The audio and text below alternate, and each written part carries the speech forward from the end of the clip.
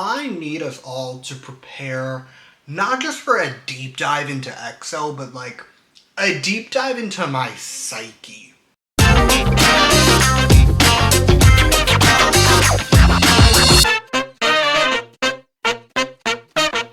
Anyway, yeah, so here's the deal. I got into K-pop with EXO. I got into EXO and Bangtan at the same time. They were my two groups. And I'm late, but we are roughly around my 10th anniversary as a K-pop fan. I'm ancient. I am an ancient being. I'm practically in the grave. But I decided in celebration, we're doing a history of EXO. I'm terrified to do this. Like, this thing is gonna be long. You'll know how long it is. My current guess, having only done the notes, is around 4 hours. That's my prediction. But even so, this is gonna be a long thing. I'm, for the first time ever, actually gonna like fully split up filming. Like not even like, oh, take a break here, take a break there. Like I think I need to film and edit in chunks. Simply for the storage of my camera, if nothing else. Like, this is gonna be monumental to do, at least for me. So here's the thing.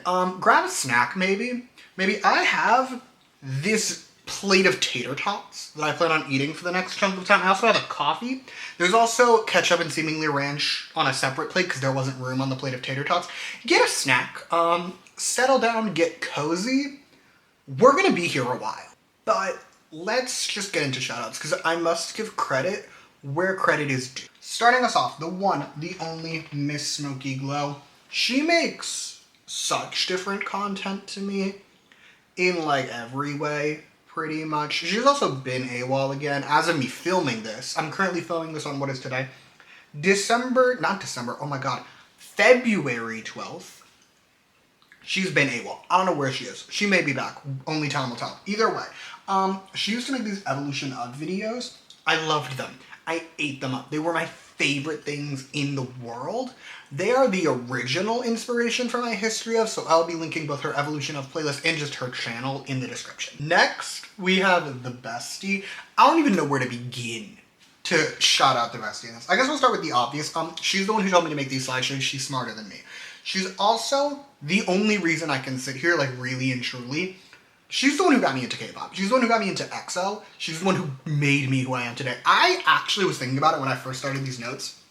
And I was like, where would I be as a person if I'd never gotten into K-pop? I think I'd be like drastically different. I think I would be a completely different human being. I don't even know if me and the bestie would still be besties. Like, my whole life would be different had she not sat me down one day and been like, let's watch the Overdose music video. My life was changed by this legend. I will never be able to thank her enough. And lastly, my little bean, light of my Thursdays. The only reason I can make these long videos, it's all Bean. I'm probably gonna experience actual psychosis one of these days in making a history of, and Bean, it was your doing, I have no regrets. Lastly, disclaimers. I've made a lot of these at this point, like a decent number, I guess I would say. I've gotten interesting comments, and frankly, of all the groups I've done this for, I don't think there's a fandom I fear the way I fear XOLs. Maybe Blackjacks. I feel like they'd be the closest. I have fear in my heart a little bit for XOLs. I say as an insane EXO stan, okay? If the length of this video wasn't proof enough of my absolute insanity, I say this as a member of the tribe of insanity. I don't trust us to be normal, and I'm going to cover my bases. First and foremost, similar to my BAP video, EXO has 11 members. Anyone jailed for sexual assault will not be named, will not be shown. They don't exist to me. Okay, I got an angry comment on my BAP video. I actually remember this vividly. They were like, how dare you erase his impact on the group? Which was really funny to me because you would be surprised how easy it was to make a history of BAP without having to mention that man's name. The hardest part was editing him out of all the pictures. This one, it will be more difficult. I feel like the man who shall not be named was more impactful. I don't care. I don't care. I I'm setting like so few rules for myself when I make these videos. I go fully insane when I do this. That's like one of my few like hard lines. He's not gonna be mentioned, he's not gonna be shown. Disclaimer number 2, not covering everything.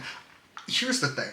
EXO members, like I would say, of the currently active EXO members, like 8 of them have really thriving solo careers, okay?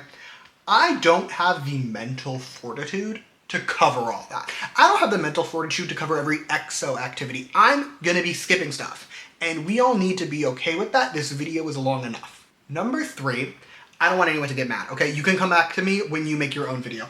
I'm only going through 2024. I know this is mainly, I lied. I'm only going through 2024. I need to have a line somewhere, okay?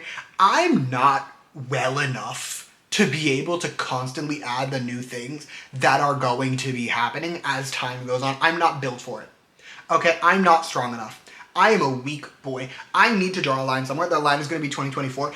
If prolific things happen in between me filming and me posting this, I might change my mind. Only time will tell. We'll see. We'll see what happens. Unless we get like a mainline EXO release, assume we're ending in 2024. Last thing, opinions will be shared. I've been an EXO stan for so long. Like, I feel like if you want to understand my brain as a stan, look no further than me standing EXO, okay? My entire standing experience could be summarized in my experience with this one group.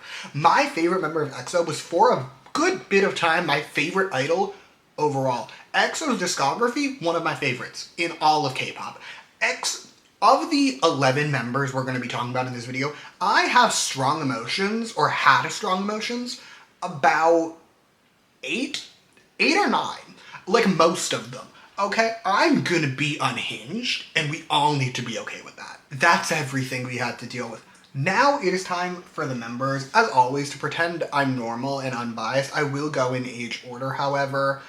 I do want to make it clear before we get into it, the positions I discuss, unless otherwise stated, are for the respective units. I'm gonna get into the units later. Trust I will get into the units, but when I say a position, just know it's either for EXO-K or EXO-M. Okay. First member, Kim Min-suk, aka Schumann. Fun fact, before I get into the fun facts, when I first got into EXO, I don't even remember how I thought I pronounced his name. I think I pronounced it as like a hard X, because I didn't know how to pronounce it. I was 15, but I pronounced it weirdly. Either way, he was born on March 26th, 1990. He is the sub-vocal and sub-rapper. Now for the Min-suk fun facts that I've chosen to highlight in this very moment. First and foremost, he was the big member of EXO. I've chosen this image to demonstrate that. For the life of me, I can't tell you why this was his job. I feel like there were other members of EXO where this should have been their job, but it was his job. He was our big member. We love that for him. Next, his sister. This is a true fact about Min-suk. He kept his sister a secret for years. Okay, like multiple years. His mom asked him to, and he's a good son, so he listened to her. But yeah, he kept his sister like fully under wraps. I don't know if we knew he had a sister when he debuted. Next member, our first former member, Luhan. Luhan was born on April 20th, 1990. He served as the lead vocal, lead dancer, visual face of the group. This man was busy. Some Luhan fun facts. He's apparently very close, or was very close, I don't know if it's still current, but he was very close with Jaehyo of Block B. They used to game together. I think that's cute. He also loves soccer. He is a soccer boy. He also, in 2014, set a world record for most comments on a Weibo post. We love that for him. He did that. He set the world record back in 2014. Ironically, the same year he left EXO. We'll get to that. Knowing me, in probably like an hour for you and in like 3 for me. Next member, the one and only surrogate father of a generation, Mr. Kim Junmyeon, aka Suho. Junmyeon was born on May 22nd, 1991. He is also the leader both for his unit and EXO in general. Additionally, he is the lead vocal and visual, and I agree, this is a beautiful man. Some Junmyeon fun facts. Junmyeon was a trainee forever. okay? He joined SM in 2006. For a frame of reference, that was back when they still had the idea for Super Junior to have unlimited members. They had the NCT concept for Super Junior, and he was going to be a member of Super Junior. That is how long ago he joined SM, okay? He then trained with SHINee. He was going to be in SHINee. He wasn't in SHINee. I actually don't know if he was ever really going to be in SHINee, but he trained with SHINee. Insanity. On top of that, he is the unofficial sugar daddy of the group. It was like a running gag in early EXO content that he would just hand out money to the members. I assume his family's like loaded. I don't know. He would give them money, and we love that for him. On to our last man standing, Mr. Zhang Yixing, aka Lei. He was born on October 7th, 1991. He was the group's main dancer, sub-vocal, and sub-rapper. I do want to know, my notes said main rapper, and I had to do a double take. Now let's have Yixing fun facts. Yixing fun fact number 1. He has a wax figure at the Madame Tussauds in Beijing. That's where this picture is from. He also got a cat at one point, and he couldn't think of a name for it, so he named it Cat. I'm kind of obsessed, I can't lie. Also, story time. Story time that I find wildly amusing. He was the MC for Idol Producer, okay? It was the Chinese Produce 101. That's not important. The important part is, at one point during the audition process, he got so tired of rappers coming in to rap and like refusing to sing, he went on a tirade, okay? He went on a full-fledged tirade about how whatever Chinese network Idol Producer was on had their own knockoff of Show Me the Money as well. And he was like, go on that. Go on that. Why the fuck are you here? Why are you here wasting my time if you're not even gonna sing? Go on the rapper show. It is, to this day, something I think about quite consistently. Anyway, next we have probably the most famous member. Definitely like one of them. Mr. Byun Baekhyun, who was born on May 6th, 1992, and served as the excellent main vocal. Also, I need it known, my fun facts for Baekhyun were pulled directly from my Mind Palace. These are not things I looked up before writing them down. I did confirm they are like actual things, I wasn't making them up, but like they had to come out of my mind. Are we ready? Are we ready to see what my mind came up with when I thought of Baekhyun? Here we go. First and foremost, according to Chanyeol, he yelps like a dog. When he sleeps, specifically in his sleep, he yelps like a dog. I wish I could say I was surprised by that information. Thing number 2, Baekhyun used to be a vlogger for like a brief stint. I don't mean like how Daehyun from BAP was a vlogger and like weirdly was like trying to make that his main bag. No. I just mean like in addition to everything else Baekhyun was doing, he was posting vlogs like at his parents' house. I did watch them back. They are very cute. Mostly his dog actually. His dog, so cute.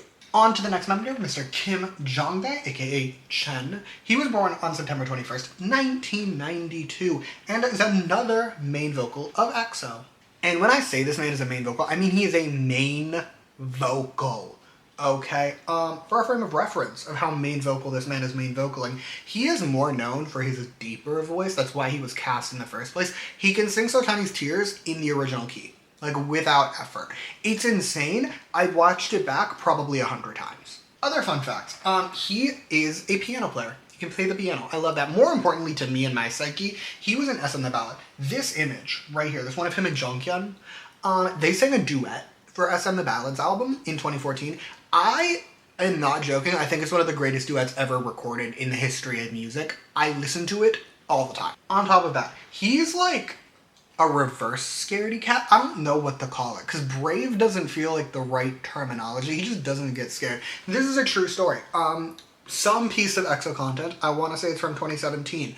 Don't quote me on that. He, like, the whole thing was they went to like a haunted house scare maze thing. All the other members screaming their lungs out, okay? Absolutely terrified. This man goes in and he's just wandering through the maze, passing out hand warmers to the scare actors. Iconic behavior. Also, here's the thing. I know that I don't talk about the personal lives of the idols I discuss, mainly because I think it's weird, for the most part.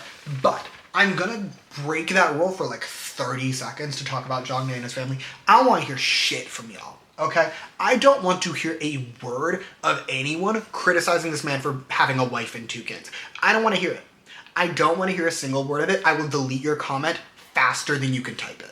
Moving on. Next we have Park Chanyeol. He is born November 27th, 1992, and served as the main rapper of EXO. and the visual. This is what happens when I don't pay attention to what's directly next to me on the screen. He was also the visual. Anyway, fun facts. Fun fact number 1. He designed the EXO logo, like that iconic EXO hexagon logo. He designed that.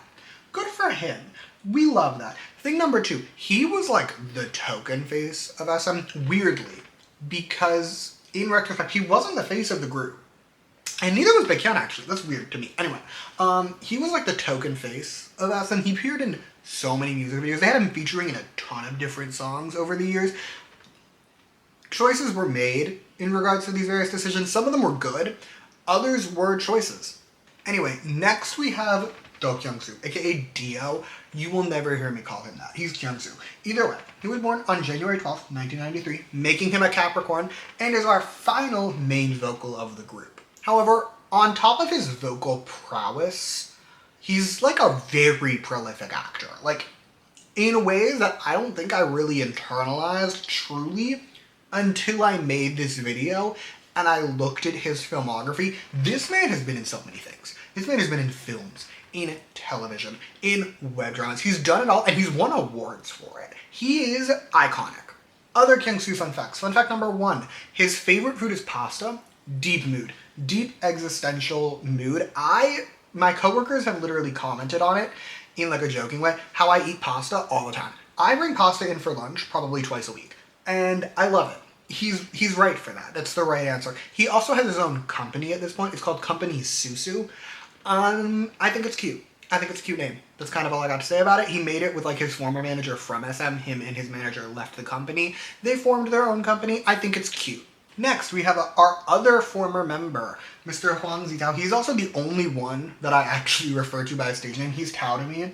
Whenever I think about him, he's Tao. He was born on May 2nd, 1993, and served as the lead rapper, lead dancer, and sub-vocal. Tao fun facts include being exceedingly good at martial arts. Like, it was a central part of his lore that he was really fucking good at martial arts. And we love that for him. I love that for him. He's also a huge scaredy cat. Gigantic pussy. Maybe he's gotten better since I don't think I've heard much from him in the past, like, a decade. But, like, maybe he's better. I don't know. I kind of hope not.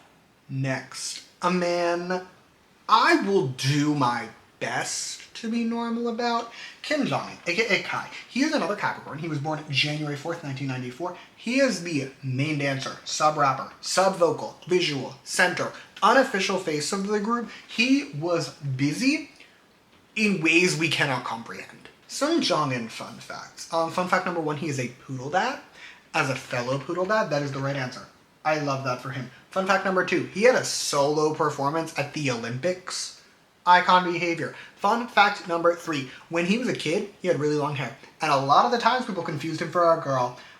I don't know what he looked like as a child, but like, sure, I think it's cute. There's also extensive Jongin Taemin lore. Lore that we as a society cannot begin to comprehend, okay? They are besties. Like, they are so close. For some context, Jongin was on Taemin's debut album. When EXO got their first win, Taemin was there and went backstage and filmed Jongin crying. They are the type of besties where it's like, they're not like public besties in the sense where like when famous people are besties and they're just like kind of normal about it. They're the weird kind of besties. They have weird lore. And last but not least, Mr. O. Sehun. Sehun was born on April 12th, 1994 and was our lead dancer, lead rapper, and maknae. Fun fact time. Sehun, like, seemingly like 1 in 3 SM idols was street cast, which gives me the perfect opportunity to bring back my rant that I feel like I haven't done in a while. Stop street casting people. Okay, can we all just take a breath for a minute and acknowledge it's really weird that, like, Sehun was, like, 16 and a stranger walked up to him on the street and was like, hey, you want to be famous? Like, in America, that's widely regarded as, like, human trafficking. We all know that that's weird and sus and not to do that. We need to normalize that. Stop approaching children in public and offering them to be famous. Like, it's weird. Also, I regret choosing this picture. I don't know why I did it. I think I just wanted, like, a young picture of him to, like, really emphasize how young he used to look. It's making me uncomfortable, actually. Especially when, like, the other two, it's making me uncomfortable. I think it's the hair. I don't like the hair. Either way, that's it for the members. We now begin the history of EXO. But first, I think we need to cover how EXO works, or should I say worked for the first couple years, more accurately. So, there was EXO K. EXO K was made up of Chanyeol, Kyungsoo, Baekhyun, Jongin, Sehun, and Junmyeon. They released music in Korean, okay? Then there was EXO M. They released the same songs, but in Mandarin. They had Jongdae, Minseok, Yishin, Tao, and Luhan. Got it? Well, you may have noticed that half of the members of EXO-M have since left EXO. They are former members, like, fully in every way. And that did cause some problems. And EXO-M would unofficially disband after Luhan and Tao left. They would still release music in Mandarin. It was just all the remaining members who would record it. Also, just to be clear, before anyone complains about it, I know the Korean charts like the back of my hand. I know peak position like it is my job, okay? I do not know Chinese charting that well, and I'm doing enough when making this video. I'm not going to include how songs performed outside of Korea, okay? Alrighty, cool. We can now have the tale of EXO. Our tale begins in 2011, the 2011 SBS Gayo, when the general public would get their very first taste of the new SM boy group, with Jongdae, Jongin, Luhan, and Tao all appearing. It was exceedingly iconic, okay? Tao, he had a staff and did some flips and showed off his martial arts ability. Luhan had a sparkly jacket and did some singing. Jongin danced with Taemin, and Jongdae, he wore a silly little hat and he did some belting. This appearance, combined with the sheer talent and the fact that SM hadn't had a boy group in years, like since SHINee, more than 3 years earlier, people were hype. People were curious about this new SM boy group. And the people did not have to wait long for more EXO content, because just a few weeks later, on January 30th, EXO would release their first pre-release single for their debut album, What Is Love. The song, however, did not include all the members. The Korean version had Kyungsoo and Baekhyun singing, while the Mandarin version had Jongdae and Luhan singing. It was just to give the people a little taste. The song did fine. It didn't chart anywhere, really, on, like, digital charts. It did get 43 million views, which is a lot for a 2012 music video. For EXO, though, that's not that much, honestly. I think that number is just because EXO got so huge later. Like, 43 million for 2012 is a lot, but even for, like, EXO in 2012, that's not their best. However, the song is excellent. EXO has really always been god tier when it comes to ballads, and that literally starts from day negative however many days this was. Like, this song is everything. It lets the main vocals main vocal, and this brings me to my first controversial EXO stance. EXO, best main vocal line in K-pop. I'm actually willing to defend this stance with my life. Of any group that has ever debuted, I do not think any group has had a main vocal line that was even able to compete with EXO. Sorry, I needed to take a minute to internalize this image. Anyway, this image brings us to History. After What Is Love, we would get the release of History, EXO's second pre-release for their debut album. This one, much more classic. This is just a classic dance pop song. All the members are in it, however, they are still split up by unit. It also marked EXO's first charting appearance. It wasn't like a massive hit. It peaked at number 86 on the Gaon charts, but it was their first charting appearance, so we have to reward it for that. However, the real area where History thrived, and EXO in general has always done really well, was YouTube. History's music video has 95 million views. Now, I know in the modern day, we've had far less popular groups pull in bigger numbers. For a 2012 boy group, a 2012 rookie boy group, to get 95 million views on a pre-release, not even a mainline title, that is insane. And then, at long last, on April 9th, we would get the release of Mama, EXO's debut mini album, this thing right here. Let's break my normal habit and start with the single first, okay? Mama did fine, but it wasn't like a massive charting success. It peaked at number 46 on the Gaon charts, 57 on the Melon charts, and sold around 400,000 downloads. That's not bad, like that's good, but it's not great in comparison to just other groups even at the time. Once again though, YouTube numbers are much stronger. Mama has over 100 million views, making it the oldest EXO music video to hit that number and one of the most viewed music videos of 2012. The song is also an absolute classic of 2012's K-pop. It has more than 45 million Spotify streams. Insane numbers for 2012. Obviously, that's just because EXO's gone on to be so massive in more of a streaming-dominated culture. But even so, 45 million streams for a 2012 song makes it the most streamed debut single from a 2012 boy group. Also, since we're here, let's talk Mama the song for like 30 seconds, okay? Mama is not a bad song, but I do think of the 3 singles that came off this album, it is the weakest. Like, What Is Love is stunning, okay? And History is so cool. Mama is good. It's a good song. It's just, when I think of all the iconic debuts SM has put out, even amongst boy groups, Mama is not at the top of the list. However, anyone who knows anything about EXO knows their strong suit has always been album sales, and that started from day one, okay? That started with the Mama album. The Mama album spent 2 weeks at #1 and sold over 100,000 copies in just its first month. And the sales only got stronger from there. By the end of 2012, it was the 7th highest selling album of the entire year. The EXO-K version, I should say, was the 7th highest selling album of the entire year. It sold over 150,000 copies that year, while the EXO-M version sold another 90,000. It has also gone on to just continue selling strongly. It's currently, between the two versions, sold over 500,000 copies, making it, to this day, post-album sales explosion, one of the best-selling debut albums from a K-pop group.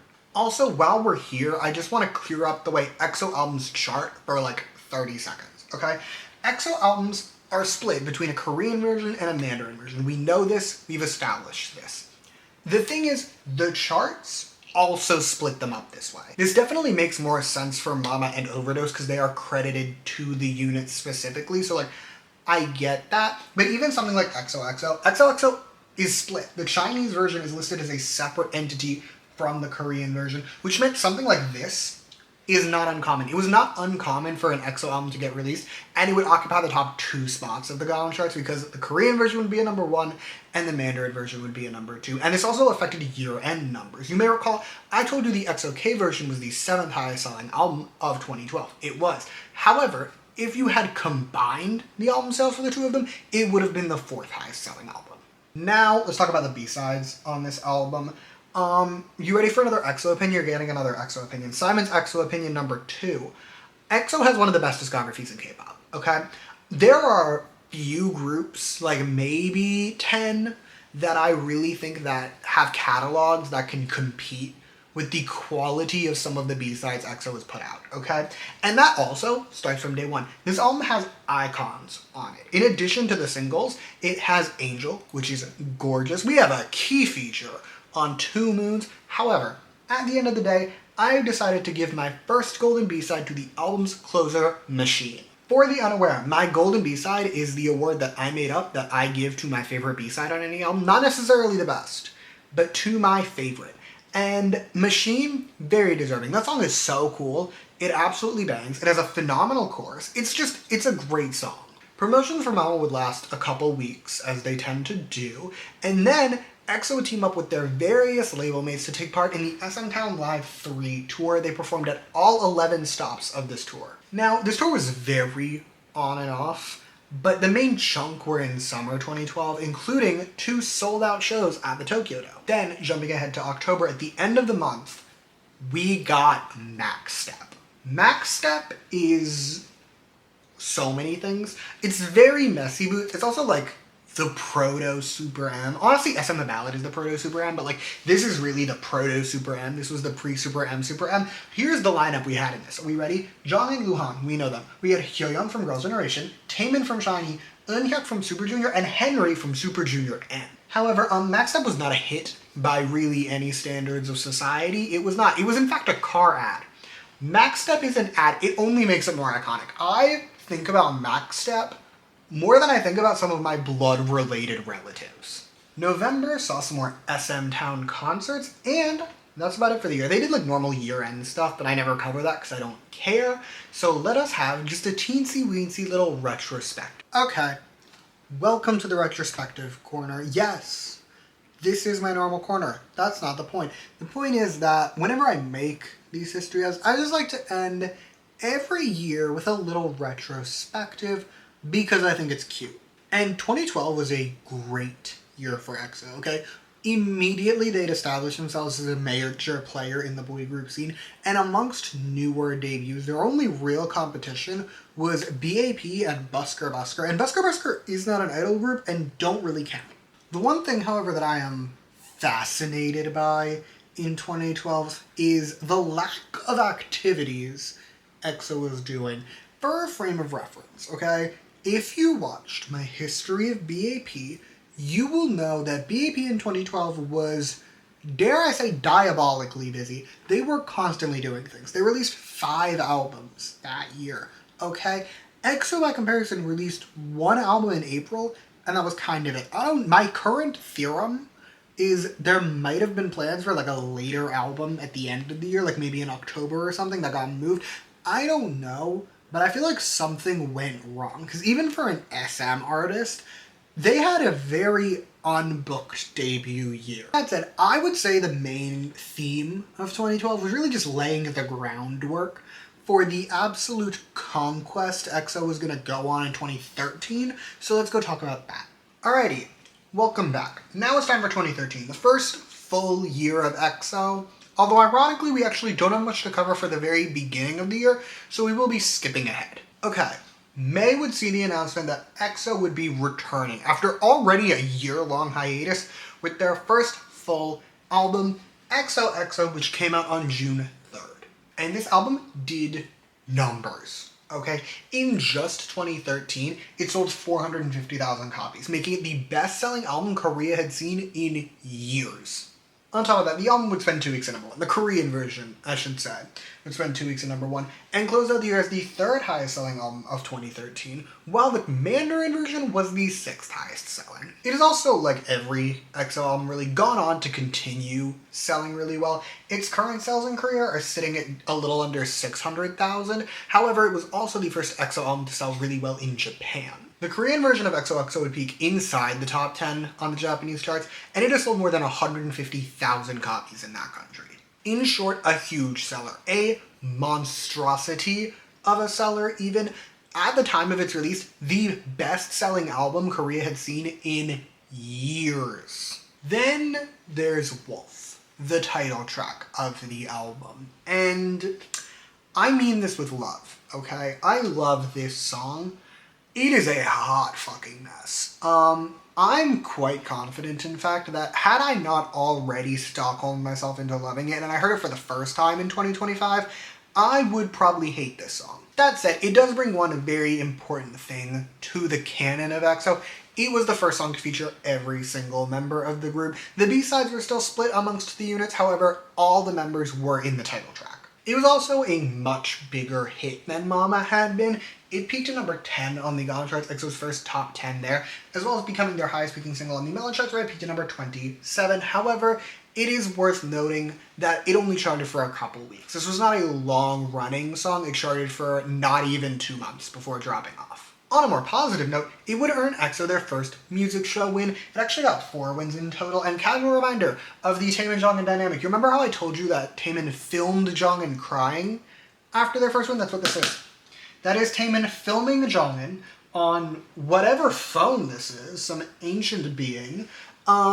It's an iconic piece of EXO lore. I needed to include this image, otherwise this would not be a true history of EXO experience. Now for streaming numbers. Wolf actually had pretty good YouTube views as always. It has 164 million views, making it one of the most viewed music videos of 2013. Spotify numbers are a bit disappointing, but also make sense. The song is around 35 million streams, less than Mama. However, I've always been of the opinion that for older songs, like really pre-2018, 2019, Spotify is less of a real-time metric of success and much more about how much do people still think about you and come back to you. People don't come back to Wolf all that often. With that said, 35 million for a 2013 K-pop song is a good number. A great number even. for most artists. The problem is the EXO album is kind of, as a whole, a classic of older K-pop. This album has B-sides with 20 million streams. It has a B-side with more than 60 million streams. Like, people are clearly coming back to the B-sides nearly as much, if not more, than they're actually coming back to the title. However, I'm one of those people. I love this album so bad. If I were to one day make a list of the greatest K-pop albums ever made, I would technically include the repackage of this album, but like all the songs on this album are on the repackage. All the songs on this album are incredible. We have bangers like 365 and Heart Attack. We have toned down songs like My Lady, and the ballads on here, Baby Don't Cry, Don't Go, some of the best ballads in EXO's entire catalog. And speaking of Don't Go, that song in the modern day has honestly become more of a classic than Wolf has, okay? Don't Go is the song I mentioned, the B-side that has 65 million streams. Don't quote me on this, and I cannot be bothered to do the legwork that would go about confirming this information. I would believe you if you told me that outside of Bangtan, Don't Go is the most streamed K-pop B-side of the first half of the 2010s. And personally, I get it. I completely and totally get it. Another EXO stance that I have, EXO's ballad run, some of the best in K-pop. EXO's ballads are like the pinnacle of idol group ballads, okay? They're all amazing, and Don't Go is near the top of the list. And I love it so much. However, my golden B-side for this album is a song that has had me in a chokehold since I first heard it. The one, the only, Peter Pan. Do not make me explain this stance. I really can't, frankly. I think that song just like wormed itself into my 16-year-old brain and has just lived there ever since. But I love Peter Pan so much. I've shed actual real-life tears to that song more times than I care to admit. I used to have the fan-made music video with Shino from that K. Willem MV. I had that on my phone. I watched it all the time. I'm so unwell about this album. Anyway, let's move on because we need to. July saw the release of FX's critically acclaimed Pink Tape album, which featured the song Goodbye Summer, which had Kyungsoo on it. And when I tell you he ate on this song, I think about it all the time. Actually, can we have a moment? This is Simon's, fourth Weird EXO opinion? I've listened to EXO's entire catalog, like, straight through several times in my life. And I think one thing that we don't talk about enough as a society is the main vocal progression, I guess I would say.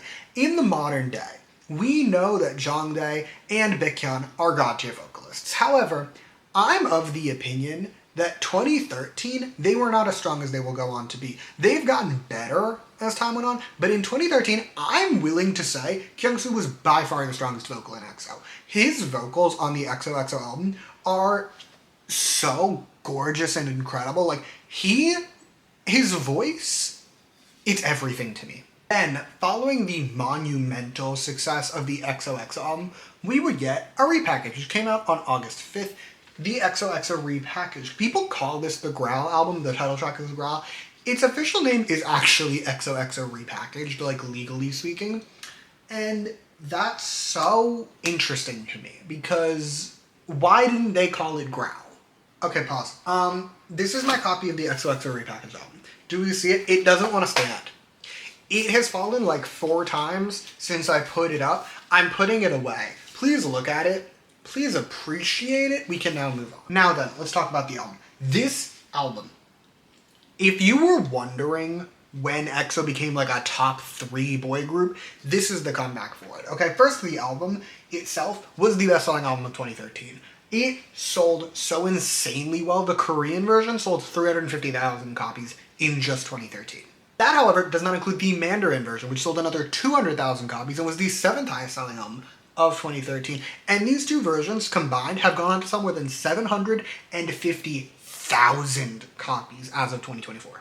However, I would argue most impressively with this album, it spent 5 weeks at #1 on the Gaon album charts. For the record, that means that to this day, more than a decade later, it holds the record for most weeks at #1 for an album.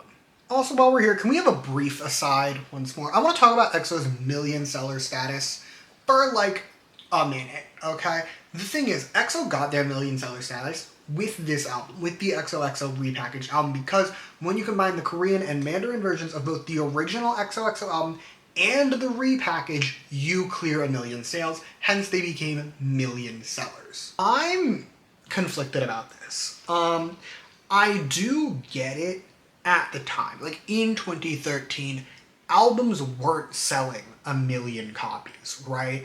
So it was a big deal that between the original and the repackage, EXO was able to do that. And I understand why they were heralded as million sellers at the time. However, I'm writing and filming these things from 2025. We live in a time now where an album can just clear 1 million copies and it might not even go #1, right? Albums can sell 1 million copies in its first week. And that's normal for a lot of groups. Maybe not a lot, but like a certain number of groups. I'm not saying we need to revoke the million seller status. They're like a what? Septuple million sellers by now? I have it written down somewhere, not in this part of my notes. But they've had so many albums that when you combine the original and the repackage, they've cleared 1 million. That is true.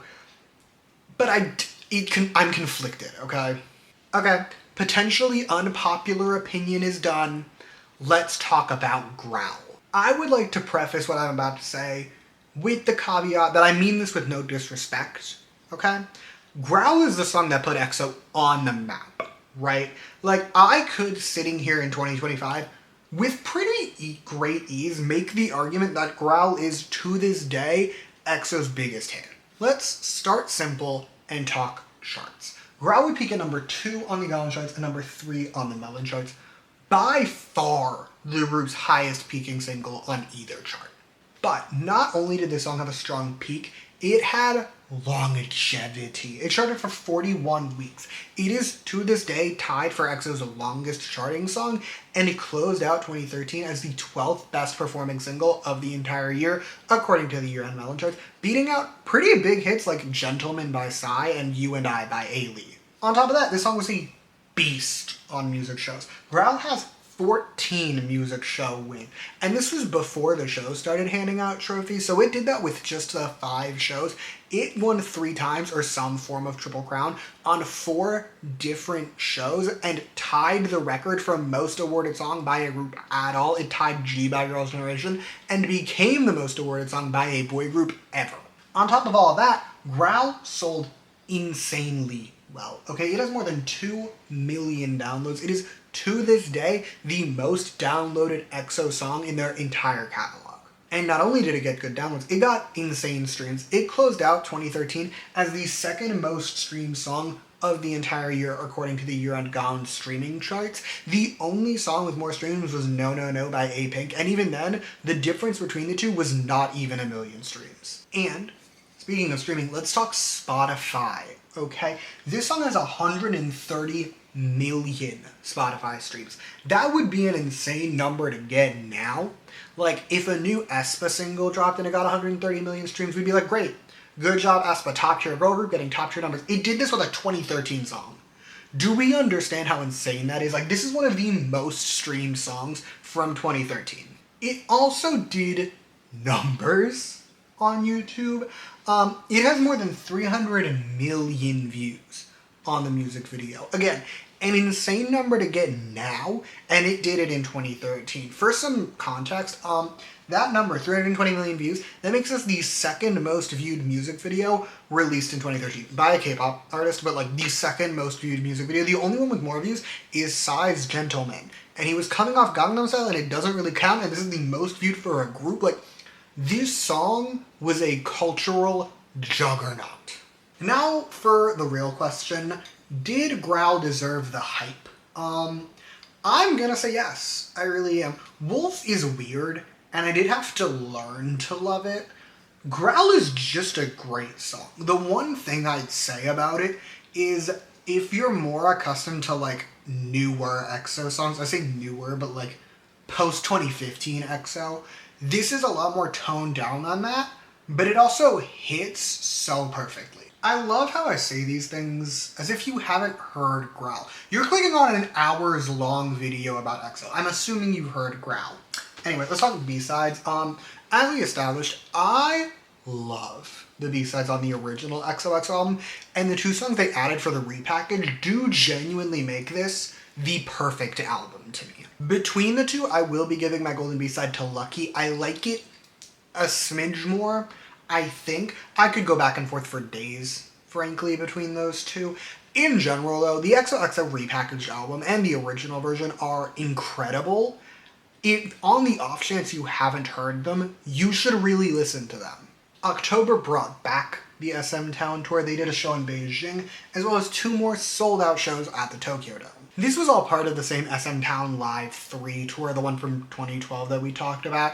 But this was the end. This is when it wrapped up. By the time it was done, more than 450,000 people had attended this tour, all of whom had seen EXO perform. Moving into November, we would get the release of EXO's Showtime.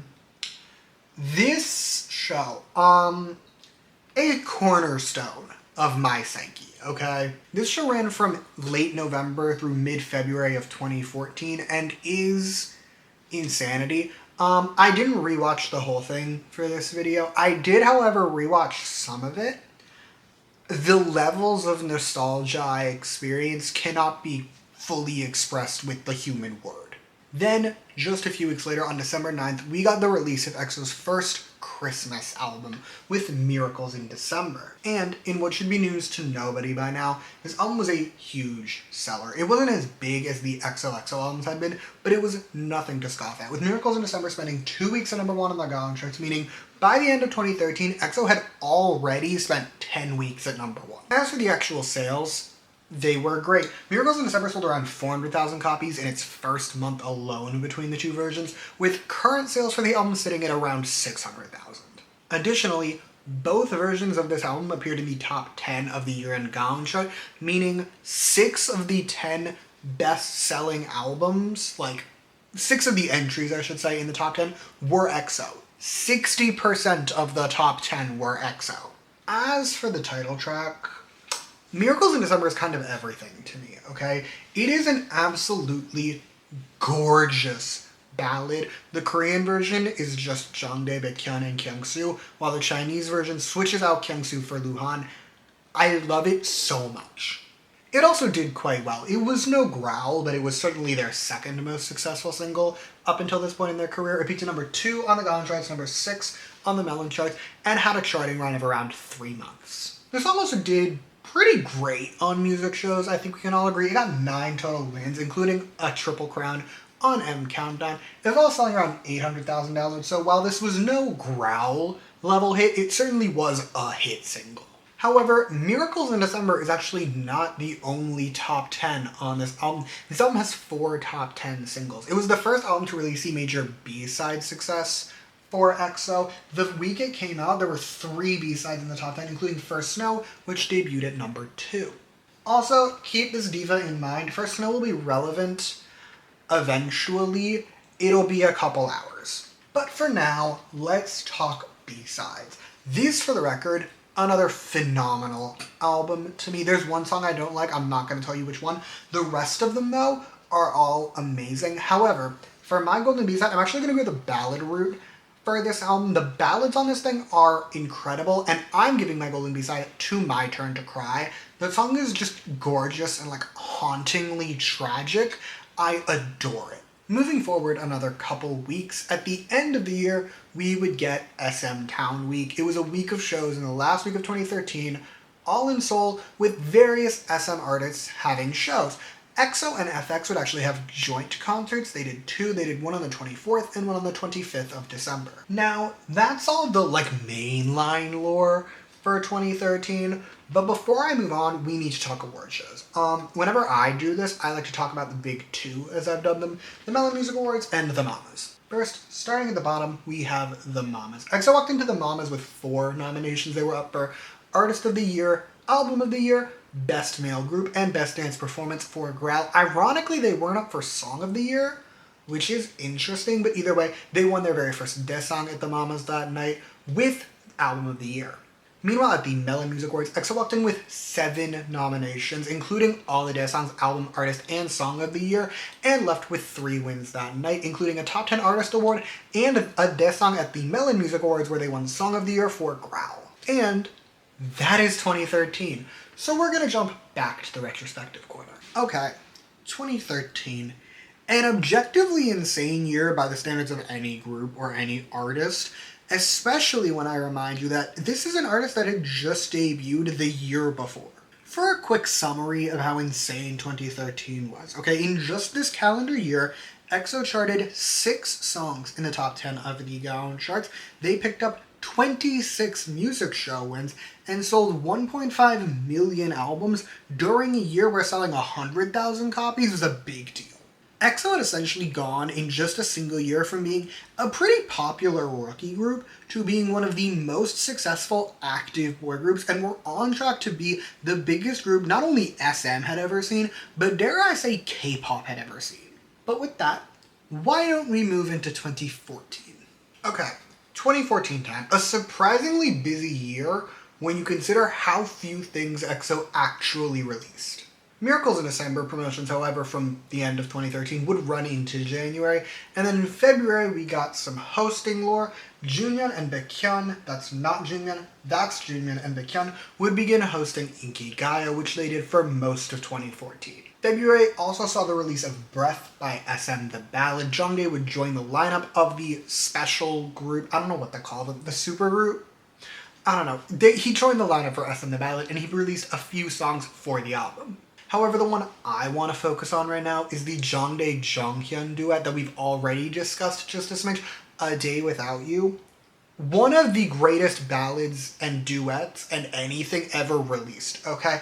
It's cool, and it bucks. Plus, it's a Jongdae-Jonghyun duet. You know the vocals are popping off. It also did pretty well. It peaked at number 8 on the Gaon charts, making Jongdae the first EXO member to have a solo top 10 as a lead artist. We love that. I love that for my boy. Also, I know I used this image for Jongdae's slide. I'm bringing it back. I need to talk about the joint recital SM did for this album. They did a joint recital when the album dropped. It was cute. That's not the point. The point is that Jongdae and Jonghyun performed A Day Without You. I think about this performance with concerning frequency, okay? From Jongdae's little stud that he had in, to how Jonghyun is like hunched over like a gremlin for like 40 to 50% of it, to just how it's like primarily made of Dutch angles. This clip is, it's so much. It's everything I could ever want. Anyway, following promotions for SM The Ballad, we would get our first EXO fan meet, which took place in Japan from April 11th through April 13th and sold out in no time. And then, on May 7th, EXO released Overdose. Their second mini album. Like Mama, it was split between EXO-K and EXO-M. This is also the Overdose album. It's not really showing up well where I have it placed, but like this is the Overdose album. I put my copy of Overdose aside. Its inability to pick up the light was bothering me. Let's talk about the album now. This album was another monster of a seller for EXO in what should be news to nobody. The 2 versions of the Overdose album were the 2 best-selling albums of 2014. For some context, okay? As you see here, the 2 copies combined to around 650,000 copies released that year. The 3rd highest-selling album sold 265,000 copies. EXO was outselling their competition by like more than double. Overdose is also interestingly EXO's highest charting Korean release in Japan. It peaked at number 3 and sold 50,000 copies there, as well as making EXO, at the time, the highest charting K-pop boy group on the Billboard 200. So that's fun. Turning our focus to the title track, Overdose was absolutely another hit. If I were to put it in comparison to the other hits we've discussed, it was less of a hit than Growl, but a bigger hit than Miracles in December. Overdose would peak at number 2 on the Gaon charts, number 4 on the Melon charts, had a charting run of over 4 months, and sold around 1 million downloads. It should also not come as a shock that it did very well on music shows. Overdose has 8 total wins, including a Triple Crown on Inkigayo. Meanwhile, over on YouTube, it did exceedingly well, okay? The 2 versions of the Overdose music video between the Korean and Mandarin versions have more than 300 million views, one of the highest for a 2014 K-pop release. Plus, as another classic of like mid-2010s K-pop, it has a ton of Spotify streams. It has over 100 million Spotify streams, one of the highest numbers for a 2014 K-pop song. In short, here's what I'm going to say about Overdose, okay? Overdose was a huge hit. It was. It was one of the biggest boy group songs released in 2014. However, between Growl and what EXO goes on to do in the future, it is ironically a bit of a lull in their success. That said, ironically, I actually think this is their best title to this point in their career. EXO has always had phenomenal B-sides as established and great titles.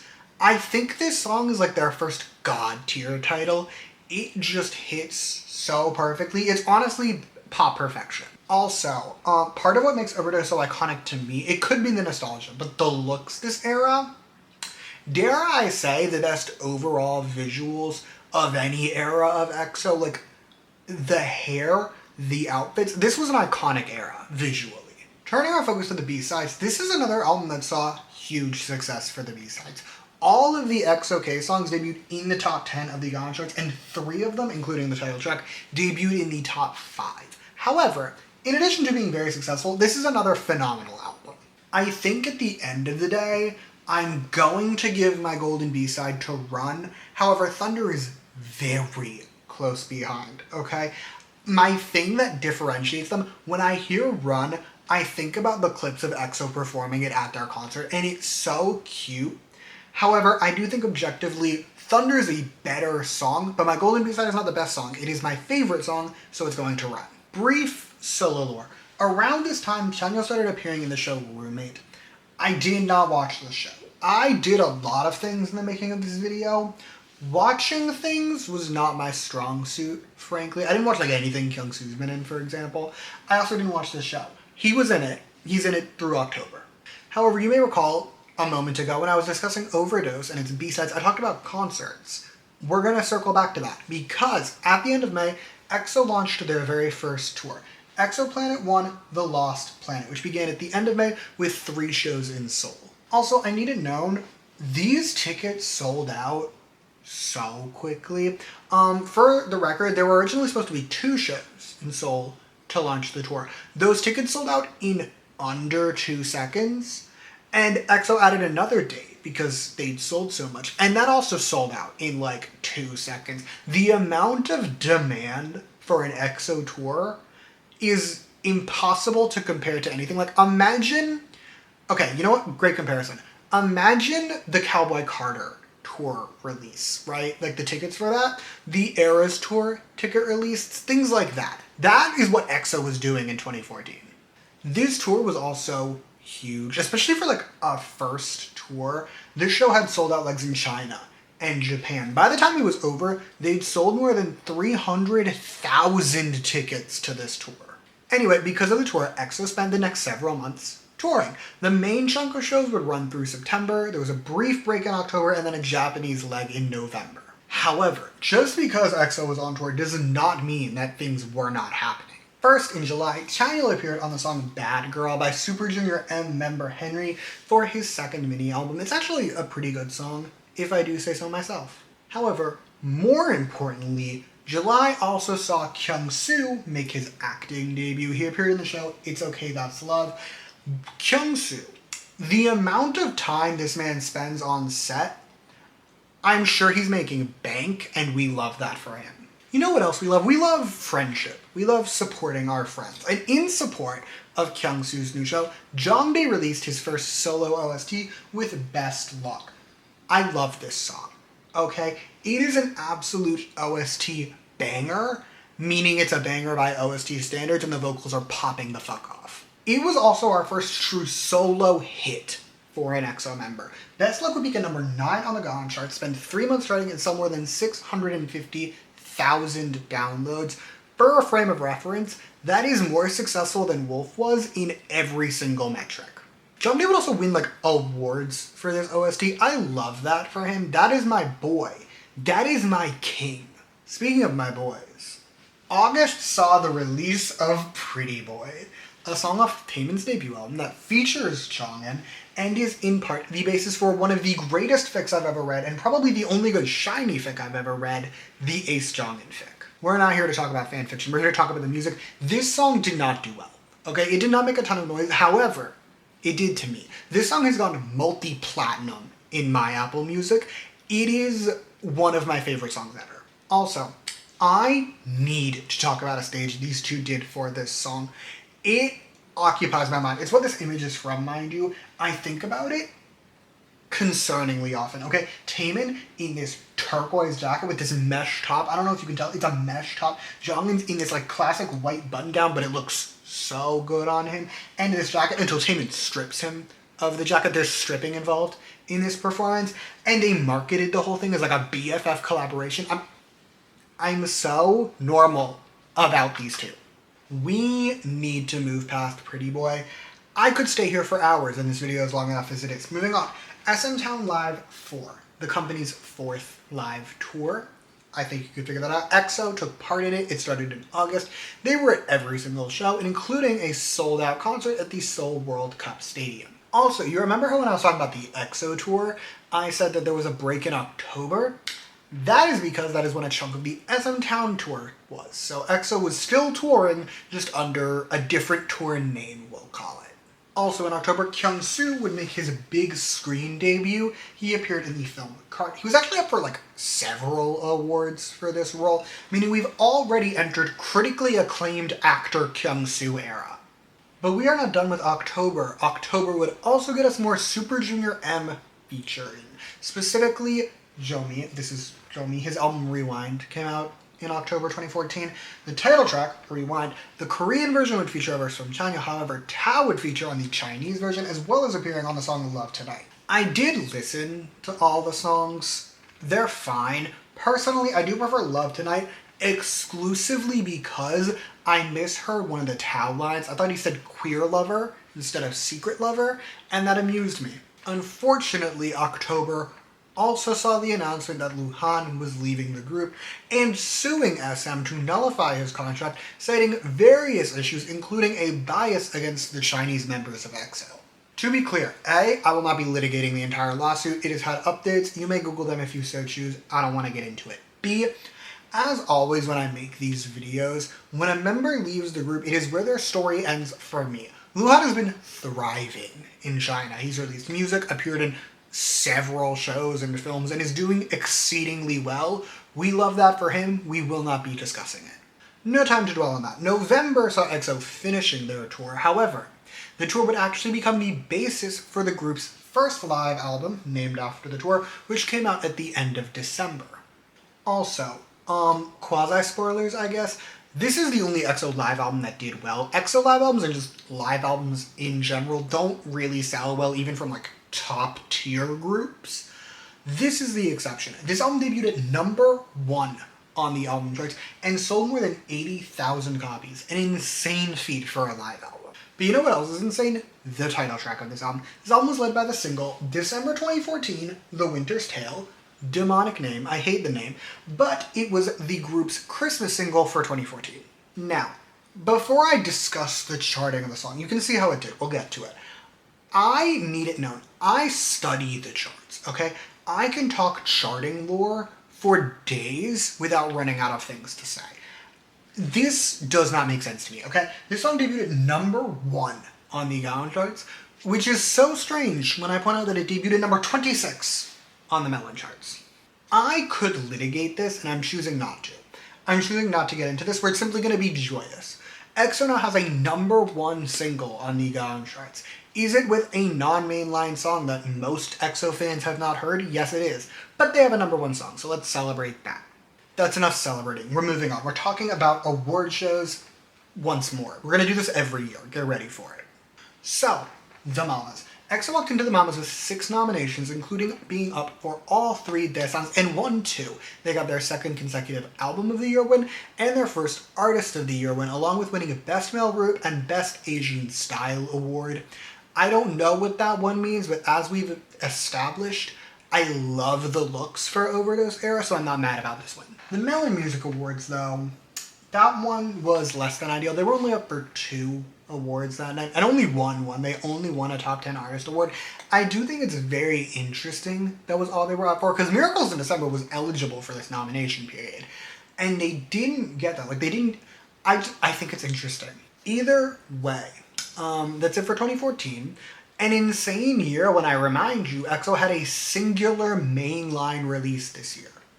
Just Overdose. And they did all this. Insanity. I hope they're okay. Either way, that's all we got for 2014. Let us head back to the retrospective corner. Okay, a 2014 retrospective. I would argue the main theme of 2014, ironically, had less to do with the group expansion and more to do with laying the groundwork for solo expansion.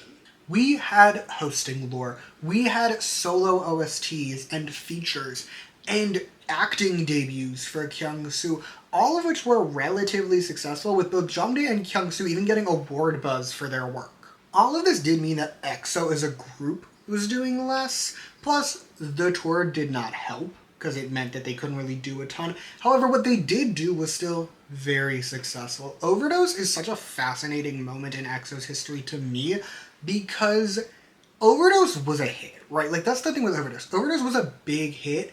It just is sandwiched between monster hits. Like, Growl and their upcoming hits are all going to be bigger than Overdose. But Overdose was a hit. Like, if you took Overdose and gave it to a 2012 debut like BAP or VIX, it would have been their biggest hit in their entire careers, or even a more established group. Like, if you gave Teen Top Overdose and had a Teen Top song do what Overdose did, it would be their biggest hit. Like, the thing with Overdose is that it's a hit.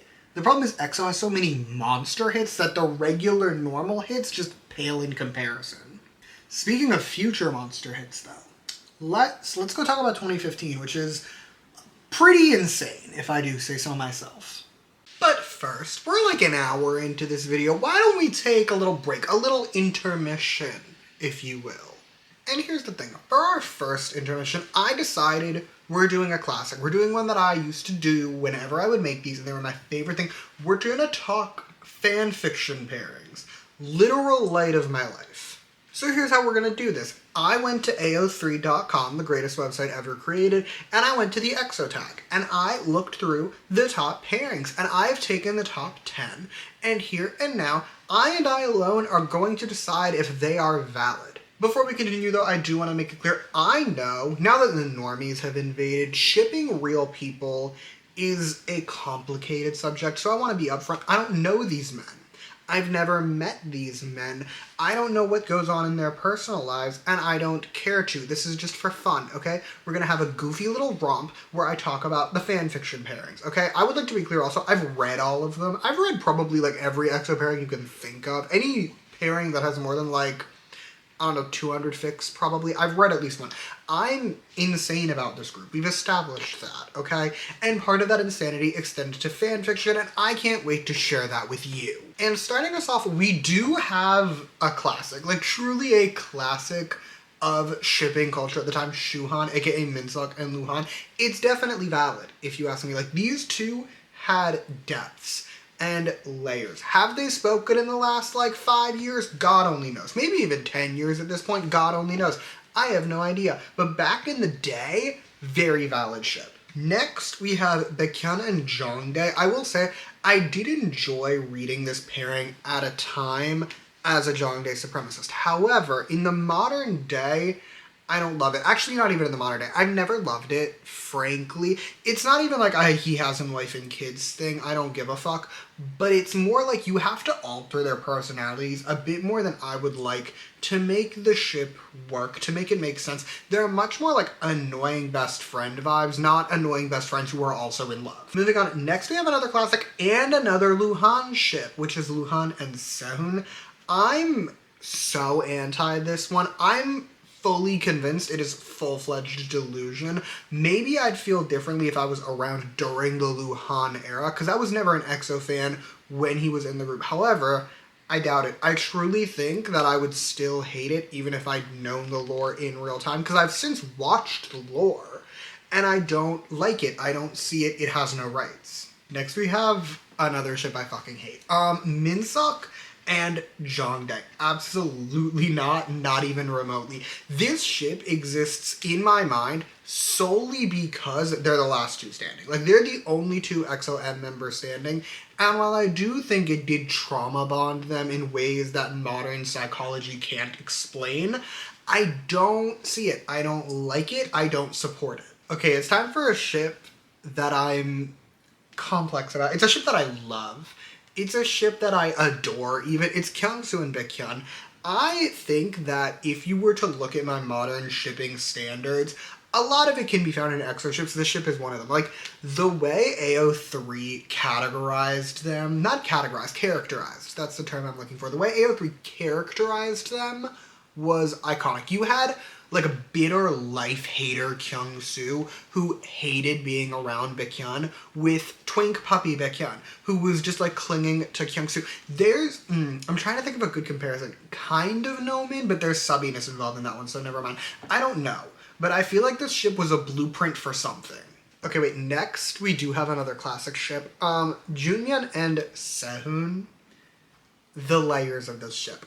Personally, for me, I'm not a big fan. I actually don't like this that much. However, the bestie, very pro of this ship. The bestie actually really liked this ship for a time, so I will be deferring to her and giving it rights. Next ship we have is Kyungsoo and Chanyeol. Here's my thing with this one. I feel like this ship is essentially just Baekhyun and Kyungsoo, but we take out the twink and we add in size difference elements.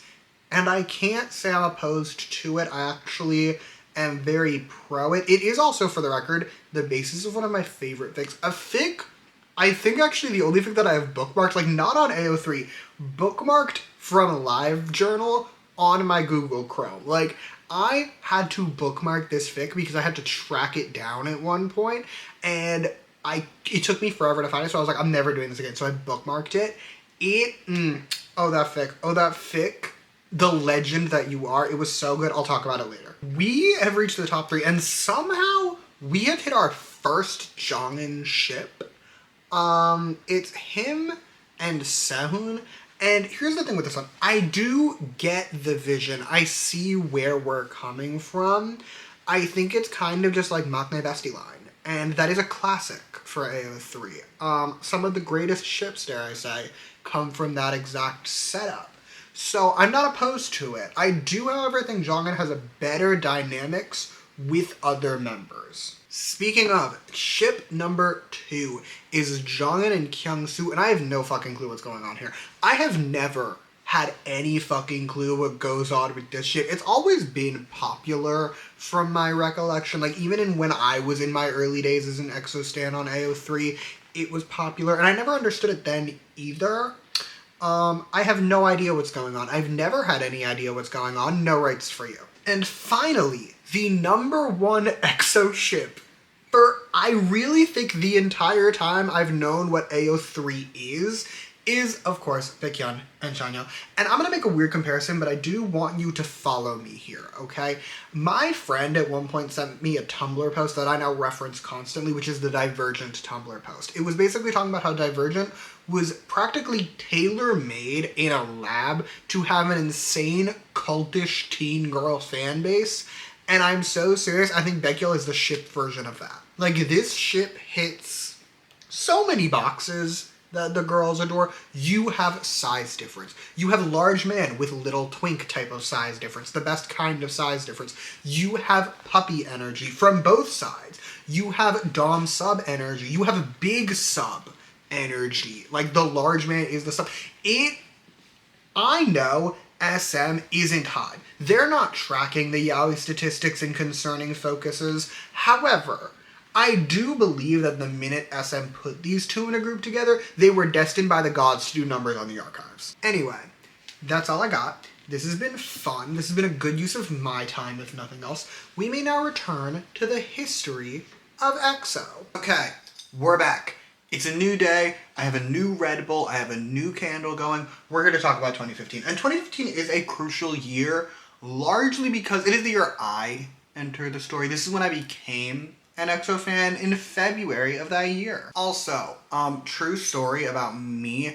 When I got into EXO, It was with the bestie. Me and the bestie have been besties forever. It was with the bestie. Me and the bestie sat down on the floor of her bedroom and we made a Microsoft Word document that included pictures of all the EXO members. I tried to find this. I even texted the bestie. I was like, is there any chance you still have the laptop you had in 2015? And she was like, no, not a chance in hell. However, I want it known I tried to find this, okay? I was going to put it in this slideshow because the memories of that, I want to know what pictures I chose, frankly. Like, what was the first image I saw of Kim Jong-un to try and learn who he is? Like, these are the things I think about in my spare time. Anyway, our first piece of real lore for 2015 is the launching of the EXO tour. This was the group's second tour and was somehow more insane than the last one, beginning with 5 sold-out shows in Seoul. Also, let's take a brief second to talk about Tao.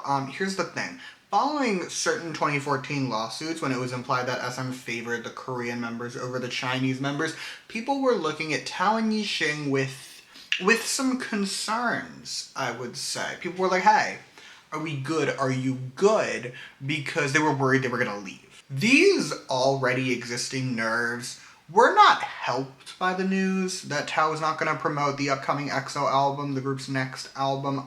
He was on it, so at least there's that. He's in the music video for it, so like he did take part in it. He just wasn't going to promote it. But again, like people were nervous about Tao specifically. Speaking of, March 30th, EXO released Exodus, their second studio album, and I'm not exaggerating when I say one of the greatest K-pop albums of all time. It is also one of the most successful K-pop albums of all time. It would spend 4 straight weeks at #1, making it, to this day, a decade later, the album with the most consecutive weeks at #1 on the album charts. It's been a decade, and no one has managed to replicate this. Additionally, it spent 2 months at #1, becoming the first ever album by a male artist to spend multiple months atop the monthly album charts. I also have a copy of it. This is my Minsup copy. As you can see, they did member versions. I got the Minsup one when I bought it. And then there's the sales. I want to tell you, before I give you actual numbers, I want to tell you the first quarter, like for financial things, quarters end every 3 months. So the first quarter ends on March 31st. This album came out on March 30th, and in 2 days, by the end of the first quarter, it was the highest selling album of 2015. EXO would remain the best-selling album in 2015 for the rest of the year. Exodus closed out the year as the best-selling album of 2015, with the 2 versions combining to more than 750,000 copies. For some context, okay, the highest-selling non-EXO album sold 300,000 copies. EXO was selling more than double what anyone else could even dream of doing, and they were doing it with ease. The album also did do numbers internationally. It sold nearly 100,000 copies in Japan, where it peaked at #4, and in the US, it became the first ever album by a K-pop boy group to break into the top 100 of the Billboard 200, where it peaked at #95. Enough about the album. I need to talk about the title track. The album was led by the one and only icon that is Call Me Baby, and one of the greatest K-pop songs ever made. I'm not even kind of kidding when I say I think Call Me Baby is like the perfect pop song, at least for like a boy group, like the kind of music that K-pop boy groups make. It's perfect in every way. It has incredible vocals, it's a banger, it has a fine rap. That's my one negative. The rap is fine, it's not bad, it's actually pretty good even, it's the perfect song. It was also a massive hit, and I mean massive. Okay, Call Me Baby peaked at #2 on the Gaon charts and #6 on the Melon charts, closing out the year as the 7th most successful single of 2015 according to the year-end Gaon charts. It also sold like crazy. It has over 1 million downloads, which I know doesn't sound like a lot. 2015 was a weird time for downloads. The most downloaded song that year only got 1.5 million downloads, so 1 million is incredibly strong. Like, Call Me Baby outsold much more established artists like A-Pink and Girls' Generation. And then there's music show performance. Here's the thing. In spite of not even being the most awarded song when it came out, I'm very confident in saying I think Call Me Baby is the most successful song we've ever seen on music shows in like a grand scale. First, let's start with the obvious claims to fame it has. It won 18 times, okay? At the time of its release, it was the most awarded song by a group ever, breaking their own record. It had 18 wins. This song won pretty much every trophy for the entirety of April. However, I think Call Me Baby's biggest music show achievement is its Triple Crowns. To be clear, when I say Triple Crown, I don't mean like the official Triple Crown. Like at the time in 2015, Music Core and Music Bank both weren't awarding Triple Crowns. Like you could win on the show as many times as you want. When I say Triple Crown, I just mean you won 3 times on a show, okay? This song did that with 5 shows. It won the maximum number of times it could conceivably win on 3 of them. It won 4 times on 2 of them. And then it won on the show. Like, it won everywhere. Let's turn our focus now to more international numbers, okay? YouTube. Call Me Baby was a monster of a hit on YouTube.com. The music video has more than 350 million views today, making it one of the most viewed music videos of 2015. And even at the time, by the end of the year, it was the 3rd most viewed music video released that entire year. And then there's Spotify. In spite of being released long before the explosion of Spotify numbers, the song has managed to pick up 170 million Spotify streams, okay? For some context, groups like Stacy never hit 170 million. Like, in the modern day, as of me sitting here filming in 2025, if a group put out a song and it got 170 million streams, we'd all be sitting here like that was a huge hit. That song did amazingly well. EXO was doing it in 2015. Fucking bonkers. Now, let's talk B-sides. I would look at Known. Before I tell you about my golden B-side, I would look at Known. I have to listen to the album 4 times to pick my golden B-side. The first 2 I had to stream the entire thing. The last 2 I did narrow it down, but like, I adore every song on this album so bad. I had to stream it 4 times in its entirety. Okay, I've started streaming Exodus again, on a side note. Since making this video and listening to this album, I've started streaming it again. It's literally one of the greatest albums ever made. Plus, this album has everything I love from an EXO album. You want a ballad? You want a God Tier ballad? Go listen to My Answer. One of my favorite EXO ballads. You want a banger? Go listen to Exodus, the titular bitchular. You want just like a cute, fun song? Go listen to Beautiful. It's a fun time. Like, this album has everything. However, after literally hours of deliberation, I have picked my golden B-side. My golden B-side, as of me taking these notes, was Playboy. If you were wondering though, my top 3 were Playboy, Lady Luck, and My Answer. I actually feel like I need to defend my stance. Here's my logic. Okay, Lady Luck. Lady Luck does have a stronger chorus. I think it has, dare I say, the strongest chorus on the Exodus album, at least of the B-sides. However, I think Playboy has stronger verses with a banger chorus, so like it knocks out the chorus catalog. Meanwhile, My Answer is the most vocally impressive, and I do love that song so bad. However, the vocals in Playboy are also popping off. Like, I think Playboy is like the perfect embodiment of the Exodus album, where I said Exodus, the album, has everything I love in an EXO song. Playboy, the song, has everything I love, just from EXO in general. Also, to be clear, this decision, my picking Playboy as my golden B-side, reflects solely my psyche on the day I took these notes. It does not reflect my psyche in the modern day, because frankly, if I had to go through and sit down and confirm this choice, we'd be sitting here for 2 hours. I'd have to listen to the album again like 3 more times, and I don't have time for that, okay? We're like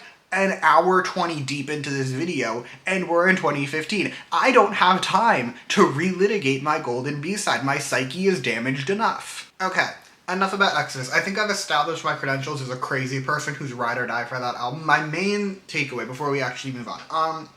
If you're newer to EXO and you haven't sat down and listened to like their older albums, like even their like pre-2016 albums, because I know they got a lot more fans in 2016, but if you haven't listened to Exodus, you need to listen to Exodus. Okay, that's my thesis statement.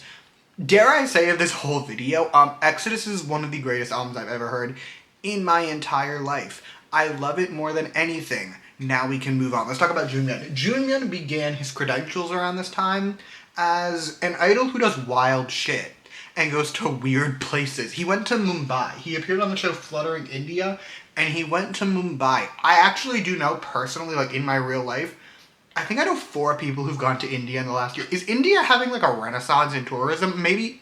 Who knows? Junmyeon did it in 2015 though. He's a trendsetter. Chanyeol would also be doing some shit during this time. Also in April, he would appear in the film Salut d'amour. I don't speak French. Okay, I may be French. I don't speak French.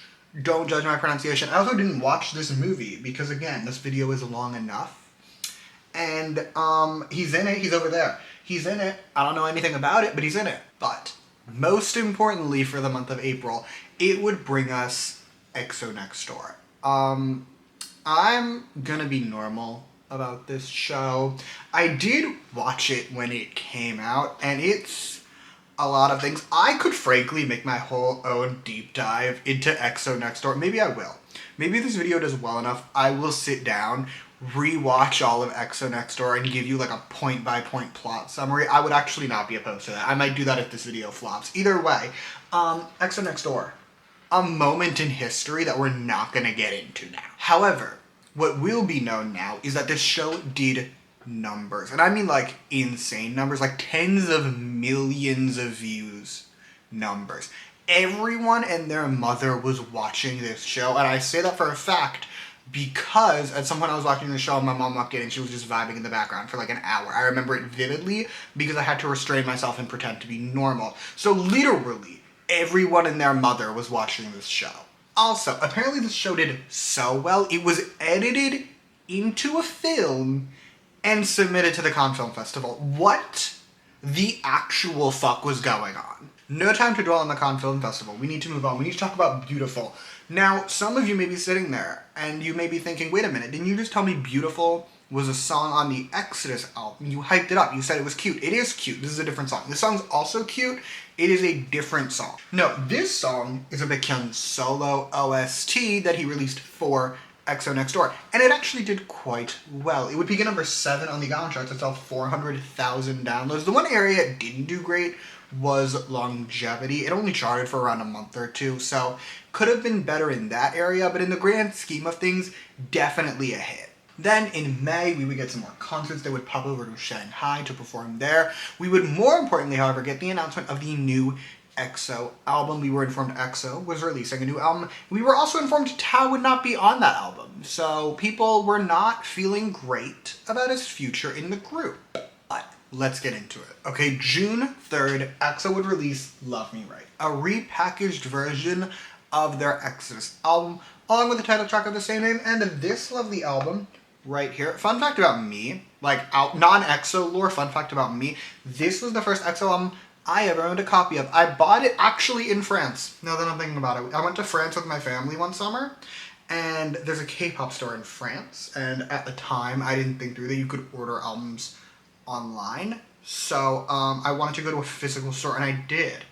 And my mom was very impressed in the fluency with which I was ordering, like the speed with which I could name the albums that I wanted. It was crazy. I remember they did not have Reboot by Wonder Girls, actually. This is a side tangent. You can fast forward. I remember they didn't have Reboot by Wonder Girls, and the French woman who like owned it, she was Asian. She was like a little old Asian lady, but she spoke English, and we did bring my mom's friend who speaks French, like she lives in France, so like she came with us just in case, because she also lives near there. But anyway, my point is, this little old woman went on like a monologue to my mom's friend in French when I asked for the Reboot album, and she was like, no, we don't have it. I was like, oh, are you sure you don't have it? Apparently, this is a true story, apparently, like 10 minutes before I got there, someone showed up and bought like all the copies of the Reboot album.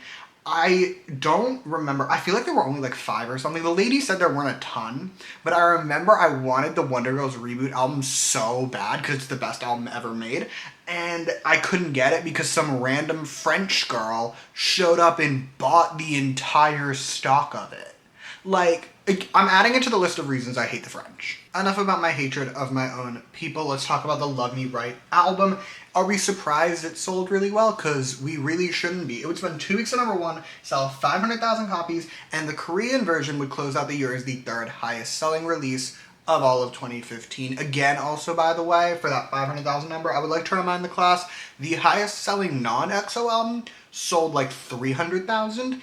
EXO was selling substantially more without breaking a sweat. And then there's the title track. This may be the nostalgia talking, because I had only been an EXO fan for like a few weeks when Call Me Baby came out. By the time Love Me Right came out, I'd been here for months, okay? I was entrenched in the various fan spaces of Tumblr.com, and it could be the nostalgia, but I would argue this is EXO's best title. It was also another big hit for the group. It would earn EXO their 2nd #1 single over on the Gaon charts. Meanwhile, on the Melon charts, it would peak at #4. Their highest peaking single there in over a year. On top of that, it would sell over 1 million downloads, again, during a time where downloads were taking a substantial hit, so that's great. And to close it all out, it won 11 music show wins, including another Triple Crown on Show Champion. So definitely a hit, domestically speaking. Meanwhile, over on YouTube, the music video has 150 million views.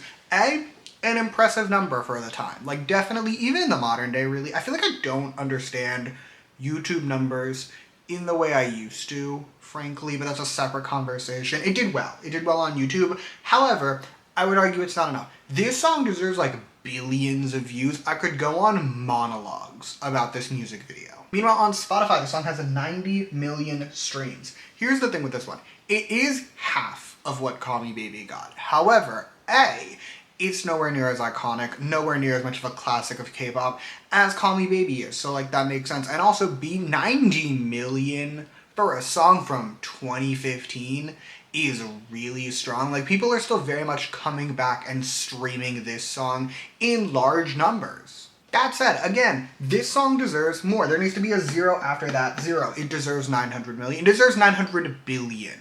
Okay, I think I could personally get it there. I've done my work.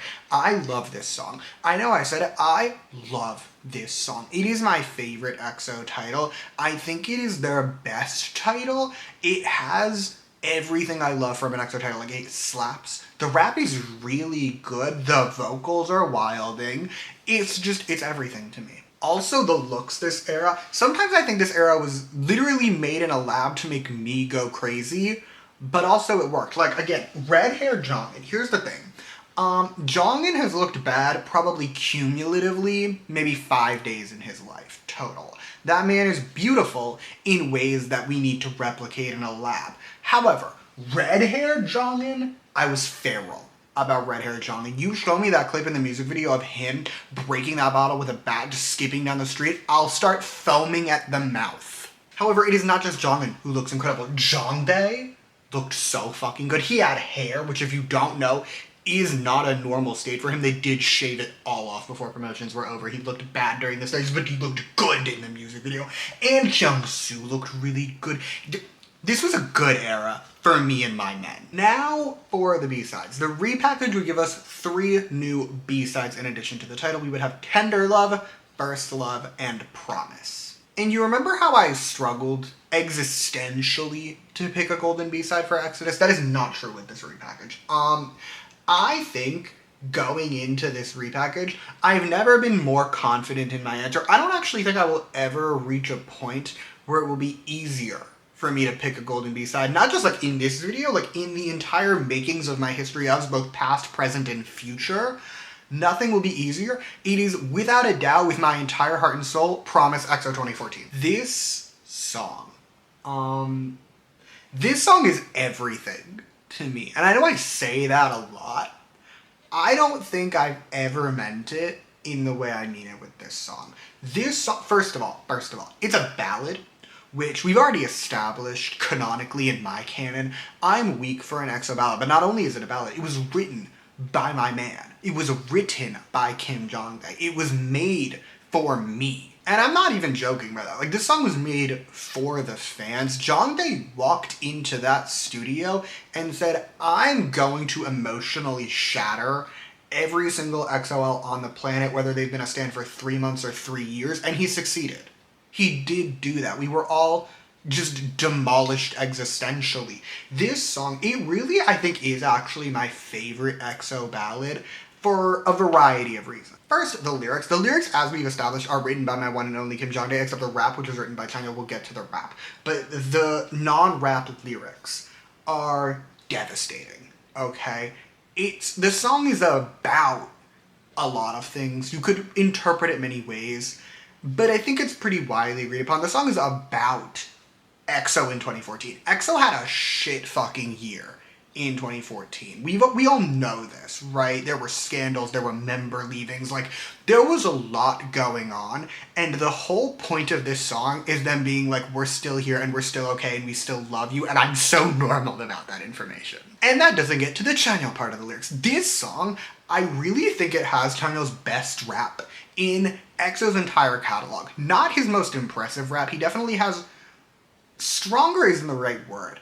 I don't know how to describe, but this rap is different than every other rap he's done in every other song, because you feel the pain in his rap. Chanyeol, when he does this rap, both in the studio version and the occasional live performance, we'll get to the live performance, when he does this rap, he sounds despondent even. Like, you feel the emotion in what he's saying in ways that I don't think you do, not just with most Chanyeol raps, but most K-pop raps. K-pop songs in general aren't typically the most depressing, and that is a good thing for me. However, this song, the emotion that he can show with his voice in a language I don't understand.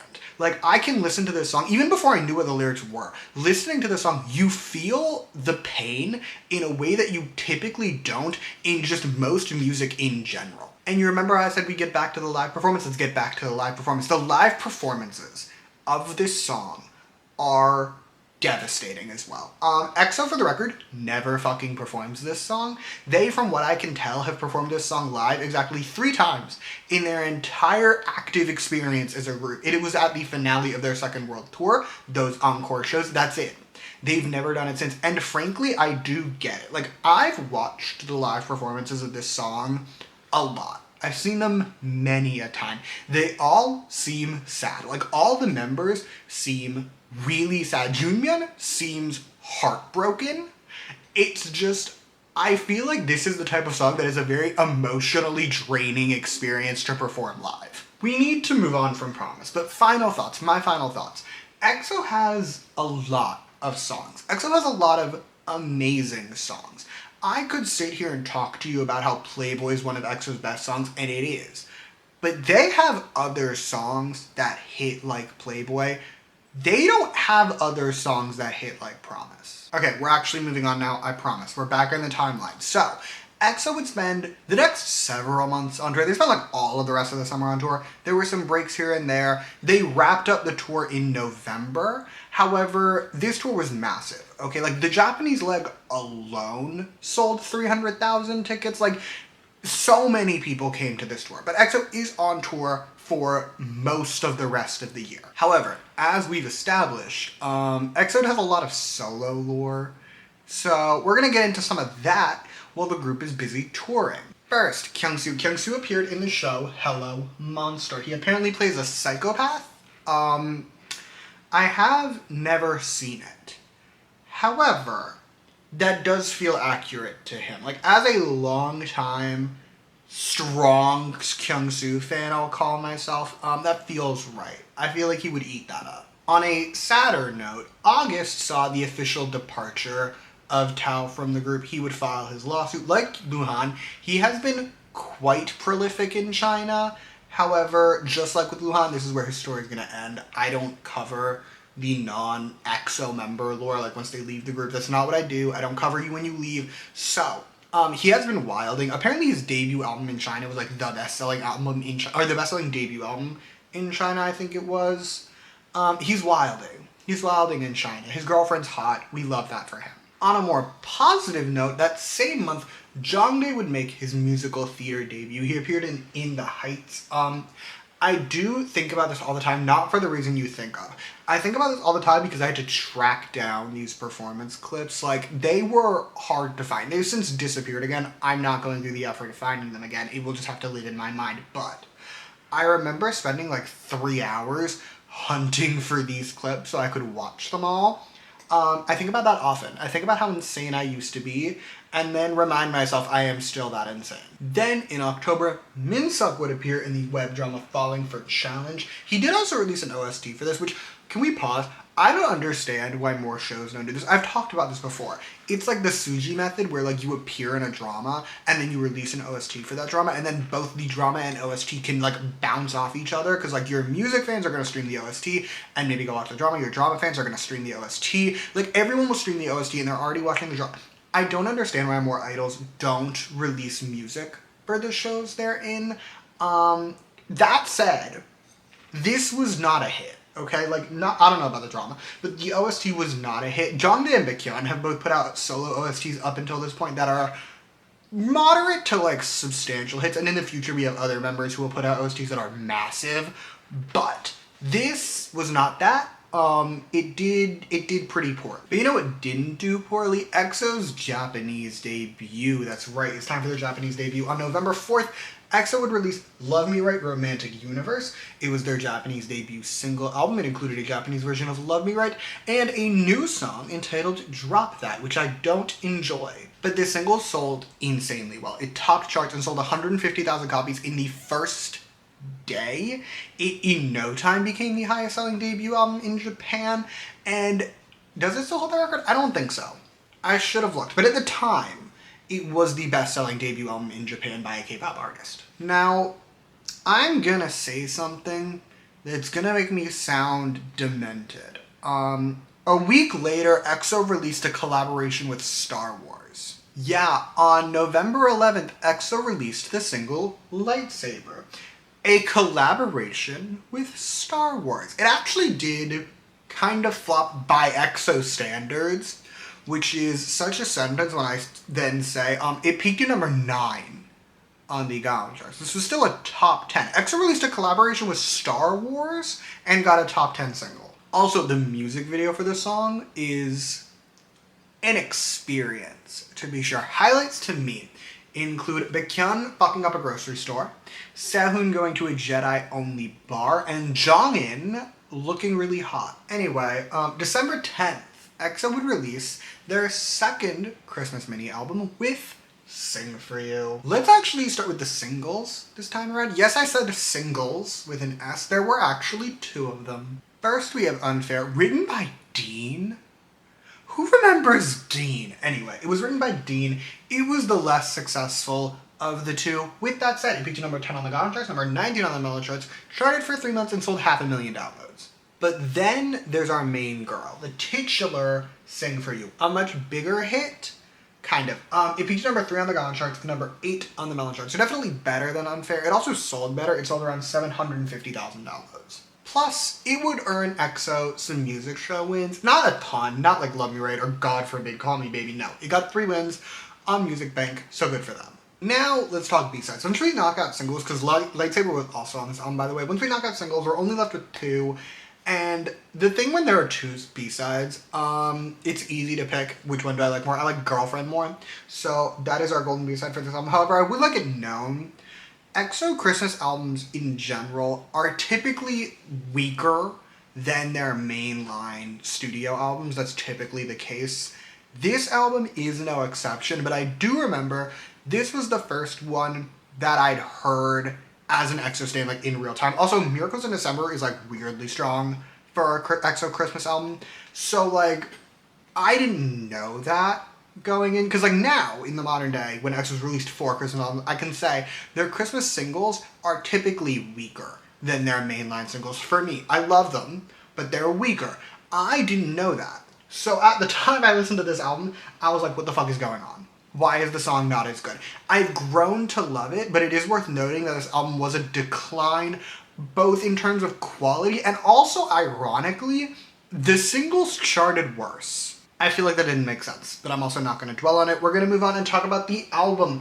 The album sold phenomenally well, like, concerningly well, okay? It would spend 3 weeks at number 1 on the Gaon album charts and sold more than 560,000 copies between the two of them. Again, the highest selling non-EXO album sold like 300,000.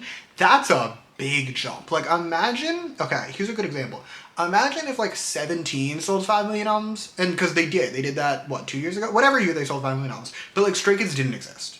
Like Stray Kids wasn't also selling the number. EXO alone was pulling in these huge numbers. It was also the second highest selling album of 2015. It actually outsold Love Me Right crazily enough, but whatever. It was the second highest selling album. The only album with more sales, I will remind you, is Exodus. And then our last thing for 2015, closing out the year, on December 17th, EXO would release Lightsaber as a Japanese digital single with a Japanese version of Lightsaber. Okay, we did it. I've been sitting here for an hour covering 2015, but we did it.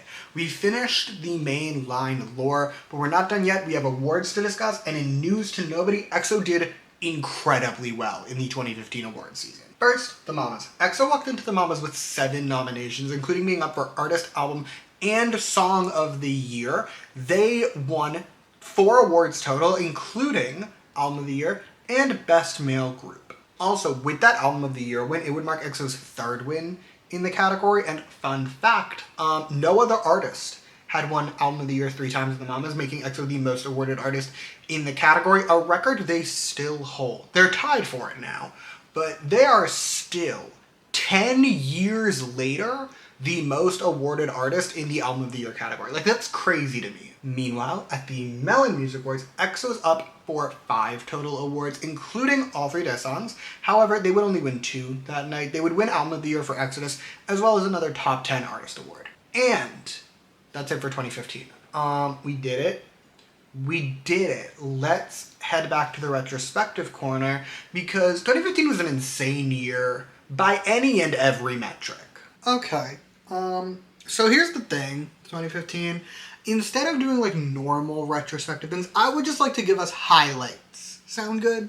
Cool. So in just 2015, starting with singles, they put out 7 songs that made it into the top 10. Some were B-sides, but mainly it was various forms of singles, which earned, again, 7 top 10s and sold around 5 million downloads. During an era where downloads in general were on the decline. On top of that, they would earn 32 music show wins, a record at the time for the most wins in a single year. And then there's the album sales. Potentially controversial EXO stance incoming. I don't think any artist ever in K-pop has had album sales success in a single year the way EXO did in 2015. EXO had the 3 highest selling albums that year. You want to know the last time an artist had the 3 highest selling albums? It was EXO in 2015. You want to know the first time an artist had the 3 highest selling albums in a single calendar year? It was EXO in 2015. Also, across all their releases, EXO managed to sell 1.8 million albums. And I know in 2025, 1.8 million sounds like nothing, right? Like, I can name several individual albums that have sold that many copies, like on their own. The thing is, 2015 was a time where if you sold 200,000 copies, you were doing insanely well. Like, for some reference, let's say nowadays you sell 1.5 million, you did great. By that logic, to get to roughly the equivalent level that EXO was doing in 2015, you would need to sell roughly 15 million albums in a single year. However, after such an insane year, it is not unreasonable to assume maybe EXO had peaked, right? Like, maybe this was the biggest they were going to get. And to wonder, are they going to be able to continue this level of success? But only time will tell. So let us now move to 2016. Okay, 2016 time.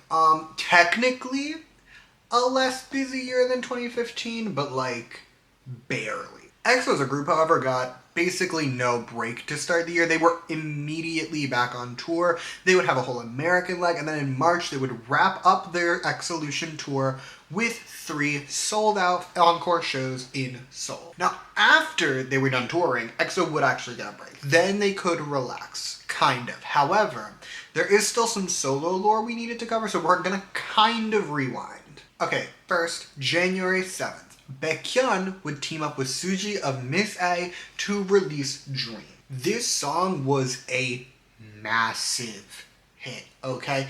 It would top both the Gaon and Melon charts, spending 3 weeks at #1 on the Gaon charts and 2 weeks at #1 on the Melon charts, with those 2 weeks at #1 making Baekhyun the first male artist from SM Entertainment to reach the #1 on the Melon charts since Hot in the 90s. It also charted for more than 5 months, making it one of the longest charting songs of the EXO cinematic universe at the time, with only Growl having a longer charting run. This longevity helped it on the year-end charts. It would close out the year as the 13th most downloaded song released in 2016, and on the year-end Gaon charts, it was at number 20. It would also earn 5 music show wins, making Baekhyun the first EXO member to earn a solo music show win, and he even won a triple crown on Inkigayo. Plus, to top it all off, Dream came with a special limited edition physical album, and in spite of being limited edition, it still managed to earn Baekhyun his first ever solo #1 on the Gaon album charts. That same month, Jongin would make his acting debut. He appeared in the web drama Choco Bank.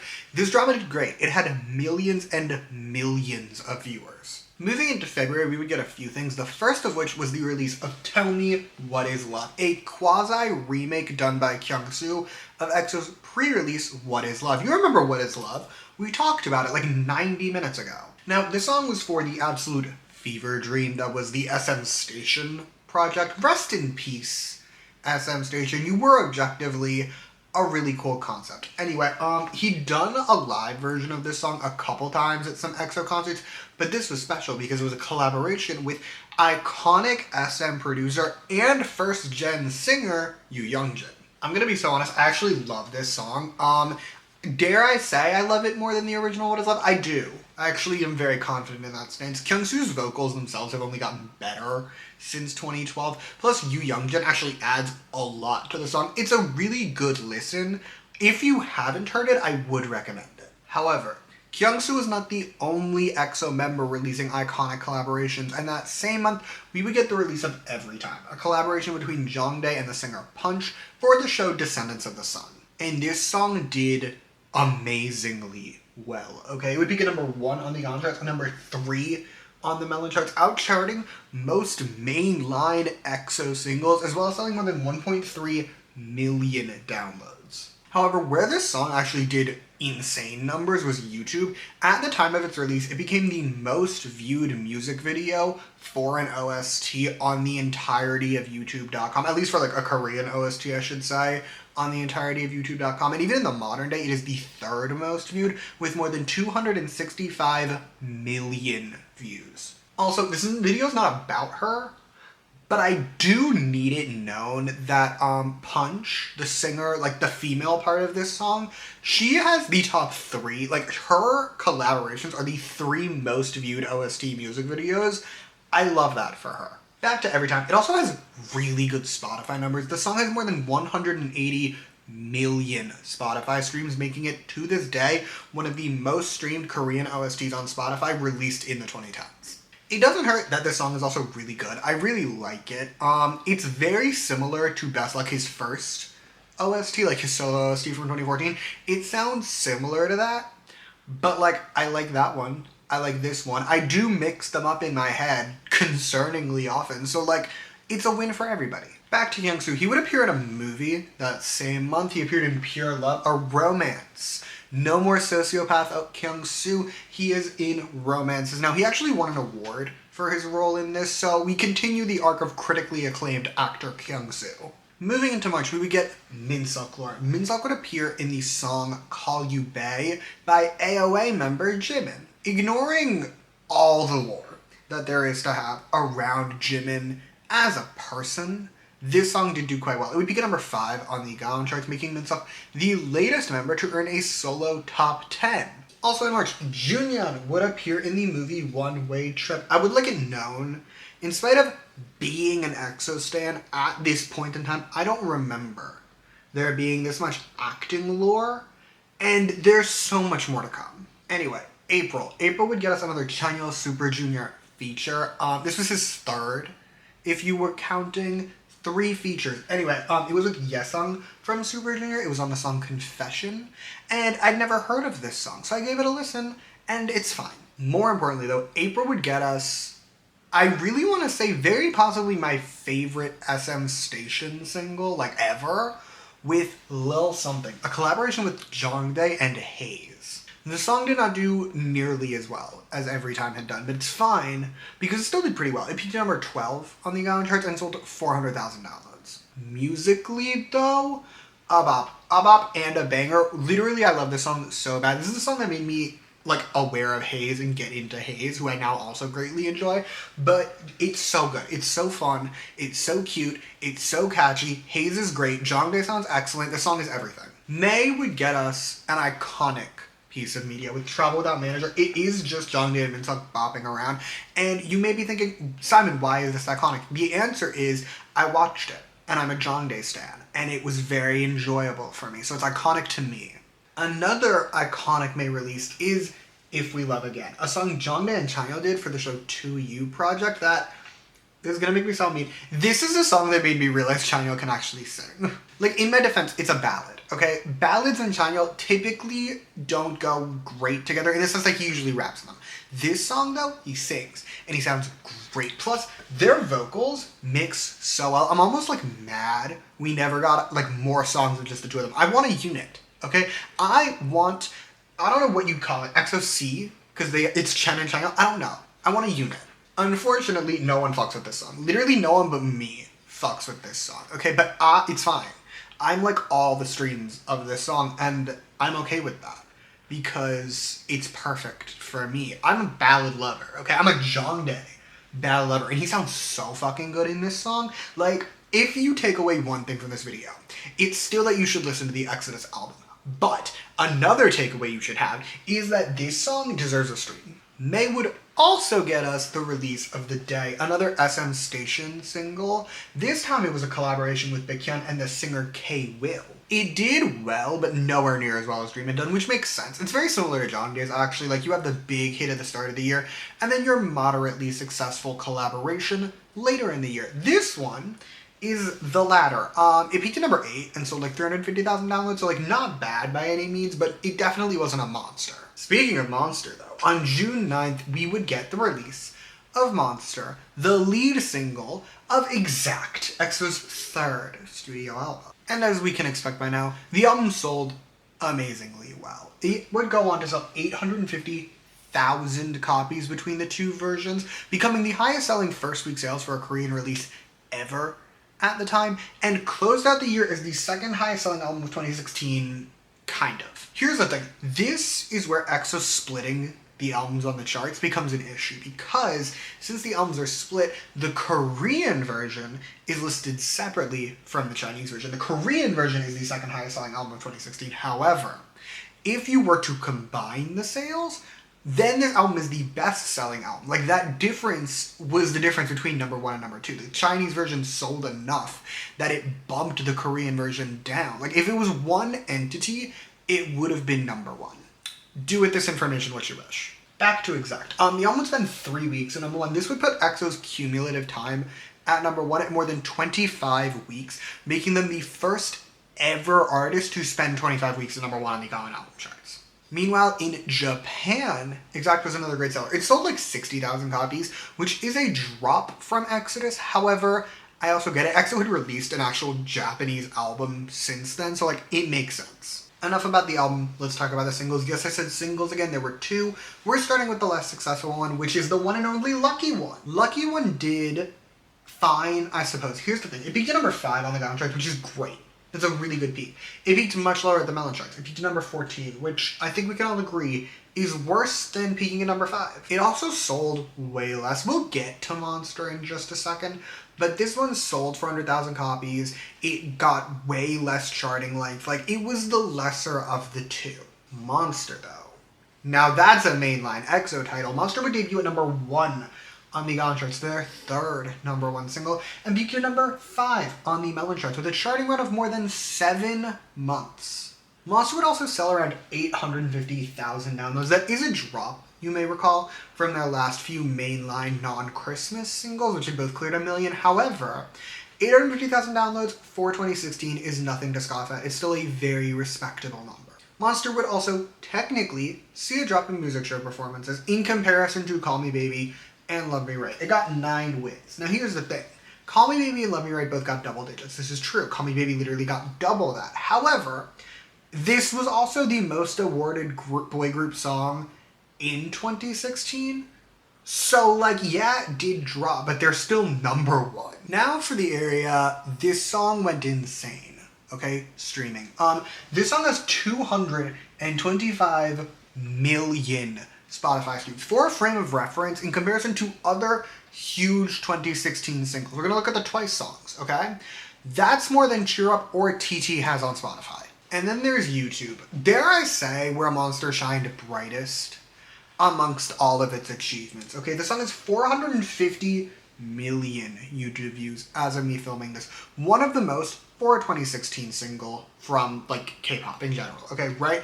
Here's the thing though. At the time it came out, because Blackpink and Bangtan have both started doing much stronger numbers than they did in 2016. At the time of its release, it was the 3rd. Okay, by the end of 2016, 3rd most viewed music video released that year, and was at one point in time the most viewed EXO music video. Now that we've established Monster as a hit, can we talk about Monster as a song? Because, I don't like it very much. This is not to say that Monster is a bad song. EXO has worse songs that we will get to later. But in comparison, like going from Call Me Baby and Love Me Right to Monster is a decline, if you ask me.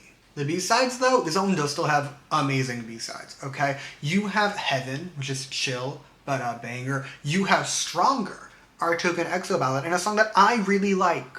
However, this is another one of those albums where going in, I had a feeling of what I was going to pick as my golden B-side, and I was proven right. I'm giving it to Artificial Love. That song is such a bop. It's so cool. It really is, to this day, one of my favorite EXO B-sides. Okay, enough about Exact. Let's get back to the timeline.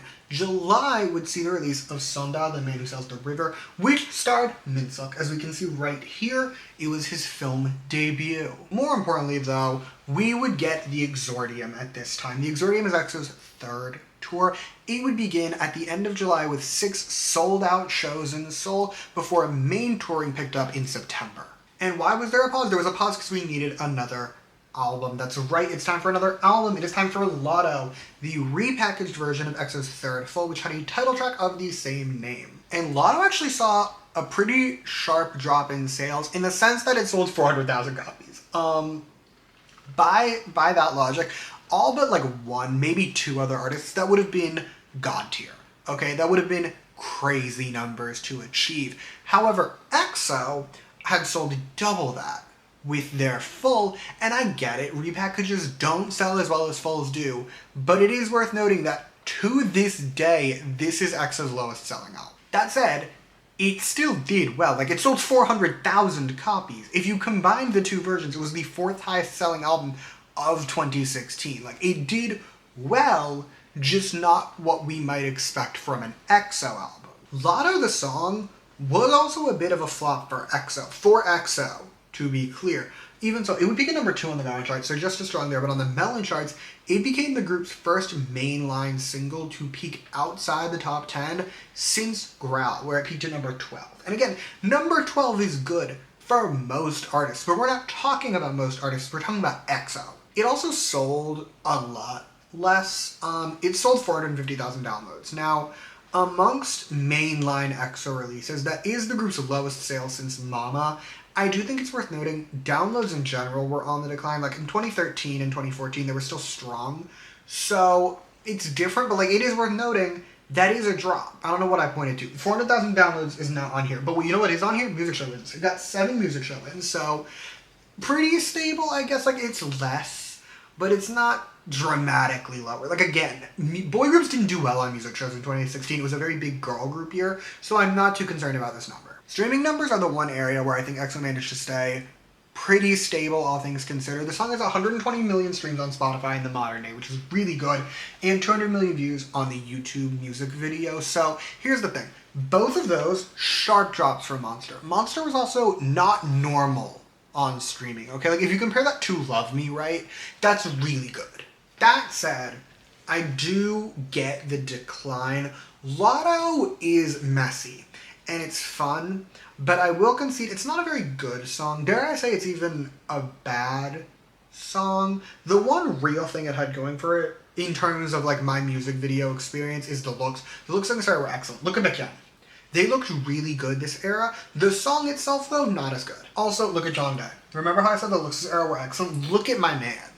He looks so fucking good. Anyway, let's talk about the B-sides. There are 2 new B-sides on this album, and between the 2, I will be giving my golden B-side of the repackage to She's Dreaming. However, in general, it is worth noting, Artificial Love is the overarching B-side of this album. Let's turn back to the timeline. August would get us our Baekhyun acting debut. I told you the acting lore literally never ends. Anyway, he appeared in the show Moon Lovers. I feel like I'm making this up now. Wasn't IU in this show? This is a thought I'm having in real time. Wasn't IU in this show? Update, I checked. IU was in that show. Good for her. You know what else happened for this show? This OST. Baekhyun would team up with Minseok and Jongdae to release the OST For You. This song was actually a pretty decent hit. Like, it outperformed Lotto by most metrics. Obviously, it didn't do better on, like, music show wins or album sales or whatnot. That's not what we expect. But in terms of charting, this song did really well. It would peak at number 5 on the Gaon charts and number 10 on the Melon charts. It's charting for around 4 months and selling 600,000 downloads. But we're not done with the collaborations, because September would get us our first EXO group-wide collaboration. They teamed up with Yoo Jae-suk, and for some reason, they released Dancing King, that's the song. But for some reason, this song is only credited to him, and at least on Spotify. And I don't know why, because EXO's very much in it. But it's fine, because Dancing King did really well for a special digital single. It would be number 2 on the Gaon charts and number 5 on the Melon charts, charting for a couple months before dropping off. Also, I do want it known, I'm weird about this song. I really like it for reasons that I cannot explain, but I am deeply obsessed with it. Here's the thing. It's not a bad song. It's a good song. But EXO has so many good songs. It's not even like, oh, it's a good song and I was around for when it dropped. Because EXO has so many good songs that I was around for when they dropped. I don't know what it is about the song, but it has wormed its way into my mind, and it now lives there eternally. Anyway, this is when the main chunk of touring really picked up. EXO would be bopping around Asia for the next month or 2. They played to literally hundreds of thousands of people, so good for them. Then we got another SM Station single. Jongdae would release Years. Here's my thing with Years.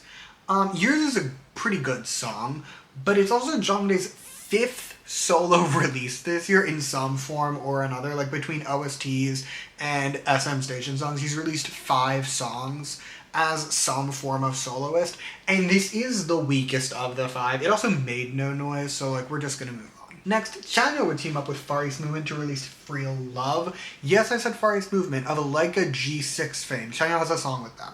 After that, on October 28th, we would get our first EXO solo debut with Lose Control by Yixing. This album actually did pretty great. It would peak at number 1 on the Gaon chart, sell 275,000 copies, and closed out the year as the highest selling album by a solo artist and the 7th highest selling album overall. Also, quick note, we're deep into this video at this point. Ironically, I don't even think we're halfway, but we're deep in here. I'm assuming you've all accepted to listen to whatever I choose to share with you.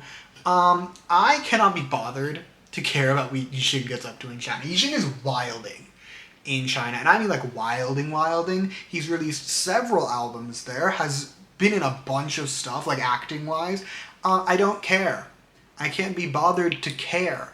And he's been so busy there that he needs his own history of it at this point, so I'm not getting into it.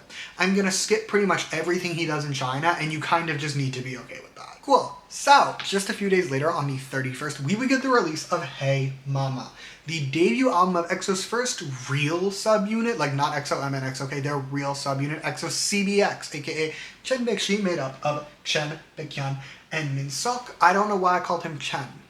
I never called him Chen. Anyway, they released Hey Mama, and Hey Mama did really well. It would top the Gaon charts and closed out the year as the 6th highest selling release of 2016. But not only was Hey Mama the album a hit, the single did quite well as well.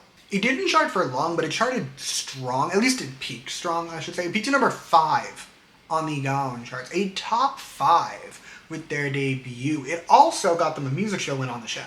Actually, can I pause and acknowledge something that's been bothering me for literally years now? This song has one win. This unit actually has one win to their name, and I straight up don't understand how. Like, I get Hey Mama in particular getting beaten a lot by TT. Like, I get why it didn't get like 10 wins. That makes sense to me. It didn't win more than once, and it won on the show.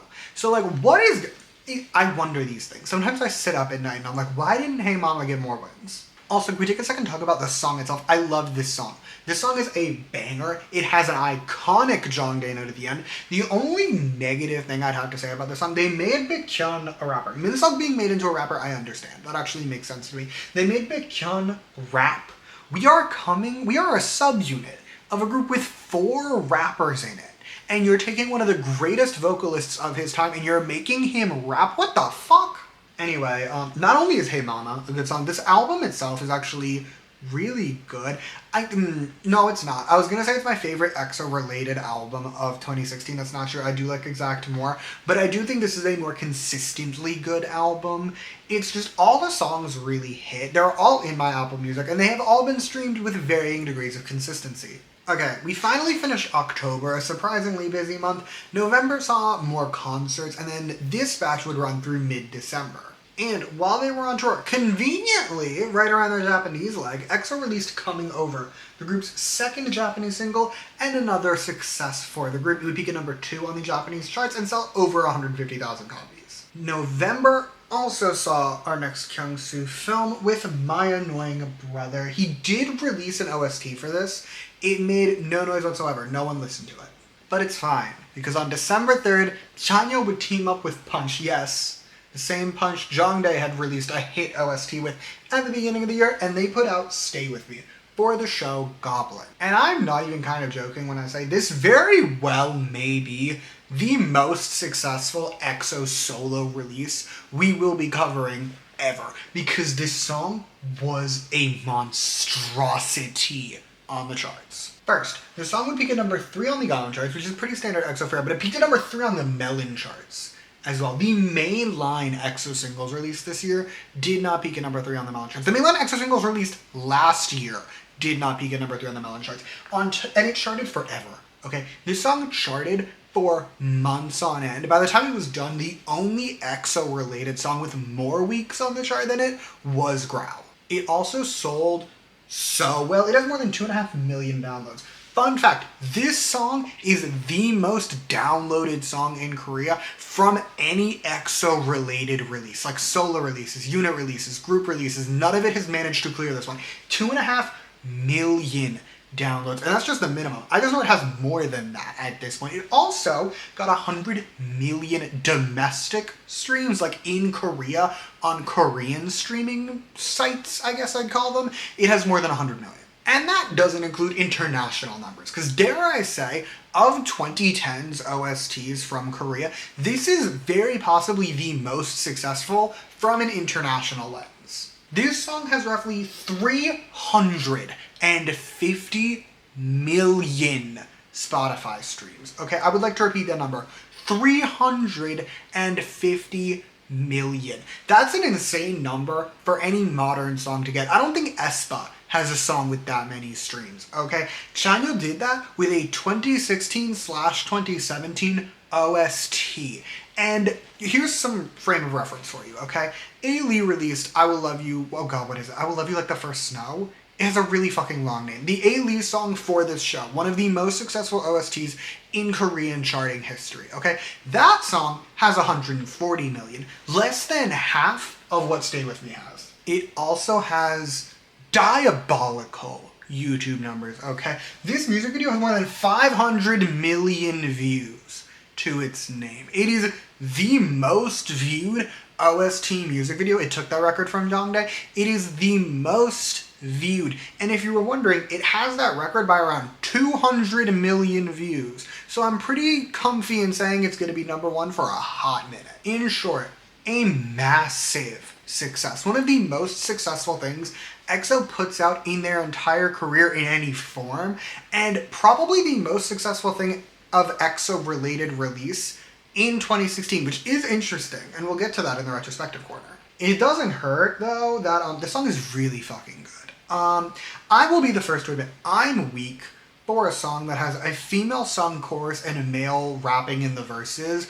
I choose to blame Love the Way You Lie, but regardless of how it ended up in my psyche, this song is that, and it is really good, but also, like, it's better. Like, I'm weak for it, but I can acknowledge when a song does it, and is also really good. This is that. Like, Chino sounds amazing, his raps are phenomenal, and Punch sounds gorgeous, too. Like, this song, if you're into a more, like, a ballady OST sound that has raps, this song is gonna be for you. And closing out the year, we would get the release of For Life, EXO's third Christmas album, along with its lead single, For Life. And dare I say, For Life, this song is the biggest EXO flop we get during, like, their main arc. Like, when they were actually at the top of their game, and even pre, like, 2020, this song did not do great. It did peak at number 7 on the Gaon charts, which I know sounds good, and it is technically good, but EXO singles on the Gaon chart typically peak in the top 3. Like, without fail, the last several mainline EXO singles / Christmas singles, they peak in the top 3. This song peaked at number 7, and more importantly, it peaked at number 20 on the Gaon charts, the group's lowest peaking song there in years. It also barely charted. It had the shortest charting run of an actual EXO single in years, with less than 2 months, and only sold 200,000 downloads, so it was not doing great. The one concession I'm willing to make, EXO Christmas singles, with 2 exceptions that we will get to, EXO Christmas singles never really live up if you put them side by side to the mainline EXO singles of, like, their fulls and repackages and their non-Christmas minis. Like, if you put Overdose side by side with a Christmas song, or you put Monster side by side with a Christmas song, the mainline hits are going to be bigger than the Christmas hits. Again, there are exceptions, we will get to them, but for the most part, and at this time that was the case. The problem is, even if we put this song up next to other EXO Christmas singles, it didn't do very well. That said, the album still sold great, obviously. It topped the charts and sold 450,000 copies, closing out the year as the 3rd highest selling album of 2016, doing that in around 2 weeks. Then there's the actual songs that make up this album, and I think we've established at this point, I'm crazy about EXO's music. I love it so bad. And at the time this had come out, I'd been an EXO stan for coming up on around 2 years, like a little shy. I was over 20 months deep, okay?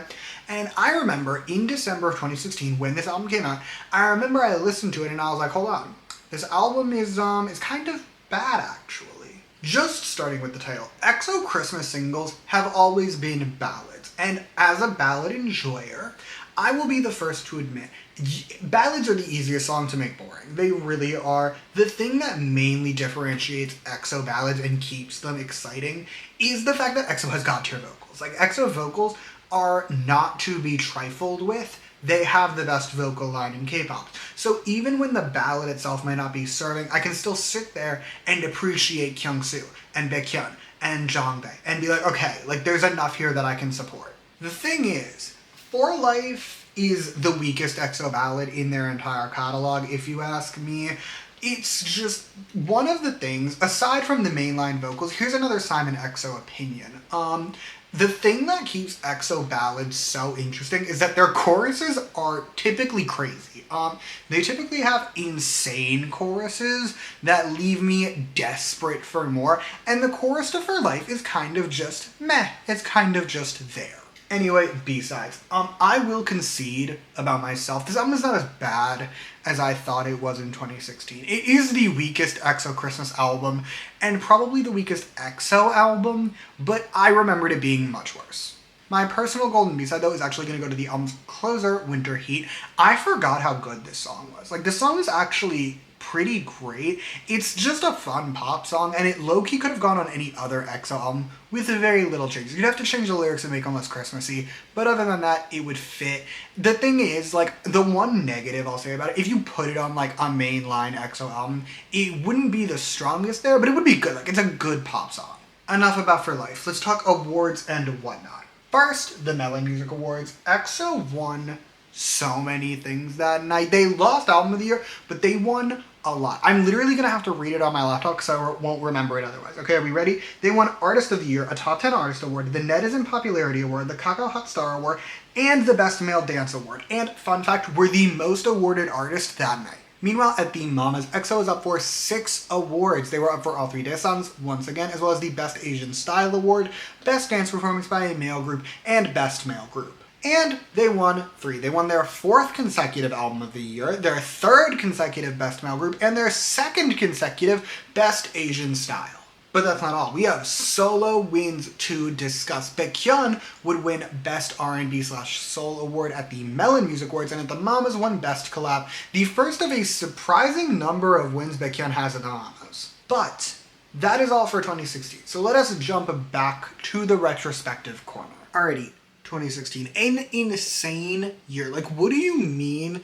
EXO as a collective had 3 #1 songs, 11 top 10 singles, all while continuing to be the best-selling physical artist for the entire year. And yet, I do think 2016 marks a very interesting shift, but before I get into it, I want to address solo stan culture. Here's the thing. I don't have beef with solo stans. I know there are group stans out there who do have beef with solo stans. I'm not one of them. I am a group stan at my core, but at the end of the day, I don't care if you're an EXO stan because you only fuck with China, or if you're an EXO stan because you're ride or die for all of them. Like, to each their own. So, 2016 saw the shift in the way one could engage with EXO's music specifically. Now, prior to 2016, there had been some solo singles here and there, but for the most part, if you wanted to engage with EXO in a music-related way, you had to listen to the group's music. And that wasn't a bad thing. The group's music was really good. But 2016 saw a slew of solo releases. Like, from OSTs to collaborations with SM Station to features, we were getting EXO solo releases basically every month. And if you were someone who, say, hypothetically, only really cared about EXO because you wanted to engage with Baekhyun in a music streaming sense, you could now do that without having to touch EXO mainline material because Baekhyun had several solo releases in 2016. And there's a part of me that believes that maybe that's why EXO mainline releases started to fall off in 2016. Obviously, we had Monster, which was a huge hit, but Lotto and For Life were EXO's 2 least successful singles in years, and both came out in the same year. We got massive solo hits. You had Dream by Baekhyun. You had Every Time by Jongdae. You had Chanyeol Stay With Me. These songs came out and were by leagues and miles outperforming mainline EXO material. I don't know. I just think it's interesting. It's something I noticed in the taking of these notes. But with that, on to 2017. But first, I think we should take a break and we should talk about the types of EXO releases. For my own amusement, I've divvied them up into 3 tiers. However, I also, actually, before we continue, I changed my setup. I wanted this shelf on display. This is my EXO shelf, amongst other things. That is where I also have my Red Velvet and aespa albums, because I don't have many, but that's my EXO shelf. I wanted it visible. I did change the setup just like a little bit from the last time we were in this corner. I felt like it needed to be visible. It felt poignant. We're getting distracted. We need to focus. EXO releases. Tier 1, because I've divvied them up into 3 tiers. So Tier 1 is the biggies. These are our first release of the year. Typically, they are a full. However, they are the ones that almost always do the best. Okay, both physically and digitally. They will have the best sales and the biggest hits on them. Think Exodus with Call Me Baby. Think Exact with Monster. Think The War with Coco Pop. Within an EXO year, okay, our calendar EXO years, the first release of the year is typically our big one. These are our Tier 1 releases. Then there's Tier 2. Tier 2 is exclusively repackages, okay? We're only covering repackages. The thing with repackages is they will typically both sell less than the original version and will have the lowest sales of the 3 tiers. However, they will have like the second biggest hits. They will not have Tier 1 hits to their name, but their singles will still be quite successful. Think Love Me Right, okay? Think maybe Lotto. Lotto's a good example of a Tier 2 release. Obviously, again, there are exceptions, like Growl was a Tier 2 release in spite of both outselling the original album and being arguably EXO's biggest hit. It is a Tier 2. Again, these are not rock solid. They are not God's will, but typically you can expect a repackage to be the lowest selling album EXO releases in a year and have the second biggest hit. Then, lastly, we have Tier 3. Originally, I was going to say Tier 3 is just the Christmas albums. I've changed my mind about that. I think Tier 3 is now going to be considered special releases. This does include Christmas albums as well as like their first live album, their Dancing King single, those types of things. Those are special releases.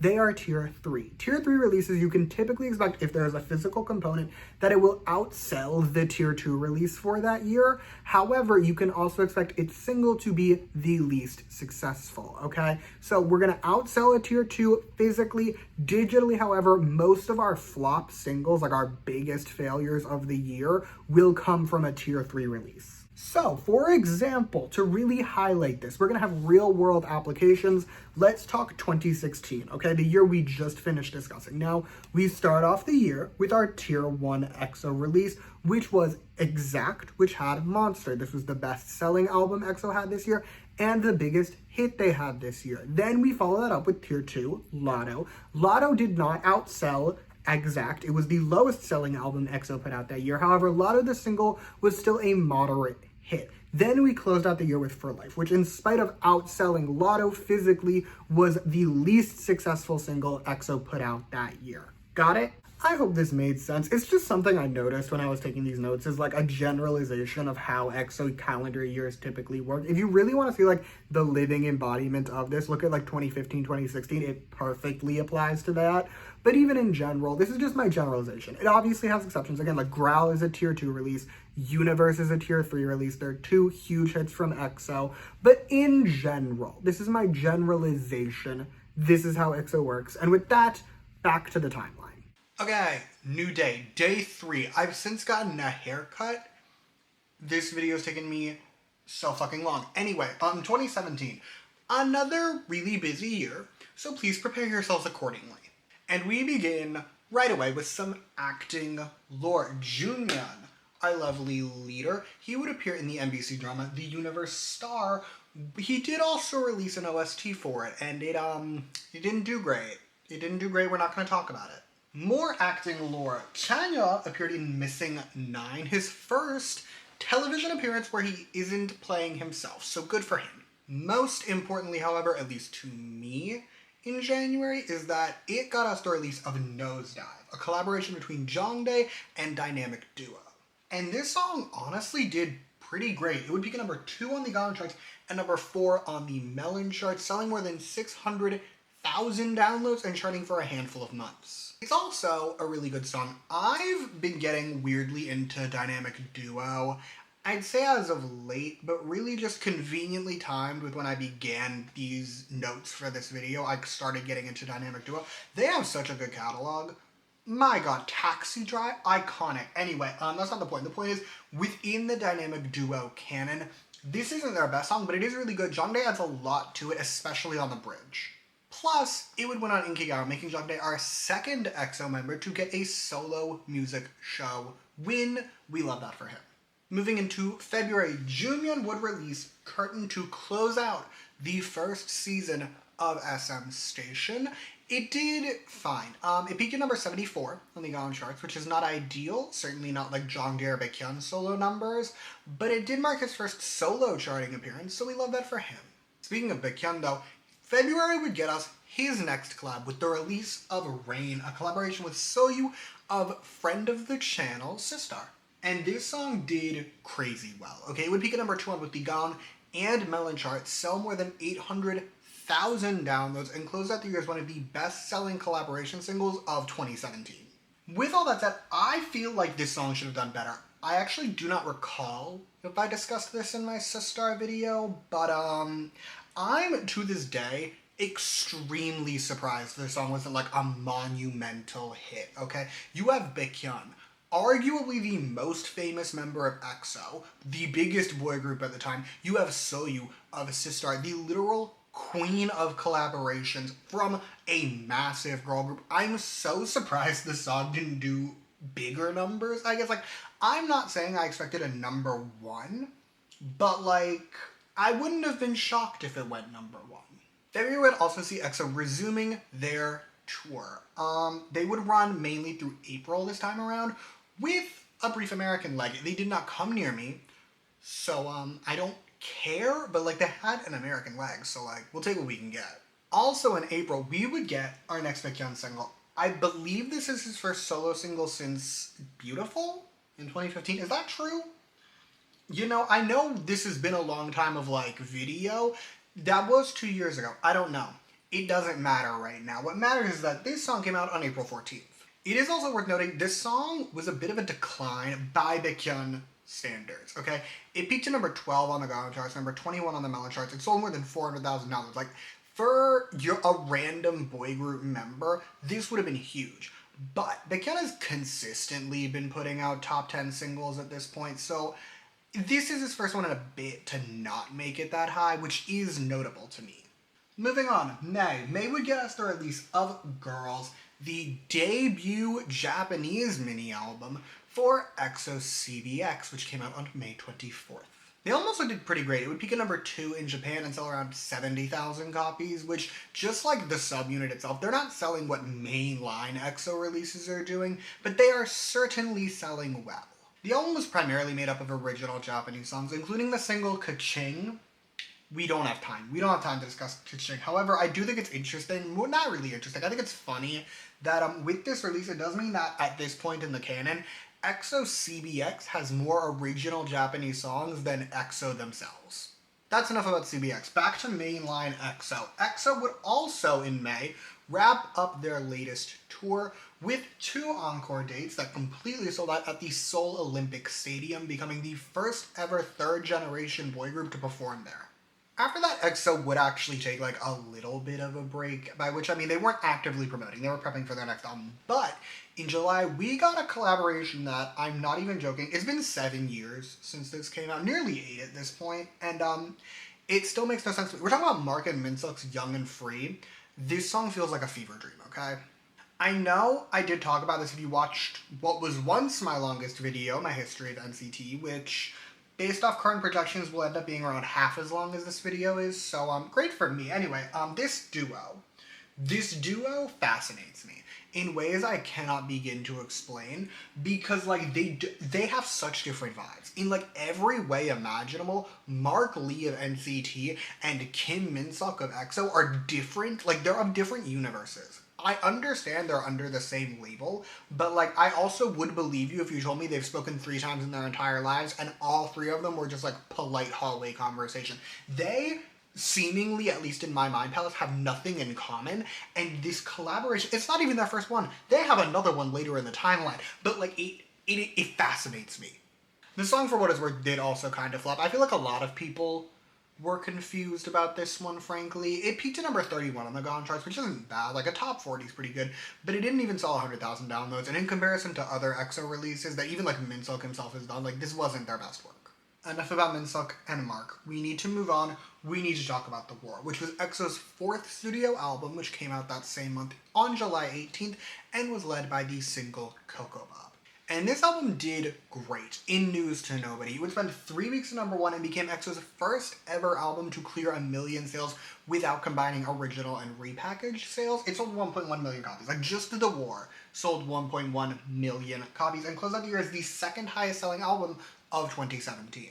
One thing that is really interesting about this album, though, is that it saw a huge drop in sales for the Chinese version, okay? For some context, the Korean version has always sold better, we know this, but the Chinese version will typically sell around half-ish of what the Korean version does. So like, for example, Love Me Right. Love Me Right sold 450,000 copies in 2015 combined. 300 of that was the Korean version, 150 was the Chinese version. They typically sell around half as much, right? This album, the Korean version sold 950,000 copies, while the Chinese version sold 150. So, like, that's crazy if you look at it from a percentage standpoint. Which brings me to Yixing. You may recall, Yixing, at this point in time, is busy wilding in China. He's popping the fuck off, and we love that for him. However, this album marks a specific shift, which is that Yixing is not in this album.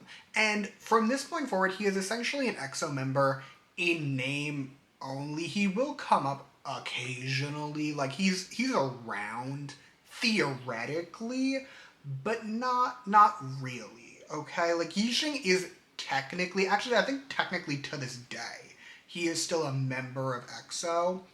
This man has not promoted with EXO in like 7 years. Now let's talk about Coco Bop, the title track of this album, and it's something for sure.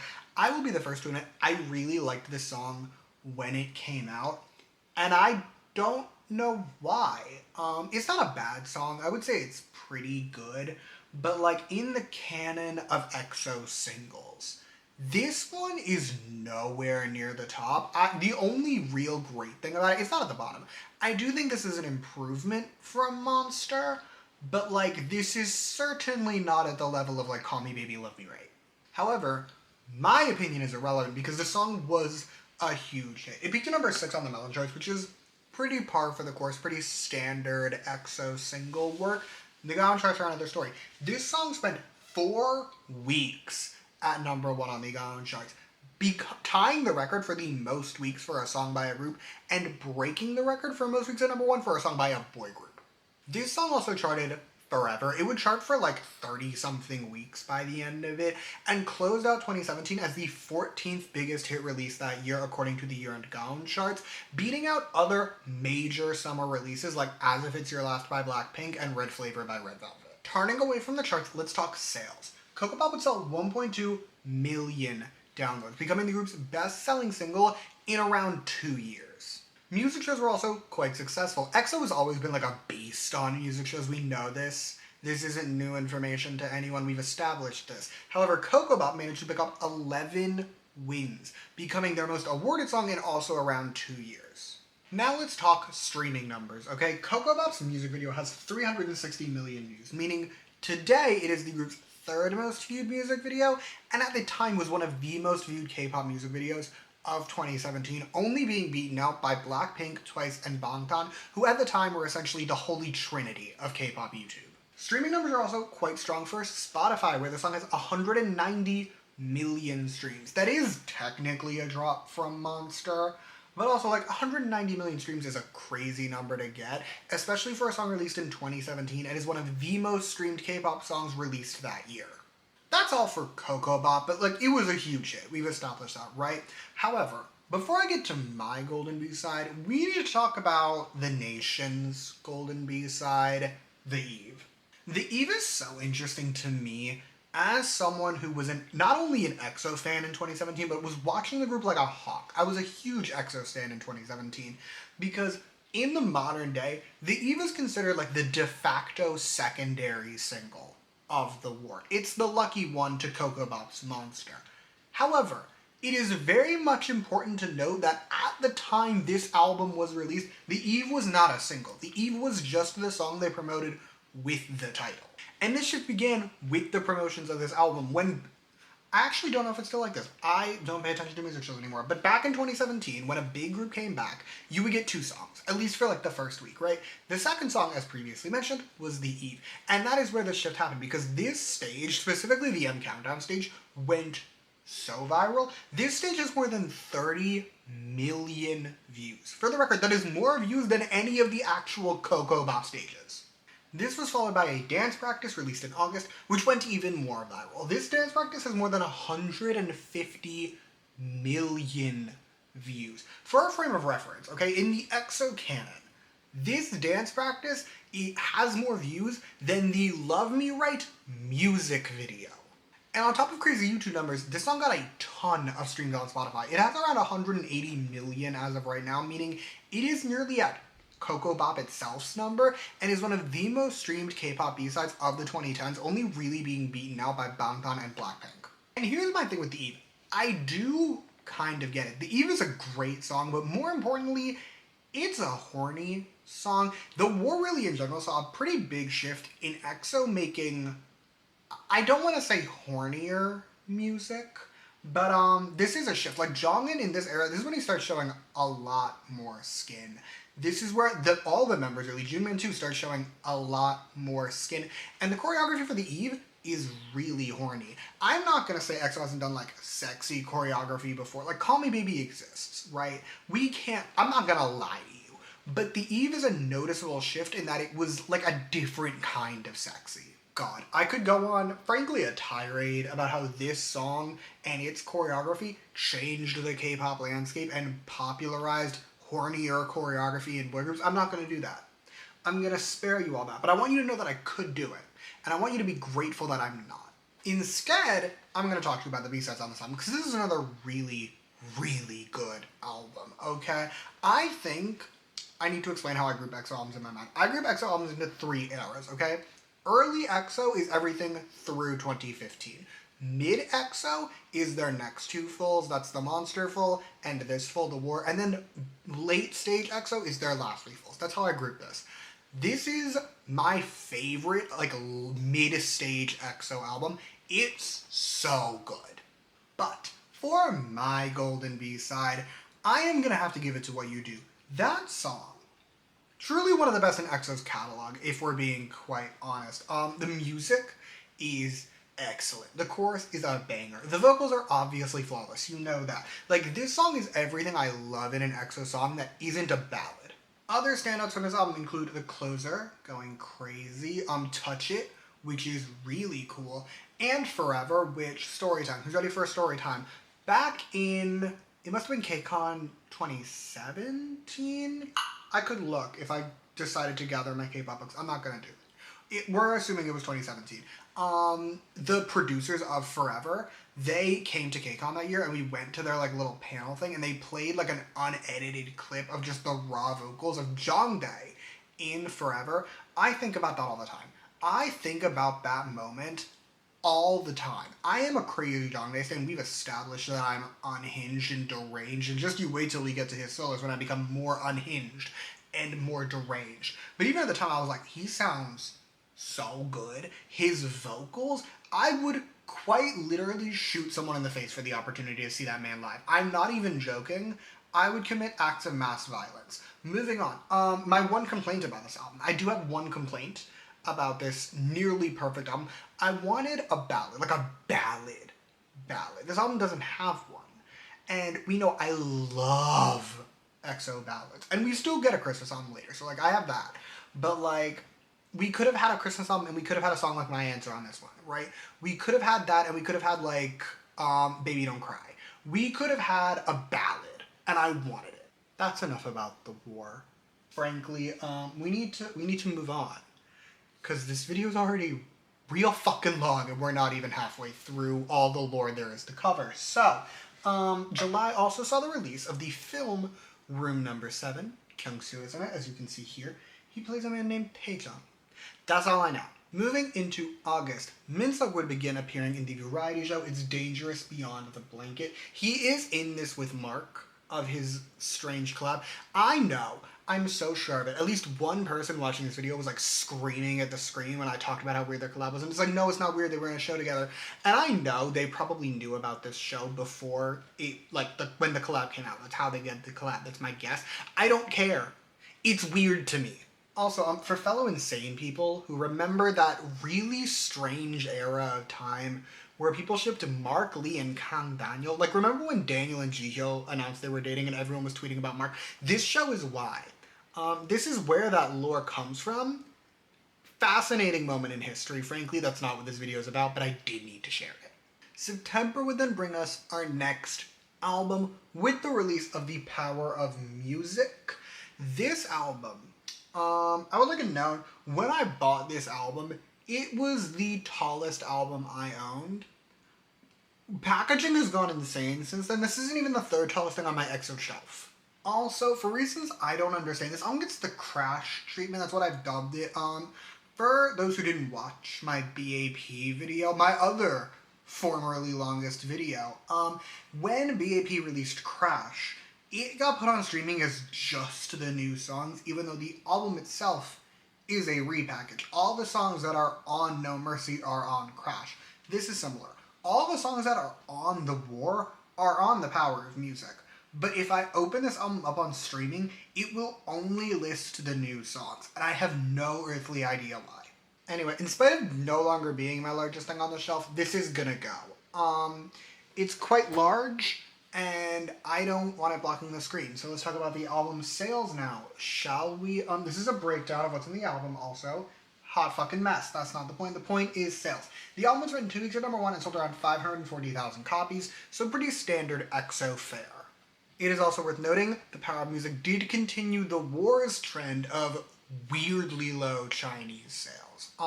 The Chinese version of the song sold 50,000 copies, roughly a tenth of what the Korean version sold. Like the Chinese version got outsold by the new Teen Top album this year. Teen Top in 2017 wasn't exactly strong sellers, so I would consider that floppish. Speaking of flops, the title track, Power, it didn't do great. As always, the song peaked much better on the Gaon charts. It still peaked at #2, okay? Like, not bad. Melon charts? Girl, it peaked at number 21 on the Melon charts. I will repeat that.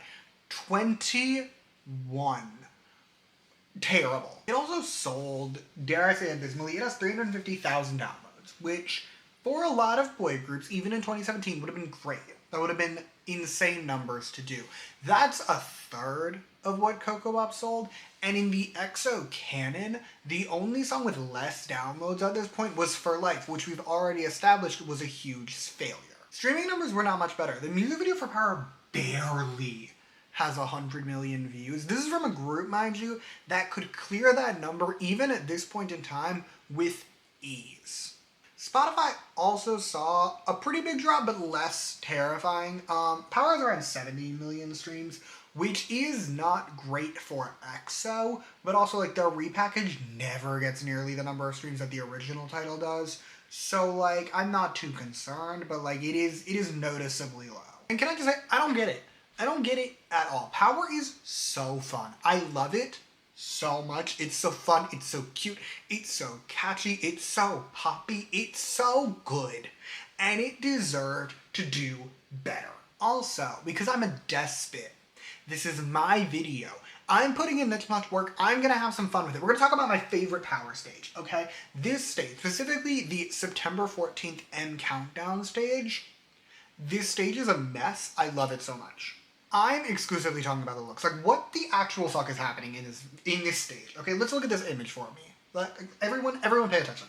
Jongin is in a tank top with a headband, and he looks good. He looks, dare I say, sexy. Minseok, I don't know what's going on up there. You can see it better here, actually. I don't know what's going on up there. We're not getting into it. Junior, meanwhile, is in the ugliest sweater I've ever seen on the face of this earth. Him and Jongin alone would be incredibly clashing. Then you bring in Jongdae. Jongdae is literally in pajamas. Like, I'm so serious. I would fully believe you if you told me that the reason he's wearing this on stage is that he was running late and he got out of bed. Like, it's a disaster. I think about it all the time. Moving to the B-sides now. Power's another easy one. There were 3 new songs on this album, including the title track. So again, it's a which one do I like more scenario, and I like Boomerang more. I like Boomerang a lot more. I actually really like Boomerang. It's fun, it's catchy, it's our golden B-side. But we are not done with Power, because October would get us some Power remixes, and normally I do not engage with these. These specific remixes, like the SM remix era, I never engage with it, almost ever, because typically they're not worth my time. This, I have feelings. First, the Rehab one. The Rehab one is so fucking good. Oh my god. The music is so cool. I'm actually a little upset that this music got wasted on a remix for Power, because like I have visions, okay? I have visions for an original song with this music. It's so good. The Sean one is also really cool. I adore the music for the chorus in that remix. It's so good.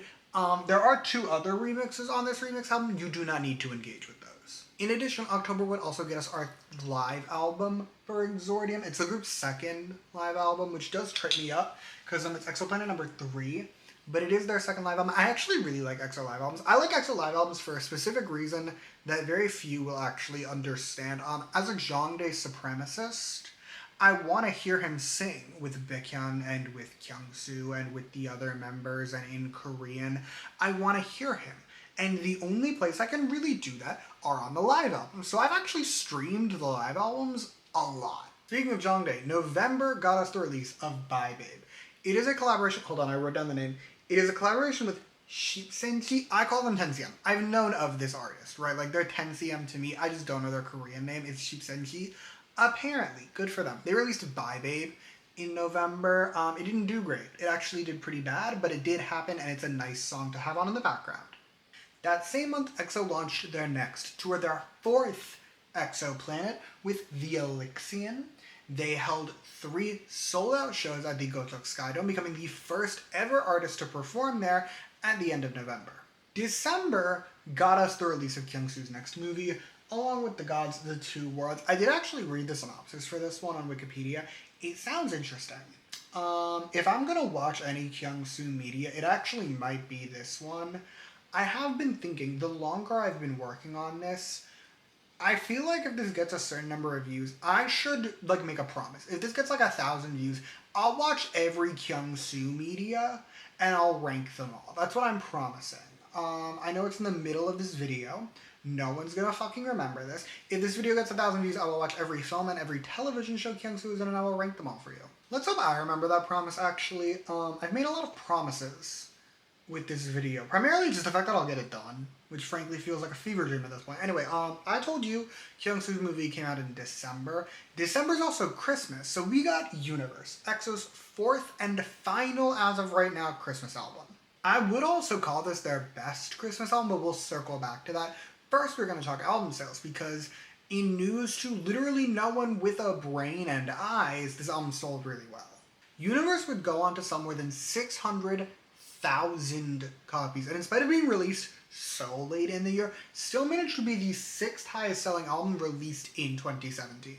Universe is also an important shift in EXO's music because this is the first time the B-sides didn't have a Chinese version. The title still did. There is a Chinese version of Universe, and EXO will still release Chinese versions of their titles for the most part, but we will never get a Chinese version of a B-side again. Like, EXO had already completely given up on the China route at this point, and I can't say I'm mad. Now for Universe. This song is so good, okay? I think this is my favorite of their Christmas titles now that I think about it. It's so good. Maybe it's just that I was ballad starved by the time we got to this point in their discography. I don't know. But, like, it's so good, okay? As far as, like, ballads go, it hits so perfectly. It is also the most successful single off of any of their Christmas albums. That's the way I'm going to phrase that. It did not do great on the Melon charts. It peaked at number 16, so better than Power, but not great. It peaked at number 2 on the Gaon charts. We should not be shocked. So many EXO singles peak at number 2 on the Gaon charts. There's like a very real chance they hold the record for the most songs to peak at number 2. I don't know who holds that record, but it might be EXO. It's probably IU, actually, now that I think about it. Doesn't matter. That's not the point. The point is this song did really well. However, where this song went crazy was charting. Like, this song charted for 8 months, okay? It charted for, like, most of 2018. EXO's on hiatus, spoilers. EXO's on hiatus, like mainline hiatus, for most of 2018. This song kept them on the charts. Like, this song was on the year-end Gaon and Melon charts for 2018. Like, this song was a big hit. And then there's the B-sides. I might have lied when I said The War is their best mid-career album. It might actually be Universe, now that I'm thinking about it. I think here's the thing.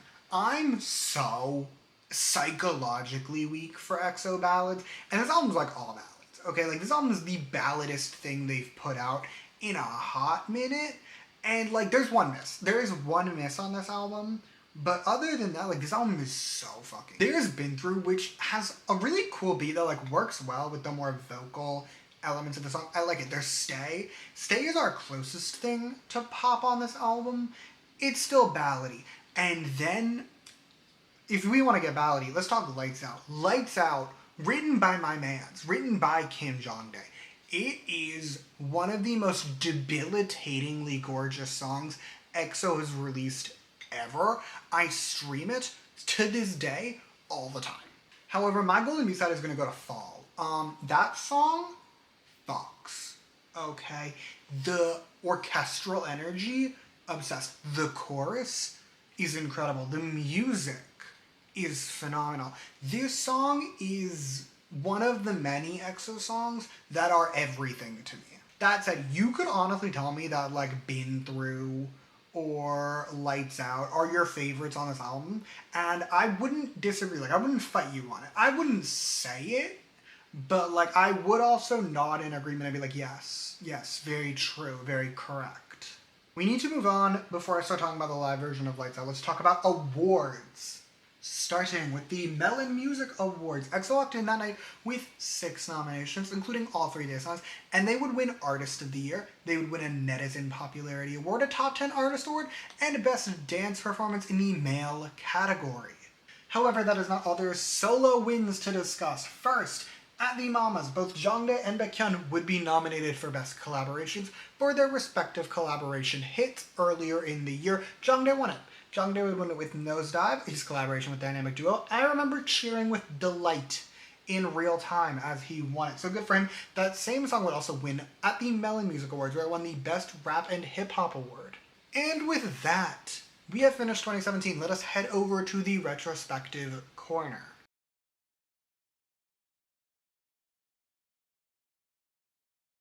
Can we have honesty time? Okay, 2017 EXO was insane.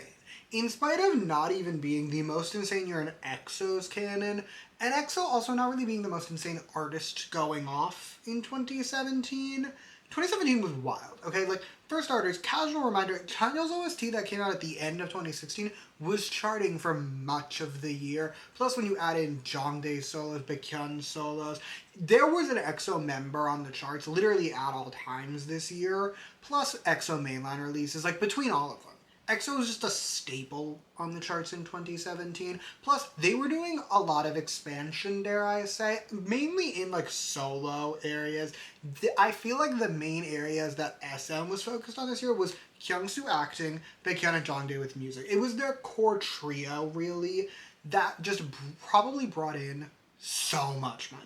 Not to mention that 2017 is the first year that EXO had, dare I say, real competition. EXO actually had people coming for their throne. Specifically, they had boy groups coming for their throne. However, I would argue 2017 is the last year EXO is still the #1 boy group.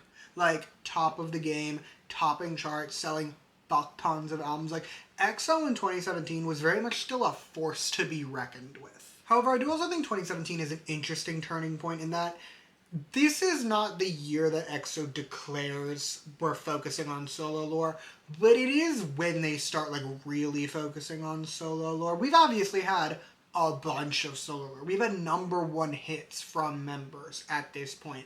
But I feel like 2017, really 2018 I should say, is like, this is the point where that shift happens. Like, we're never getting another EXO Christmas album. For reasons that baffle me, because we're busy soloing. Like, it's just, this is where we focus on solo lore more. With that, into 2018 we go. I have come to an important decision on this day. Day 4 of filming. If, like, this is my 4th time sitting down and filming. I've come to the decision, I need to start skipping stuff, okay? My notes are so long. We're already, I haven't done any of the intermission yet. We're already, like, 2 hours deep. And no, we're like 2.5 hours deep. We're 2.5 hours deep. I'm in 2018. I need to start skipping things. So that's what we're doing. We're going to start 2018, but I'm going to start skipping a lot of stuff. Anyway, we start 2018 off with a bang with the release of Countdown, EXO's first Japanese studio album, which came out at the end of the month. And this album sold great in News to Nobody. It topped the charts, sold over 120,000 copies, and picked up a gold certification in no time. In promotion of the album, EXO would go back on tour. They did some more sold-out shows in Japan, as well as the rest of Asia. This next chunk of touring shows would run through March. And although EXO was touring, there is solo lore to cover, as there always is. First, Jongin. Jongin appeared in the show Spring Has Come. I know nothing about the show except the one fact that Jongin has a shower scene in it. I couldn't tell you a single damn thing about the plot. March, meanwhile, saw Jimin releasing back-to-back collaboration singles with Jang Jae. He released Dinner and Do You Have a Moment. Neither one was like a big hit. Dinner was better, like, as a song, I like it more, but Do You Have a Moment is the one that charted. April would get us a pause in touring, conveniently timed for EXO CBX to release their second mini-album, Blooming Days, which came out on April 10th. The album was another strong seller for the unit, topping charts and selling more than 350,000 copies. And, fun fact, because the Gaon chart didn't start doing physical certifications, or just any certifications till 2018, this is technically the first EXO-related works to get a certification from the Gaon chart. It got certified platinum. As for the title track, Blooming Day, it did peak much lower than Hey Mama did. It only peaked at number 20 on the Gaon charts, but it did chart for much longer. It had around 4 months on the charts, so it does balance out. It's also a god tier song to me. Like, it's different from Hey Mama, but not like insanely so. It's so good. Okay, like, it's just a fun, excellent song. This album itself is also another phenomenal release. The B-sides on this thing are so good. Playdate. I'm gonna make a controversial statement, but I do stand by it. Playdate, I think, of the non-EXO albums, like of the EXO Cinematic Universe, solos, units, all that, I think Playdate is the best B-side on any of them. However, we are not done with CBX just yet, and just after promotions for Blooming Day, they would release Magic, their first Japanese studio album. The album did sell a bit less than their mini had, but nothing crazy. It still picked up 65,000 copies and earned the group their first #1 album in Japan. Plus, in promotion of the album, EXO CBX would host their first tour. It was just a Japanese tour, but it would run in May and June, and it was called the Magical Circus Tour. Then July brought us more concerts. EXO would go back on tour. They would close out the tour, 3 shows in Seoul, 2 shows in China that August. August also brought us our latest Baekhyun collaboration. He released Young with rapper Loco. Can I be honest? I kind of thought this song was going to do better when it came out. Obviously, it did well. It peaked at number 11 on the Gaon charts and number 12 on the Melon charts, but like, Loco was huge in 2018. Plus, Baekhyun is Baekhyun. Like, I remember in real time being shocked this song wasn't a top 10. Whatever, moving on. Next month, September. September got us We Young, a collaboration between Xianyo and Sehun for SM Station. It even got a Chinese version, lest they forget their roots. October brought us more Kyungsu. Kyungsu would appear in the drama 100 Days My Prince, and in support of the show, John Day would release an OST. He released Cherry Blossom Love Song. It didn't do great, but I like when they do these things. I like when one of the EXO members does an OST for a Kyungsu show. I think it's cute. And then, on November 2nd, we would be greeted with the release of Don't Mess Up My Tempo, EXO's 5th studio album, along with its title track, Tempo. It was also announced Yixing, who's over here. Yixing would technically be taking part in this album. That is legally true in, like, the barest sense. He appeared in the Chinese version of the title track and had some teaser images, but, like, he didn't promote the album. But it's fine, because Tempo sold great. It would sell 1.5 million copies, closing out the year as the 3rd highest selling release of 2018. Additionally, with the sales of Don't Mess Up My Tempo, EXO would officially clear the 10 million album mark. They had officially sold 10 million albums over their career. They were the first ever artist to achieve this in Korea.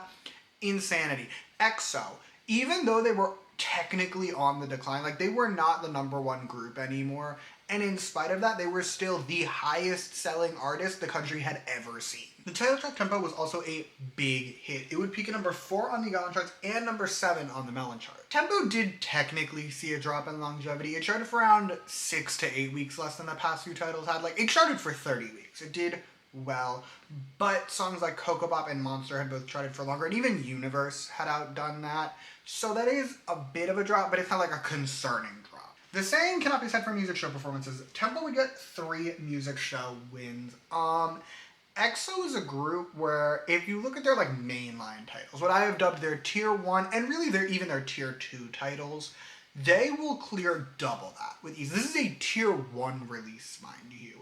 So we could literally, you could have put a 1 in front of that, and I wouldn't have even been shocked. I'd be like, yeah, Tempo got 13 wins. That sounds about right.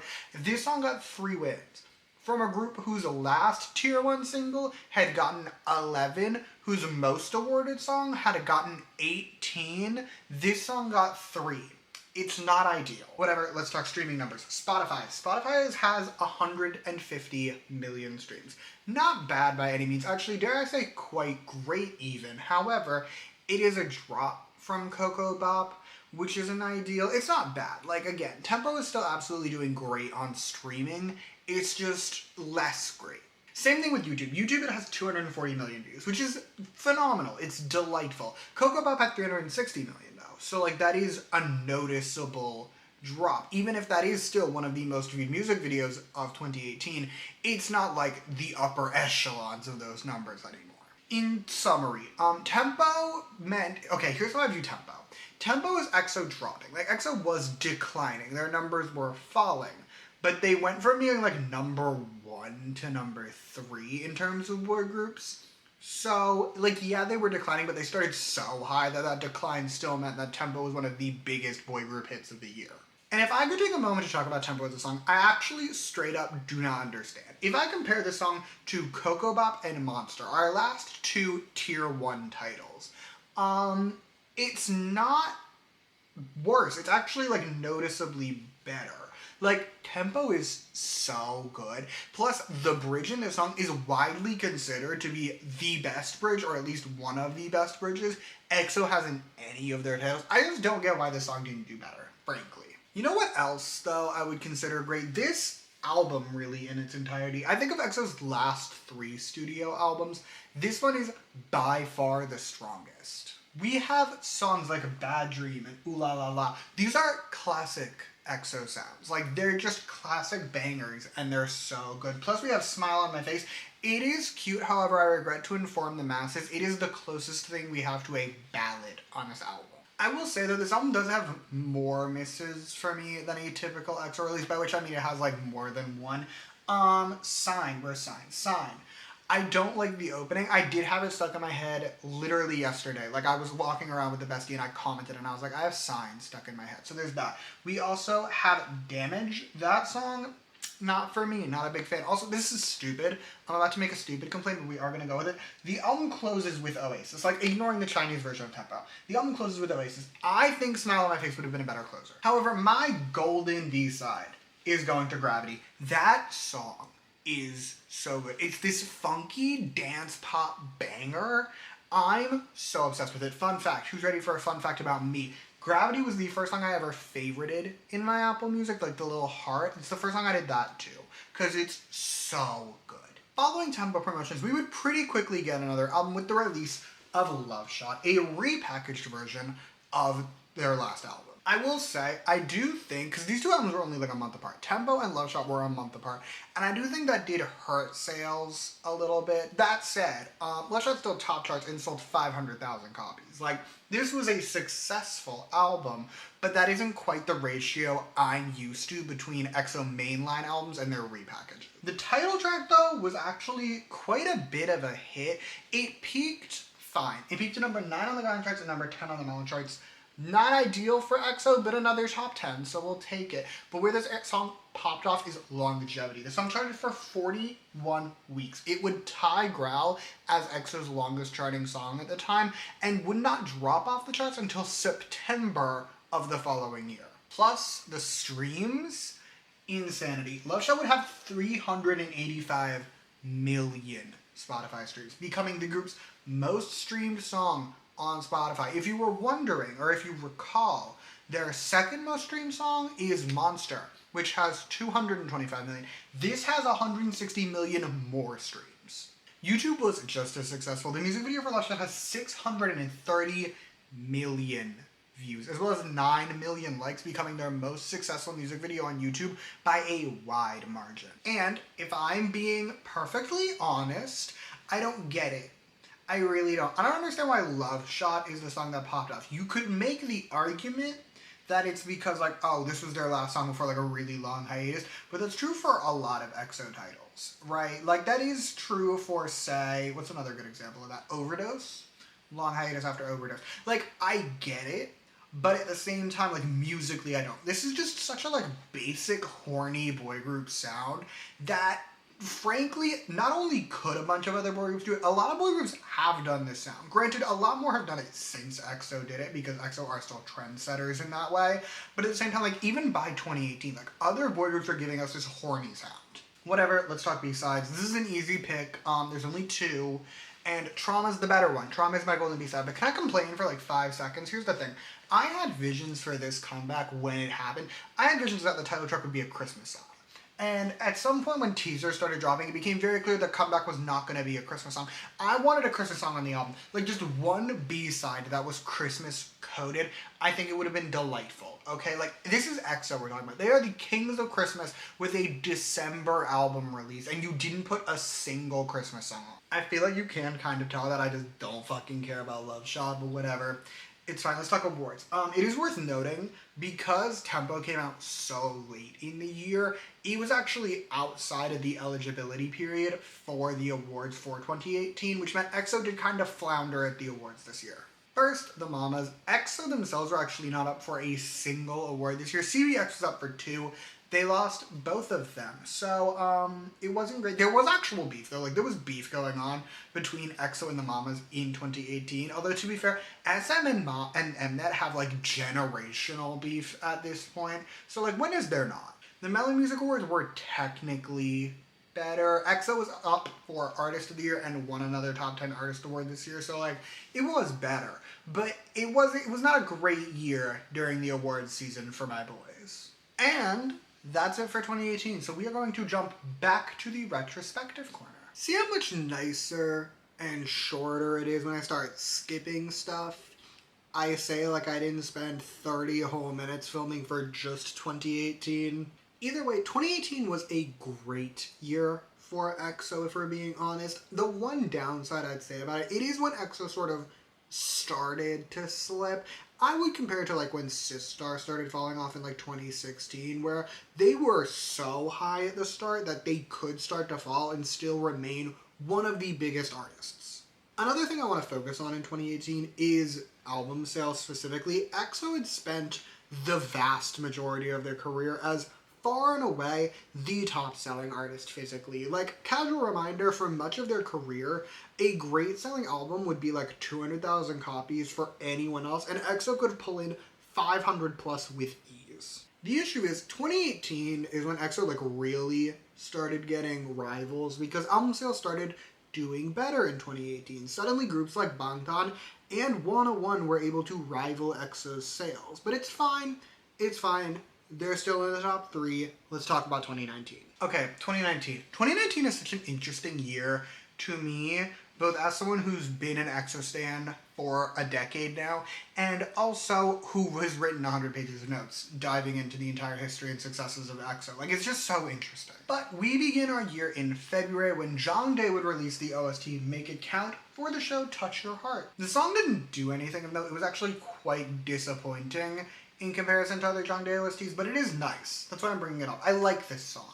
It's good. It deserved better. More importantly, though, on April 1st, Jongdae would release April in a Flower, our first Korean solo album. I do have both versions. This is the other version. I decided we're going to display this one because, like, this is the classic version, right? Like, this version is the album cover on, like, streaming. So, like, I decided we're going to display the other version for variety. Anyway, this album did great, okay? It would peak at number 2 on the Gone charts and sell 200,000 copies. I know someone's gonna be like, bitch, the last EXO album sold 1.5 million. It's repackaged, sold 500,000. What do you mean it did well, selling 200,000 copies and not even topping the charts? Listen, you need to understand, Jongdae was not one of the most popular EXO members. Like, we'll get to other EXO solo albums that sell literally like double this with ease. And this is not that. Jongdae is special. Jongdae made ballads for the girls. I am the girls that he made ballads for, and I love the ballads that he made. And I love this album. We'll get to it. But, like, this was a good seller for the first solo release in, like, the Korean language. Also, the title track was a huge hit. And I do mean, like, a huge hit. If I were to list out EXO solo releases by success, this one would be near the top. And if I were to list out EXO solo releases by success with albums attached, like actual album releases that had a successful title, this would probably be number 1. This song would peak at number 4 on the Gone charts and number 3 on the Melon charts, as well as spending months charting. This is one of the longest charting songs in the EXO cinematic universe, with 35 weeks on the charts. And if you ask me, Beautiful Goodbye deserves all its flowers and more, okay? This is one of the best ballads in the EXO cinematic universe. That last minute deserves a Grammy. Like, I'm so serious. It deserves a Nobel Prize It's so good. I remember the music video for this song came out like 8 hours before the actual album did or something like that. It came out first. Like, it came out like a couple hours earlier. And I spent the entirety of that time streaming this music video on loop. It's such a beautiful song. Also, maybe it's that I'm a John Day supremacist, because I am. And also, I'm a ballad girl. So, like, this album, which is entirely ballads, is kind of tailor-made for me. But also, this is a great album. Okay, if you're a ballad girl, this is a great album. They're all John Day ballads, so, like, the vocals are popping off. And highlights to me, at least. Flower, the album's opener. Love Words is really good. Also, the last, like, 90 seconds to a minute of I'll Be There has never failed to give me chills. We need to move on before this entire video turns into an April and a Flower review. So, that same month, Chanyeol would release his own solo single. It's Spring, Summer, Winter, Fall, or Fall, Winter, whatever. It's the seasons. I forget the actual official order. Spring, Summer, Fall, Winter. That's the obvious order. It's a fine song. It didn't make a ton of noise. It did, however, have both a Chinese and Japanese version with the releases, which I do actually think technically makes Chanyeol the first member to have a solo song in Japanese. Speaking of Japan, April would also see the return of the Magical Circus tour. It was the special edition. It just ran for a couple weeks in April of 2019, a handful of shows, but like they did resurrect it.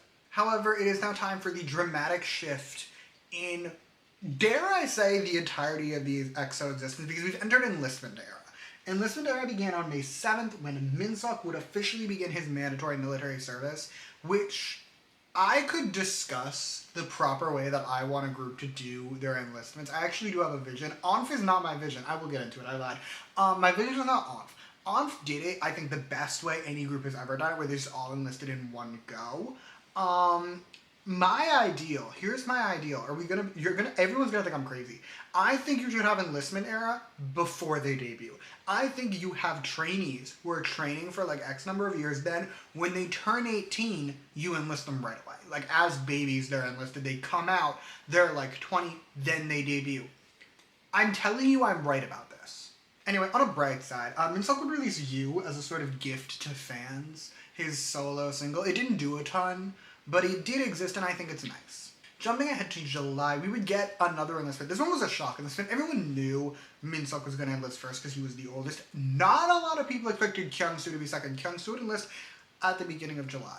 Similar to Min-seok, Kyung-soo would release a solo single for the girls. However, unlike Min-seok, Kyung-soo's was actually a hit. The song, entitled That's Okay, would chart for more than 5 months and peaked at number 12 on the Gaon charts and number 14 on the Melon charts. However, that is actually not where I would say this song was its most impressive. I would say this song was its most impressive with its streaming numbers. This song has more than 90 million Spotify streams, making it one of the most streamed EXO solo songs on Spotify.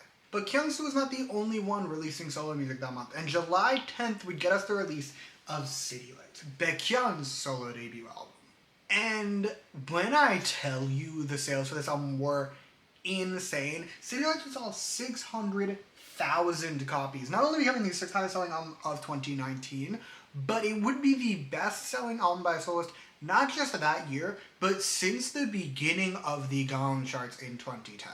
And then there's the title track UN Village, which actually did a lot worse than I would have expected. The song only made it to number 22 on the Gaon charts and number 38 on the Melon charts. Yes, a top 40 on both, but again, this is a man who can pump out a top 10. Or at least, dare I say, he used to be able to. He has more in the future. But, like, this man has had many a top 10. I'm just kind of surprised that UN Village was one of them. Because, like, it also didn't chart that long. It only charted for a couple weeks before dropping off. I will concede streaming numbers are better. The song has 82 million Spotify streams. It has around 57 million views on the music video, which does feel better, I guess I'd say. I'm just still surprised. I know it's been more than 6 years at this point, or around 6 years. I'm just still surprised that this wasn't like a bigger charting hit, especially because Jongdae's did so well. However, as a consolation, I guess you could call it, the song has gotten pretty widespread praise since its release amongst like Korean R&B. This is considered one of the better ones. I do think part of why it got so much praise is that it's Baekhyun. That's just my theory. However, I will not deny, a lot of people praise the song, especially idols.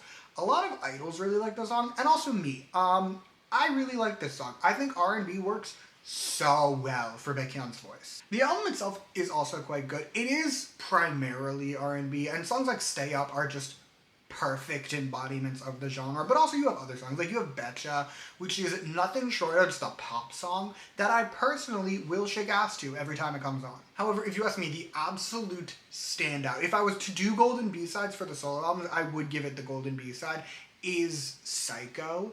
That song has embedded itself so deeply into my mind. Like, I can't explain it, but I'm so obsessed with it. And I don't understand why. Like, there are songs on the album that I should like more, but Psycho is my girl. That same month, yes, we are still in July. Everything I've talked about from Kyungsoo enlisting through now has been a singular month, and we're still not done because EXO will kick off their 5th tour with Exploration. This tour will begin with 6 sold-out shows in Seoul and was on and off for the rest of the year. So if I ever am talking about the timeline and you feel like there's a weird 3 to 4 week gap, just assume they were touring. Then, closing out July, we would get our 2nd unit debut with, I believe they're technically EXO Sechan. I've actually never thought about it. I call them EXO SNC or just Sehun and Chanyeol because it's Sehun and Chanyeol. But they released What a Life, their first mini album, on July 22nd. What a Life was also a strong seller, at least in comparison to other things. It was perfectly between Jongdae and Baekhyun's solo albums. It sold 400,000 copies, 420 if we want to be exact. So it sold 420,000 copies and also earned the group a #1 album on the Gaon charts. The album also, for some ungodly reason, had 3 singles. None of them were that big. My favorite and the biggest is the titular What a Life, but even then, it only made it to number 83 on the charts, and I also don't like it that much, so do with this what you wish. I do also want it known, because I did listen to it for this video, I don't like this album. I will be the first to admit that Chanyeol and Sehun have both grown tremendously as rappers since they debuted, or even since I got into EXO in 2015. They've grown a lot in those 4 years. But I don't want a hip-hop album from them. I don't need a hip-hop album from these two. There's so many things that I would want from these two, and that's just not one of them. And I think it really reflects in the album, because this album isn't great. I think the best song on it is What a Life, and even though it's fun background noise, but I would never seek it out. You know what else I don't need? Super M, which is our next topic of discussion, as the group was announced on August 7th. For those who missed it, or dare I say repressed it, Super M was a special super group consisting of various members of already existing SM boy groups.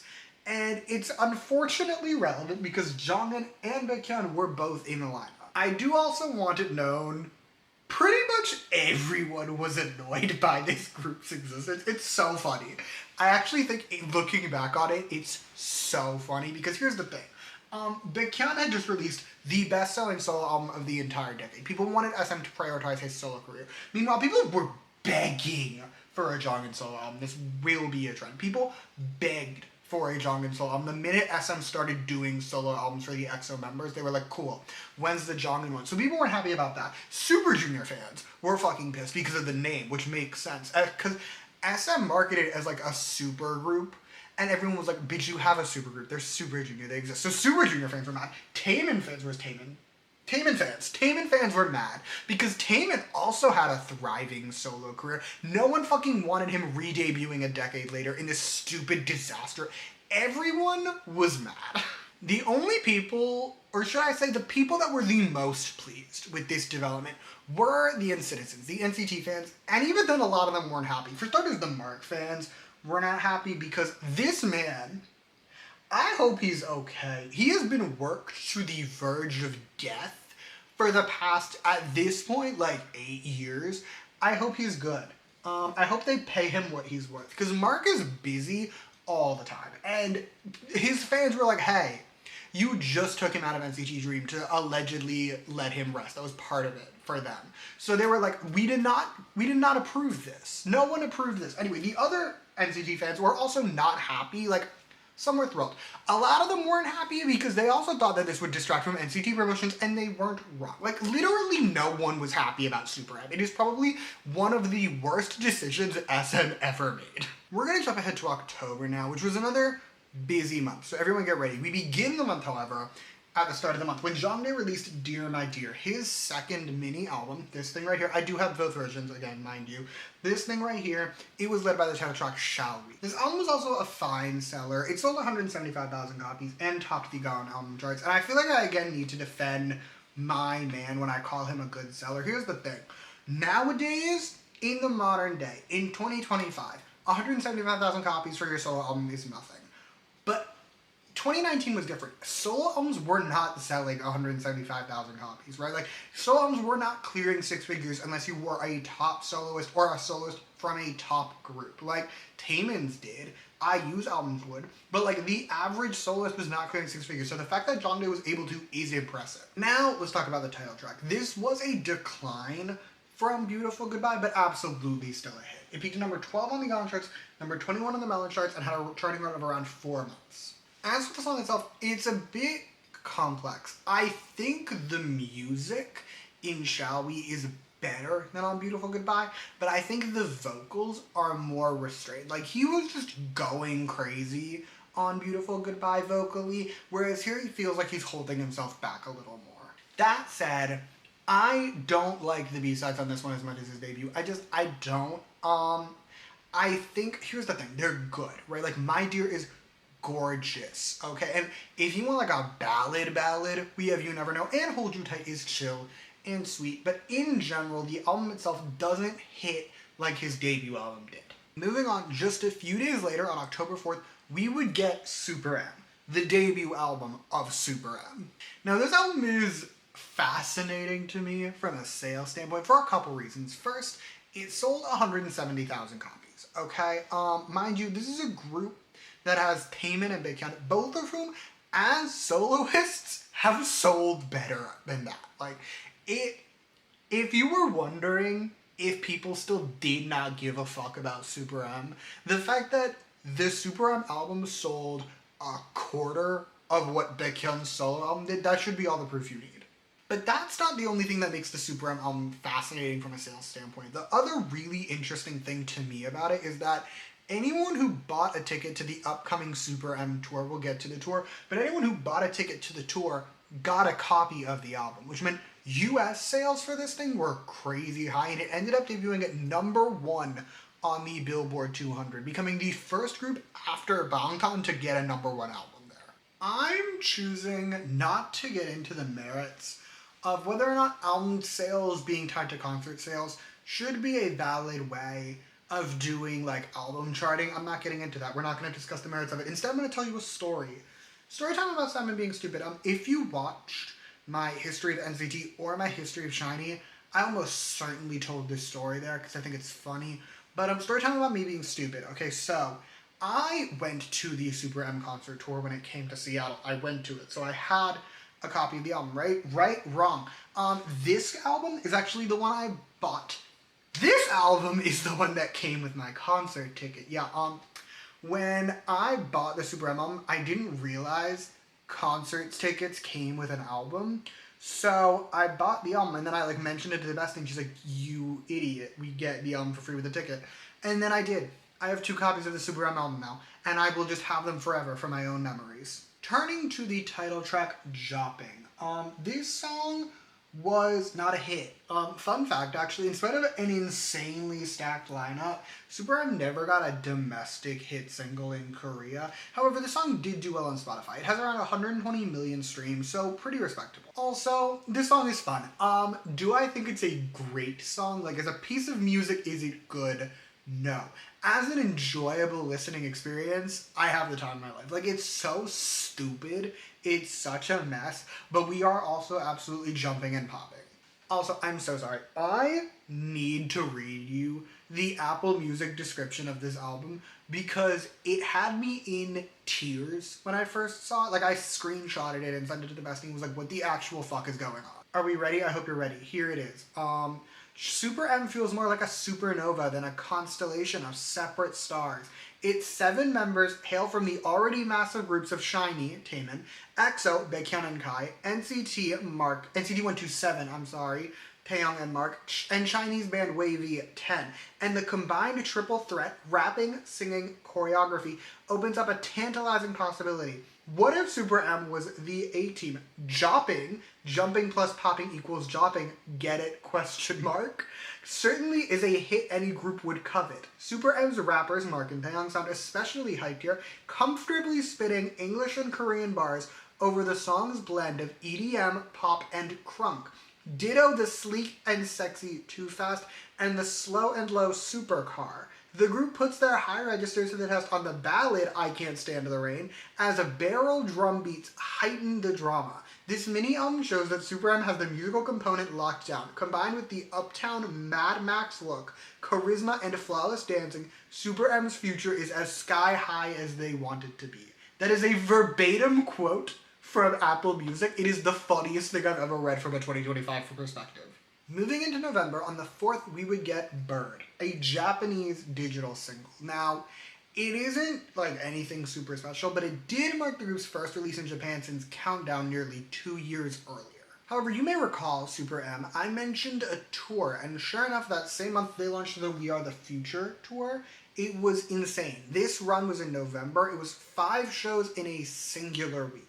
After this week of what I can only imagine being hell and exhaustion, the other Superman members would go on to do various things. Taemin, I'm pretty sure, no, Taemin released an album next year. I don't know what the other members did. This isn't their video. Jongin and Baekhyun, however, were immediately put back to work, and on November 27th, they would take part in the Obsession release, EXO's 6th studio album. This album actually saw a pretty sharp drop in sales, becoming the first ever Tier 1 EXO release or studio album release to fail to outsell its predecessor. With that said, it obviously sold great. It sold 850,000 copies and was the 3rd highest selling album of 2019. For all but like 3 groups at the time, that would have been insane numbers to pull.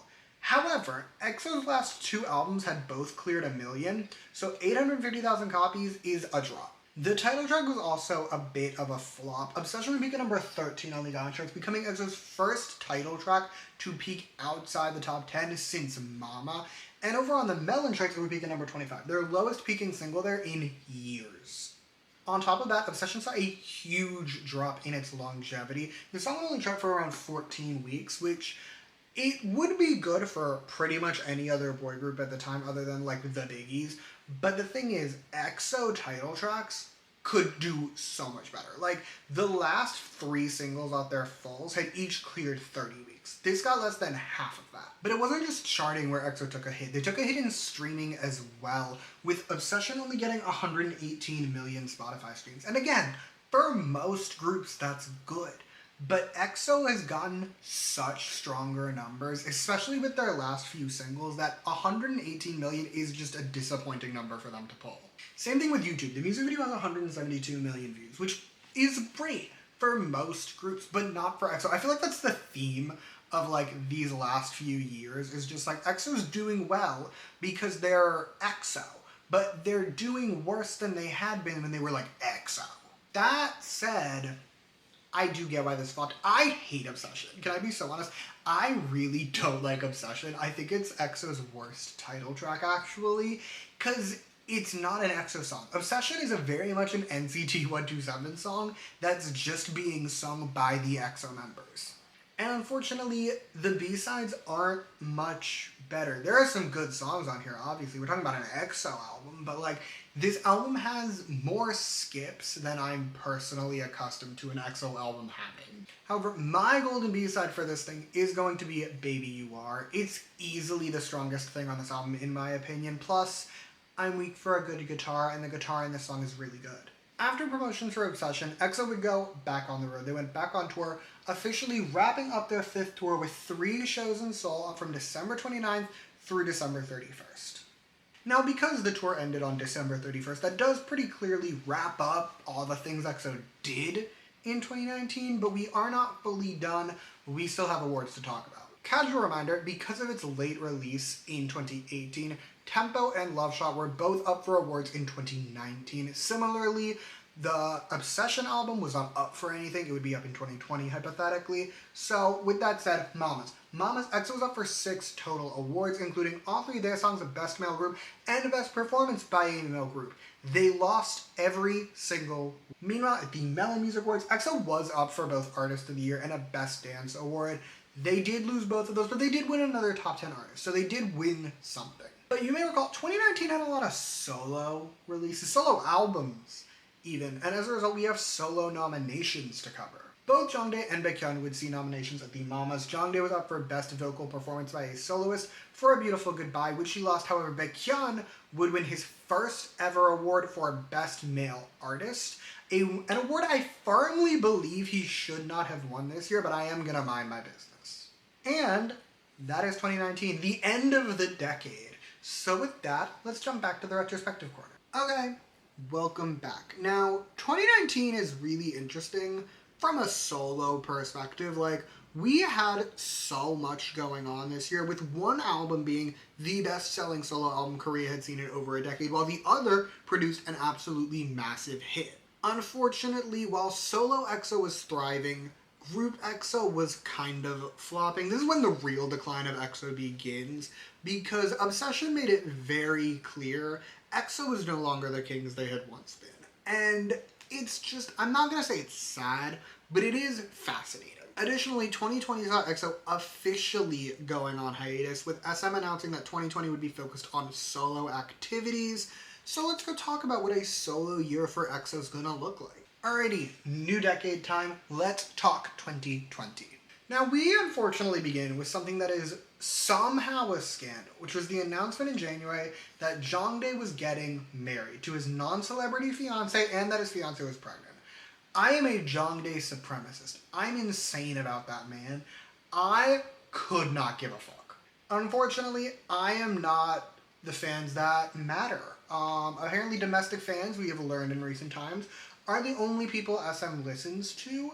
And this was actually like a big deal. Like, this announcement essentially destroyed Jongdae's quite successful solo career. And again, to be clear, I know this is actually, like, there are a couple issues that with the rise of international fans for K-pop have led to certain divides. This is one of them. Like, international fans, for the most part, we don't give a fuck if an idol's dating. We don't care. And I do assume that since my videos are in fully English, most of the people watching them are of English-speaking demographics and are watching them from, like, an international fan. And we don't care, mostly. But I would like to make it abundantly clear, we will not be tolerating nonsense about this man's decision to be normal and get married and have kids. If you comment shit, I will delete your comment faster than you can type it. Also, if you wanted proof that this announcement destroyed Jongdae's solo career, look no further than You, the second collaboration he released with Dynamic Duo, which came out right after this announcement. You may recall Jongdae's first collaboration with Dynamic Duo, Nosedive, was both critically acclaimed and commercially successful, winning awards and peaking in the top 10 of both the Gaon and Melon charts. By comparison, You failed to peak in the top 100 of either chart. I was not joking when I said his marriage ended his career. On a more positive note, January also saw Baekhyun releasing actually a couple OSTs. We're going to focus on one of them. We're focusing on My Love, which he released for Dr. Romantic 2. This song was actually a pretty decent hit. It would peak fine. It peaked at number 15 on the Gaon charts, 16 on the Melon charts. Nothing crazy there. The crazy part is its longevity. The song charted for more than 40 weeks and would tie Growl and Love Shot as the longest charting song in the EXO cinematic universe at the time, and becoming the longest charting song from a solo release. But enough about EXO. Let's talk about SM's favorite boys, Super M. February saw Super M resuming their tour. They had a US live shows in Canada, Mexico, the UK, France. They were all over. They did come here. As previously established, they came to Seattle. I went. It was my last concert for like 2 years because COVID would hit a month later. That's where this picture is from also. This blurry ass image. If I recall correctly, I'm somewhere like over here-ish, I believe. I was not in the pit. God only knows.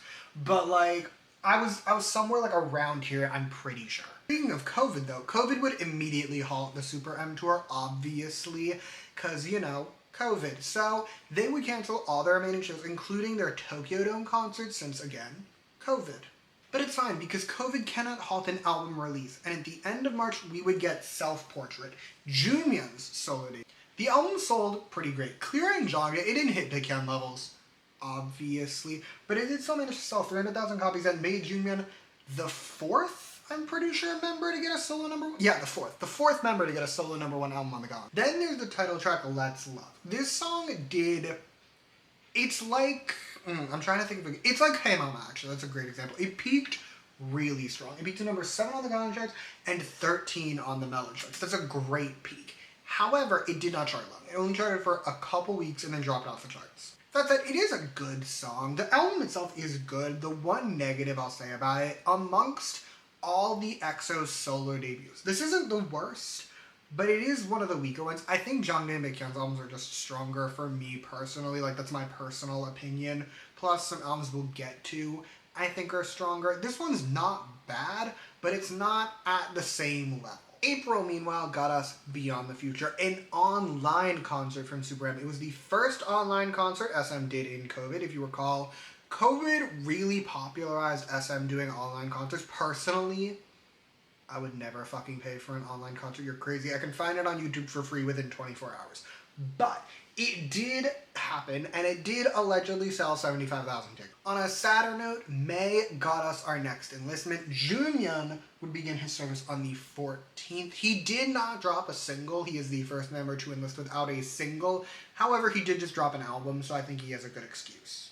May, however, would also get us another Baekhyun collaboration. He would team up with both Pagan and Leo. He was featured on the song. Like, it's her song, but Baekhyun is featured on it, and it was also a pretty decent hit, although I do argue that it's much more her doing than his. With that said, Leo did peak at #2 on the Gong charts, #3 on the Melon charts, and charted for over 6 months, so it was nothing to scoff at. But we are not done with Baekhyun just yet, no, because on May 25th, Baekhyun would release Delight, his second mini-album. I do have a copy of it. For some context of size, it is really big, so I am going to put it aside, but I did want to note I have a copy. Also, to be clear, Delight was an absolute moment. I would argue it is the most successful album and title combo in Baekhyun's catalog, and that begins with the album. It's almost sold 1 million copies. It became the first album by a soloist in Korea to sell 1 million copies in nearly 20 years, and became the first ever album by a soloist to get a 1 million certification from the Gong charts. It was also the 7th highest selling release of 2020 and marked Baekhyun's 2nd consecutive year putting out the best selling album by a soloist. The title track Candy was also a pretty sizable hit, actually. Like, of the Baekhyun singles that have an album attached to them, this is his biggest. You may recall, I was not thrilled with the What UN Village did. I think it should have done better. That is not true for Candy. Candy would peak at #4 on the Gong charts and #9 on the Melon charts. His first top 10 on either one as a lead artist, aka not including Leo, in years. It also had pretty good longevity. It wasn't Baekhyun's longest charting song. It wasn't Baekhyun's longest charting song released in 2020, but it did chart for 4 months. And in the grand scheme of EXO solo releases, anything that can clear double-digit weeks is pretty great. But we are not done with Candy, no sir. We have to talk streaming. This song got great streams. It has more than 100 million Spotify streams, Baekhyun's most streamed song on Spotify, and the music video has 80 million views, his most viewed non-collaboration music video. Now, I could come up with various theories as to why Candy did better. I could talk about how he just released a hit OST, I could talk about how Leo, which was really popular, came out right before. I'm choosing to take the genre route. UN Village, you may recall, was R&B. It was excellent R&B, but it was R&B. By comparison, Candy is a pop song. It is such a pop song. It's great, don't get me wrong, but I do think that shift to pop definitely made it a bigger hit. It wasn't just Candy that got that sonic shift to pop, though. Delight, in spite of what society tries to tell me, society will try and tell me that Delight is an R&B album, and I do believe that is, like, legally true, like, from a technical sense, and I would definitely be more inclined to believe you if City Lights didn't exist, because Delight is very much a pop album. Like, even if we ignore Candy, even if we want to say he went pop for the title but the B-sides are R&B, you'd be lying. Right, because we have songs like Are You Riding and Poppin', both of which are firmly pop songs. Like, even those slower songs have pop elements to them that we don't see on City Lights. Like, this is a pop album. I'm sorry, you're wrong if you tell me it's an R&B album. Moving on. 1 billion views, the first studio album from Sehun and Chanyeol, which came out on July 13th. Sales for 1 billion views were even stronger than it had been for their mini, becoming the first ever album by a subunit to clear 500,000 copies. It sold 540. Good for them, as well as earning them their second #1 album on the Gaon chart. I do also like this title track a lot more than the last one. I think it's actually their best song as a duo, plus the feature from Moon gives it an excellent bridge. Also, you remember I said I did not need a rap album from these two? That is true because this album is much more R&B focused, and it's much better. For the most part, it's actually pretty good. The worst songs on it are the rap ones. I'm looking at you on me. I'm staring into your soul. You're one of the worst songs I've ever heard in the EXO related project. August, however, would get us more contenders for the worst songs in EXO related projects with Super M. We would get back-to-back singles from Super M with 100 and Tiger Inside, and I think Tiger Inside is going to go down as the worst EXO related song ever. It's everything I hate in a song. It's truly abysmal. Then, after 2 awful singles, we got Super One, the first full album from Super M, along with its title track, 1 parentheses Monster Plus Infinity. And would you be surprised if I think it's also bad? Like, I'm sorry. I know there are people out there who like this album and like these singles. How do you have 3 singles on your full and none of them are good? I do actually hate this album, not for the reason you think, not because it's a bad album. I hate this album because most of the B-sides on it are actually pretty good.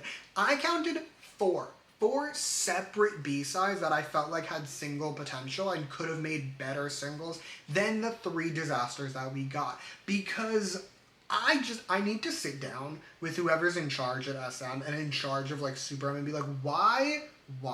Why did you decide to give them the worst singles ever for their first full when you had better songs? Honestly, I have this question for a lot of groups. Like, late stage SM, the past like 5 years of that company has been devoted to giving us some of the worst songs ever, and I want to know why, and I want them to stop.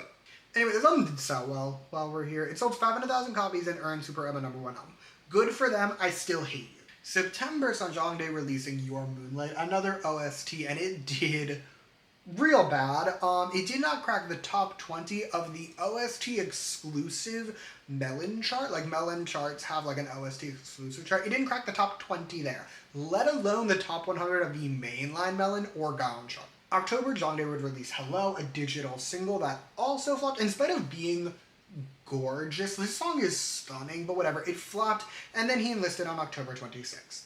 On a more positive note, November got us the long-awaited release of Jonghyun's solo debut album, with Kai coming out on November 30th. And the album sold great, picking up more than 360,000 copies. The one downside, it came out at an inopportune time, so it only peaked at #3, but also, like, I don't care if it peaked low or if it sold well, if that makes sense. The title track, meanwhile, was not a hit domestically speaking, but did so well on streaming. Let me move this actually, so you can see better. There you go. This song was a beast on streaming. The song has more than 190 million Spotify streams, one of the highest for an EXO solo release, while the music video has over 154 million views. There are various reasons I could argue this did well.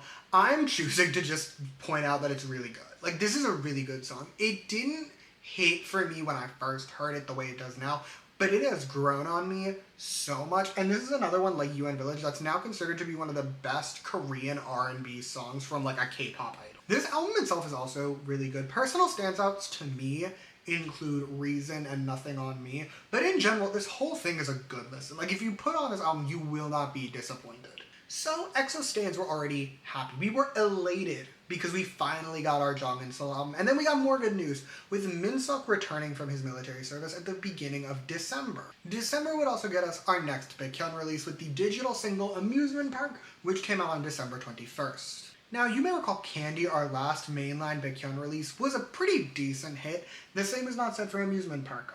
It didn't do great, but also it was a special digital single, so I'm not overly shocked. It would peak at number 44 on the Gaon charts and has around 40 million streams on Spotify, so certainly not bad by any means, but definitely not at the same status as some of his other releases. That said, this is another one where I get it. Like, A, it was a special digital single, so like it was destined to do worse. But also, amongst the canon of Baekhyun singles, definitely up until this point, this is his weakest. Like, I could argue in the modern day this is his weakest, but certainly up until this point, this is his weakest title. But that's all the lore, so let's talk awards. Again, reminder, Obsession came out late enough in 2019 to be up for awards in 2020, and we are going to start with our EXO awards. EXO didn't get any nominations at the Melon Music Awards this year, but they were up for a couple at the Mamas, including Artist of the Year and Best Male Group. They lost all their nominations though, so they didn't do anything. Now let's talk solo awards. We're gonna focus on Baekhyun. He's the only one who did anything of real note. Okay. At the Melon Music Awards, Baekhyun was up for 6 awards, including Artist and Album of the Year. He did not win those, but he did win 2 other awards. He won a Top 10 Artist Award, and he won for his collaboration with Bopagan. Meanwhile, at the Mamas, Baekhyun was up for 4 awards at that award ceremony, including becoming the first soloist to be up for Album of the Year since 2013, so good for him. He did lose that one, but he did win his 2nd consecutive Best Male Artist Award, somehow beating out Zico, but we're not going to get into it. Thus concludes 2020. A very complex year, a very complicated year that we shall discuss more in the retrospective corner. Okay. 2020 is so interesting to me because we got a lot of like music releases during our solo focused year, but we did not get a lot of acting. I will obviously point out Kyung-soo is our main actor. He was in the military all year, but even so, like I think that's interesting. However, if we turn back to those music releases, a lot of them did pretty great. Jongdae aside, we're ignoring Jongdae for now, but Junmyeon and Jonghyun's solo debuts both sold incredibly well. And then there's Baekhyun. Now, Baekhyun had always been the most popular member of EXO, or at least like top 2 or 3. Baekhyun was always, now, I think Baekhyun was always like the most popular, so it's not surprising that he did so well, but he did so well in 2020. He had the best-selling album Korea had seen from a soloist in nearly 2 decades, had multiple huge hits to his name just during this year. Like, I would say 2020 is when Baekhyun went from being an EXO member to being a powerhouse in his own right. Unfortunately, 2020 is also the last year we really get these massive hits from EXO and their members, because 2021 is where things start to go downhill, so let's get into it. Okay, 2021 time, let's begin. First, Baekhyun. As established, 2020 was Baekhyun's year. He dominated in 2020, and he was ready to continue that into 2021, holding light. His first solo concert and the first EXO solo concert, it was an online concert. It was January of 2021, but it took place on January 3rd and sold over 100,000 tickets. Then, the next day, on January 4th, Baekhyun released Get You Alone, the pre-release for his upcoming Japanese solo debut. It's actually a pretty good song.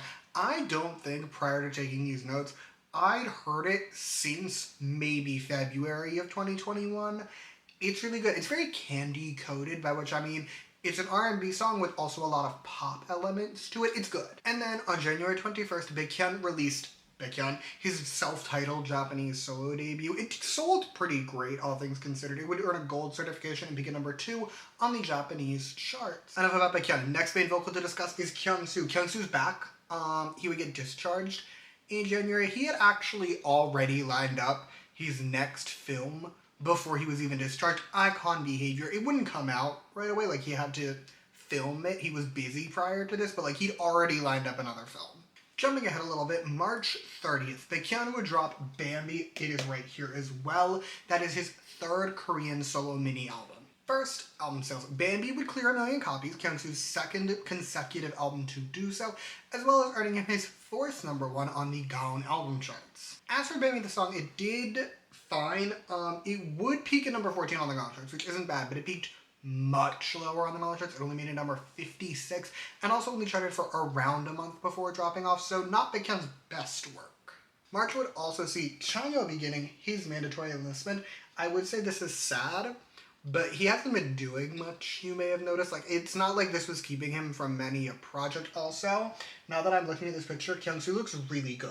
Enough about Kyung-soo, let's finish up Super M lore. We have one last thing to cover, which is We Do. Their collaboration single with Prudential, the financial services firm one of my friends works for, iconic. They released a collaboration with Prudential. It came out on April 9th. It is also their best single. I would like to be clear, the song was not a hit. Like, it has under 10 million streams on Spotify as of current note-taking day.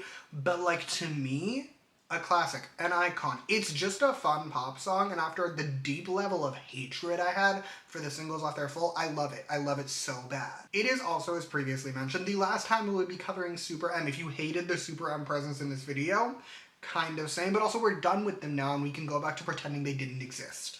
Now, the end of Super M is honestly a little complicated and just generally depressing. I'm not getting into it. However, a big part of why this is the end of Super M is that this is when Baekhyun enlisted, meaning he can't do Super M promotions, and also meaning EXO's most successful soloist is now on hiatus. However, all hope is not lost because prior to their enlistments, Baekhyun and Chanya would help prepare the next EXO album, and sure enough, on June 7th, we would get Don't Fight the Feeling, EXO's special mini album, but more importantly, their first release in more than 18 months. And as we can expect by now, Don't Fight the Feeling sold great. It would sell 1.3 million copies, as well as earning EXO another #1 album, allowing them to extend their record as the artist with the most #1 albums on the Gaon chart.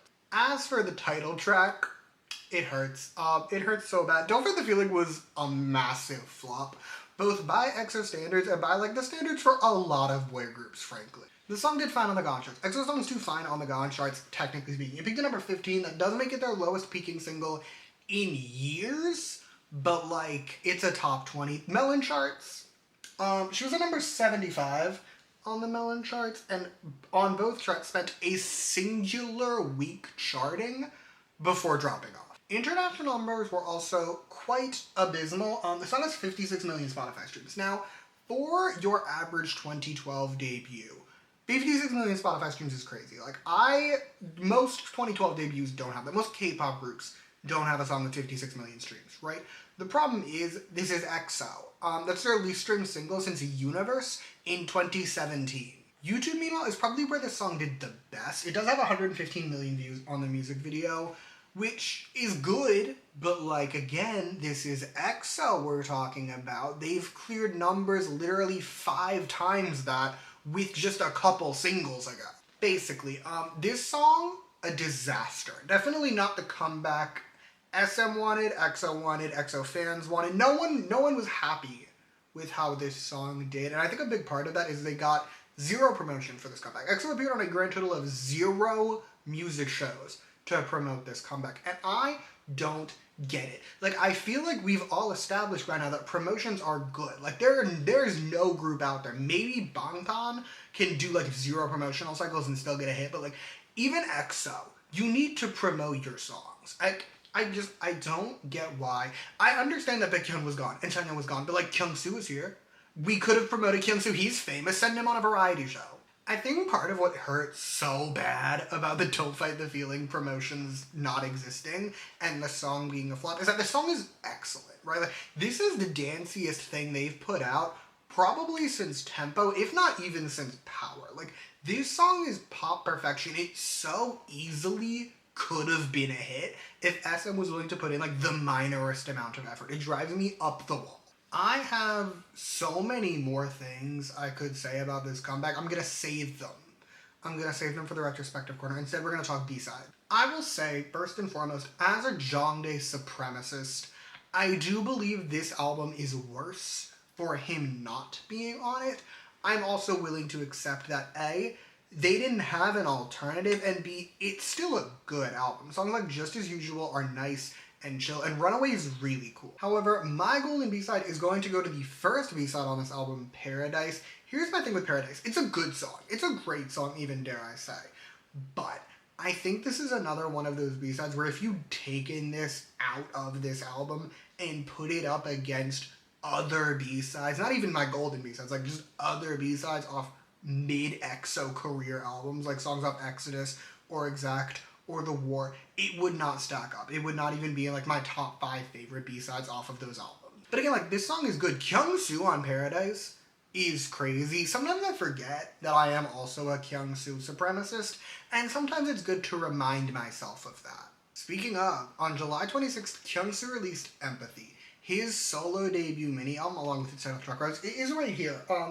It's a dark album cover, but like, that's the album cover. I put the album away, it wasn't showing up on camera. On to Empathy. This album did great, as we can expect. It would go #1 on the Gaon charts, surprise, surprise, and sold over 100,000 copies, making it the second highest selling EXO solo debut, only being beaten out by Baekhyun. Rose, meanwhile, did fine. On Korean charts, it would peak at number 33 on the Gaon charts, tried for a couple weeks, pretty standard EXO solo release fare for this point in the timeline. Internationally, it was actually pretty good. The song has 100 million streams between its versions. It has 45 million streams on the Korean version and 60 million streams on the English version. I do also really like this song. It's this like folky pop song. It's catchy. I don't want to say it's upbeat. I don't know how to describe the song, but like it's really good and I really like it. As for the B-sides, so fun fact about me, I love Kyungsu's solo music. I love it so much. Here's why. Kyungsu's solo music, and especially with his album, he plays to his strengths, right? Like Kyungsu, this album is so vocally focused, and Kyungsu, I feel like Kyungsu's vocals don't get enough appreciation, mainly from me, but also from society. A big factor is just that Jongdae and Baekhyun are right there and both wilding the fuck out. But like Kyungsu is still an SM main vocal. He still has god tier vocals and he showcases them so well on this album. My Love, somehow written by Jay of Day 6 fame. No time to dwell on that. It's chill. It's nice. I like it. My Love, both the English and Spanish versions. Yes, there's a Spanish version. His vocals are wilding. And then there's Dad. As someone with various father-related emotions, it is a bit devastating to me, but I do also adore it. And then there's I Wanna Love You. If I were to do a golden B-side, it would be this one. Because this song, I adore it. It is a collaboration with the technically rapper Weinstein, and not only do I love it, society loves it. The song has over 100 million streams on Spotify, and I promise only like a couple thousand of those are me. The next few months are pretty quiet, by which I mean there's nothing I want to discuss, so we're gonna jump ahead to November when Jongin released Peaches. This is Peaches. It is his second mini album. As you can see, it's really big, so I'm not gonna leave it out. The album did see a drop in sales, but like, it sold well. It sold 265,000 copies and made it to number 2 on the Gaon charts, which, while again, a drop in comparison to Jonghin's debut and also in comparison to some other EXO solo albums, in comparison to a non-EXO member who is a male soloist, that's really good. And then there's Peaches, the song. I do somewhat enjoy Peaches, but also it does give me major Travis Scott vibes, and I don't love that. The song also did kind of deeply flop, by which I mean it peaked at number 77 on the Gaon charts. It did do better on Spotify. It has around 60 million streams, which I would say is great, except his last single literally got triple that. So, this song was not a big hit for Jongin. As for the B-sides, here's the thing. This is another R&B album. I loved Jonghin's R&B vibes on his debut album. I don't know what it was about Peaches. I think it's just, like, the brighter color scheme. I wanted a dance pop song, is frankly. I remember, like, when it came out, I wanted a dance pop song. And I still want a dance pop song. The one exception that isn't an R&B song is Domino, and that does not soothe me. That does not make me, it doesn't give me what I want. That same month would also get us the release of Now We Are Breaking Up. It is an SBS drama. Sehun is in it. As always, I have not seen it, but Sehun is in it, and it ran until December. Then on December 12th, Jongin would release Chlora. Release is not the right word. He would host Chlor, that's how I read it, okay? It's like Flora, but with a K, it's Chlor. It's his solo concert. It was an online solo concert. Jongin had an online solo. Last piece of lore for the year. Actually, we have to talk about First Snow. Remember like 3 hours ago when I told you we'd be coming back to First Snow? We're coming back to First Snow now. Context for people who don't know what I'm about to talk about. So, December. December is Christmas season, right? Like in the US, December in Korea sees a lot of Christmas songs entering the charts. Now, some of these are American, like All I Want for Christmas Is You by Mariah Carey, of course. Santa Tell Me by Ariana Grande, like classics, right? We also have some domestic songs entering the charts, like 2012's Vicks and Jellyfish. I think of it as a Vicks single, but like it's a Jellyfish Entertainment Christmas single they released in 2012. We also have a 2010 IU Christmas song that was on her real mini album. We have various songs entering the charts. Now, in spite of arguably being the K-pop kings of Christmas, EXO was actually never in the group of artists that would re-enter the charts at Christmas. I think a big part of this is just that for most of their career, they were also releasing Christmas songs. Like, you're not going to go back and stream an old EXO Christmas song when they just released Universe, right? I think that's part of it. However, that would change in 2021. 2021 saw First Snow re-entering the charts that Christmas season. It didn't do anything crazy. It charted for maybe a week. I actually think it only charted for a week and then dropped off. But even so, this was a major shift for EXO that will be very relevant later. That's all I got for 2021, which means we do have awards to cover. I actually do not know why I put the Melon Awards logo up here. We won't be discussing them. We also won't be discussing EXO. We're only really discussing solo nomination. As always, Baekhyun would be our main nominee. He would pick up a nomination for Best Dance Performance by a Solo Artist, as well as winning his 3rd consecutive Best Male Artist Award, same category where both Kyungsoo and Jongin would be nominated. Also, fun fact, did you know that with 3 wins in the category, Baekhyun is the most awarded Best Male Artist? Like, he's won Best Male Artist the most times. That's crazy to me, especially when I tell you I don't think he should have won it a single time. Whatever. That's it for 2021. Let us jump back to the retrospective. Okay, 2021. I want to talk about 2021 from 2 points of view. Soloists and group-wide. Let's start soloists, okay? 2021 is the first year that we did not get a solo hit single from EXO really since 2013. We've always consistently had very successful solo releases. And yes, we got tons of album sales this year, like millions of album sales, but we did not get a hit song, which is new. Now let's talk EXO as a group. Don't Fight the Feeling is our first real EXO failure as a group release, right? Like, it sold well. The album itself sold well. I'll give it that. But the single is the least successful thing we've seen from EXO since their pre-debut releases in 2012. Again, I do think, personally, the biggest factor was the lack of promotion, because what do you mean EXO, the kings, the legends that they are, released their first album in over a year and it did horribly. Like, that's so fascinating to me because SM has made this mistake before and you'd think they would have learned from it. Whatever, there's nothing we can do. Let's move into 2024, which is another off year for EXO as a group. Like, there's no group releases, but as always, there's a ton of solo lore to come. Okay, 2022 time. I'm gonna be honest, this was not a great year for EXO. First thing though, February 13th saw the return of my surrogate father. This is Junmyeon. We know him. He's back.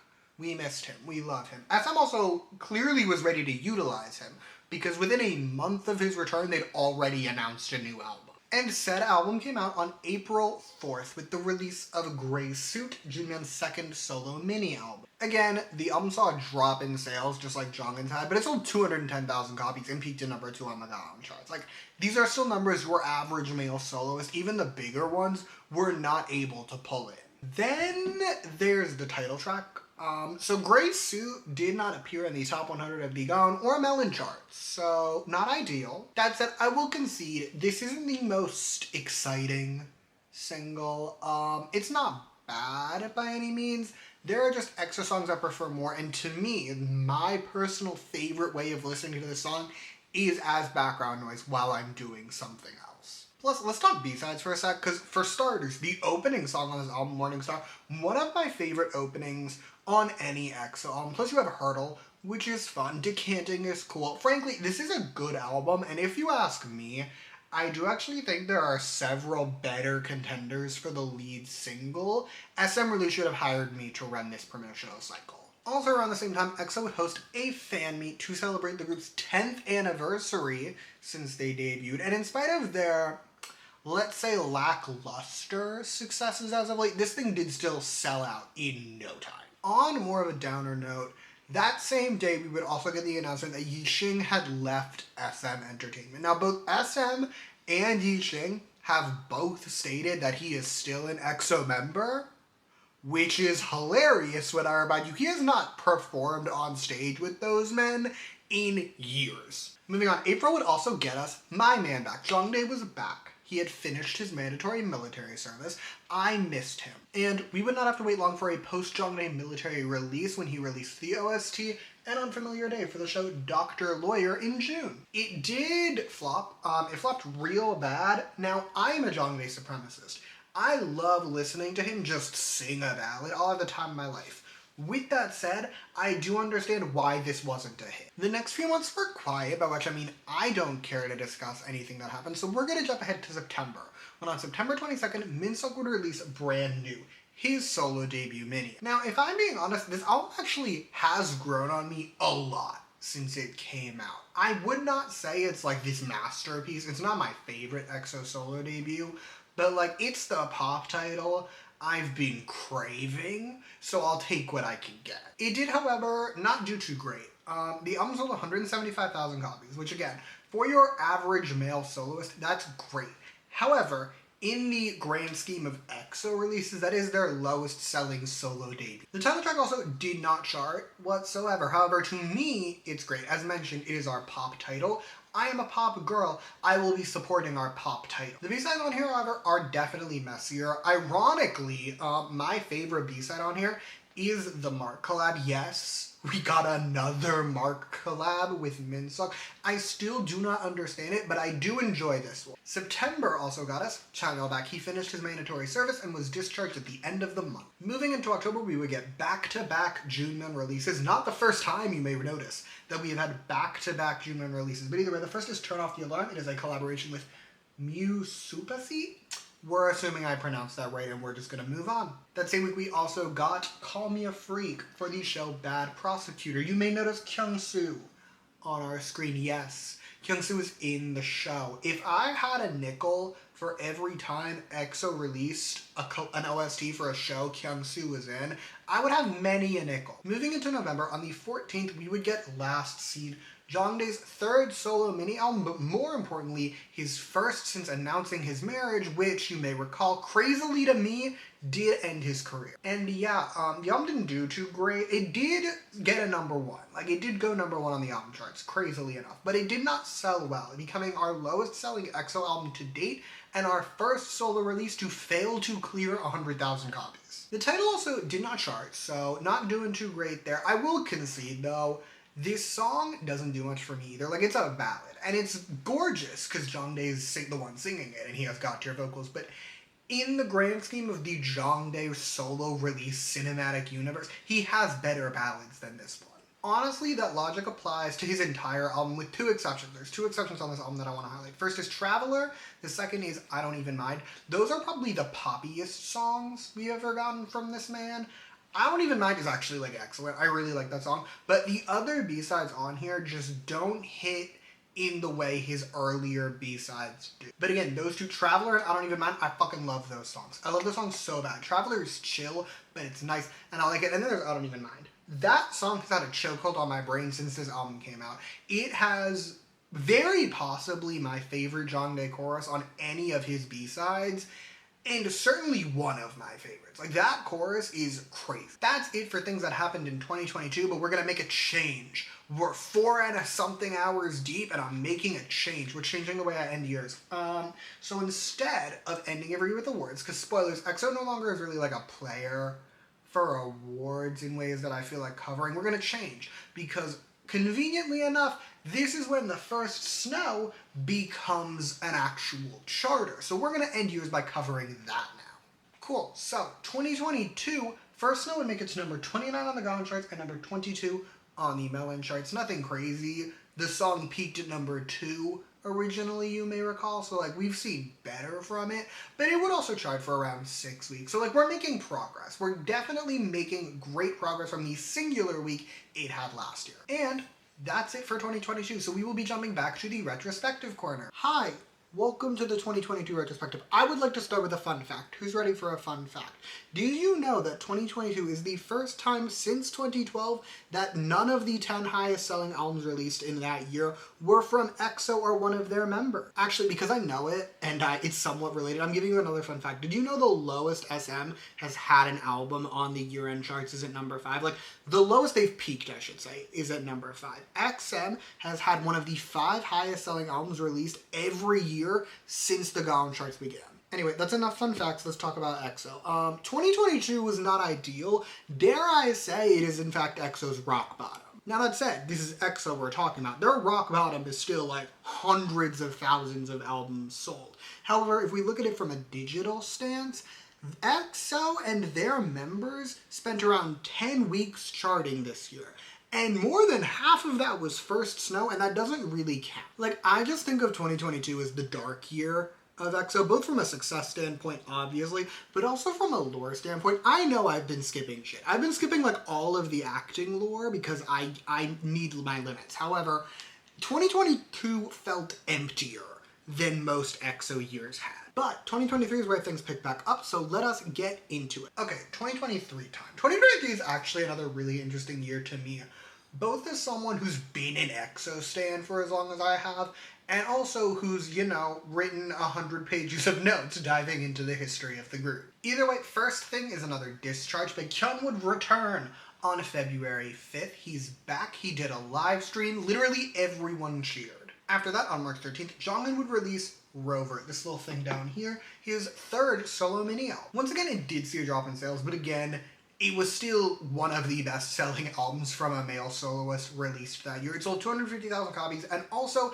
at long last, 3 releases in, finally earned Jongin a solo #1. The title track, meanwhile, did fine. It did peak surprisingly high, as always, on the Gaon charts. It peaked at number 23, but it only charted for a week before dropping off. However, Jongin's strong suit has never been digital charting, so I'm not overly shocked at this lack of success. However, what Rover did do was go insanely viral. The challenge tag, I guess I'd call it the challenge. It has millions of views, which led to millions of streams, specifically more than 160 million streams on Spotify, making it Jongin's second release to clear 100 million streams, while the music video has around 90 million. The song is also quite good. You remember how I desperately wanted dance pop from him? This isn't that, but it is the closest we're gonna get, and that's probably why it's my favorite Jongin solo. The B-sides on here are also quite good. Black Mirror is so Taemin coded. I think I would have shot someone in the face for it to be another collab between them, but it's fine. I'll live. It's still good. I still like it. Bomba's also fun. And Sinner has a chokehold on me in ways I can't explain, but I'm not mad at. Moving on, in April we would get our latest Unhinged Minseok collab. He teamed up with Una of Yodasengu, or I guess it was 2020, so Una of Vivi's. At this point in time, it's a cute song. It's nice. It made no noise, but I do enjoy it. April also would get us EXO Clock, another batch of fan meets. It was just one fan meet. I don't know why I said that. It was a fan meet. They had another fan meet. They had it at the KSPO Dome. And again, in spite of, let's call it wavering success, they still sold this thing out in no time. May would then get us a Jongin solo fan meet, which was sort of his farewell, because not long after that, he would begin his enlist. That same month, Jongdae would release Bloom, a collaboration with the legendary Yang Hyun, who's like a crazy old singer, but like, she's a classic. It made no noise, as we can expect right now. Jongdae does not have a hit for the rest of his career because he made the normal decision to get married. However, this song is beautiful. Okay, like, the music to this thing is crazy. I listened to the instrumental when I was taking these notes, and I had the time of, oh god, it's time to be messy. June 1st, EXO CBX, specifically Jongdae, Baekhyun, and Minseok, like the human being, they sued SM, joining the seemingly never-ending list of artists who have sued that fucking. The lawsuit didn't last long. They settled pretty quickly, probably because SM wanted to keep them, or more accurately, they wanted to keep Baekhyun in promotions for the upcoming EXO album, but they did settle. Like, it ended quick. It was not a lengthy lawsuit. But I just mentioned a new EXO album, and we would begin getting content for that album before the lawsuit was even resolved, beginning with the release of Let Me In, the pre-release single, which came out on June. Now, I reviewed this song when it came out, and at the time it came out, I said that I didn't think this was meant to be a pre-release, and I actually do fully stand by that. I think SM needed to get something out there to distract everyone from the lawsuit that was going on, and I think they dropped this as a result. Like, this is not a pre-release vibe. EXO has a vibe for their singles, even their more toned down singles. This song is not that. This is just a song. And my theory, dare I say, is only further proven by the fact that this album had a different pre-release that came out at the end of June. Hear Me Out dropped on June 30th, the second pre-release off this album. And again, I think it proves my point that Let Me In was not meant to be a single. Like, Hear Me Out is so much more EXO single coded. I don't like it. I don't think it's very good, but it is more of a single. But enough about the pre-releases. July 10th, EXO released Exist. Their 7th studio album, it is right here. I do have a copy of it. It refuses to stand. I have an open can of Red Bull next to me that I would really hate to get on my carpet, so I am gonna put this aside. I do actually really like this album though. I think this packaging is really good. Anyway, back to the album. Are we shocked to learn that it sold really well? We should know the drill by now. It sold really fucking well. It earned EXO yet another #1 album and became the group's highest selling release to date with more than 1.9 million copies sold. I actually have so many things I could say about these sales numbers. I'm gonna save it. I'm gonna save it for the retrospective corner. We're gonna talk about it later. Instead, let's talk about the title track, Cream Soda. First, actually, I wanna talk about the song. I love this song. I love this song so much. The chorus of this song is so fucking good. The verses are mid. I'll give it that. The verses aren't great, but they're not awful. Like, they're fine. They're there. The bridge is great. I do love the bridge. And again, the chorus.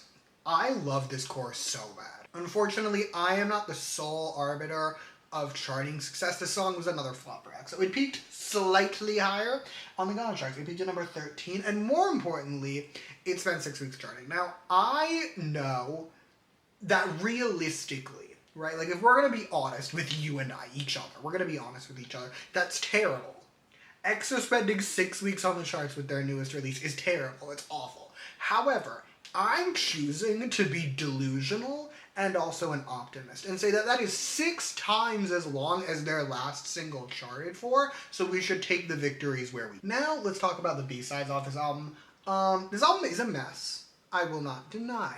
There are definitely some misses on here. However, there are also songs on here that do hit. Cinderella has a great chorus, and No Makeup is nice and chill and serves as the reminder I think we all needed that EXO's the best vocal group ever to exist in the history of K-pop. Like, the vocals in that song are stunning, okay? There's also Another Day. I shake ass to that song. I do. I like the music. It's good. However, my final golden B-side for this video is gonna go to Private Party. I think it's just that that song is like the most classic EXO. It also has my favorite chorus of the B-sides on this thing. However, just like with our last one, the B-side, I do want to know if you put this song up against not even one of my 5 favorite songs on Exodus, it's gonna lose. Like, you put this song up against what's like one of... What did I not pick as a golden B-side? Did I pick Exodus? I don't think I picked Exodus as a contender. Like, this against Exodus, Exodus is winning.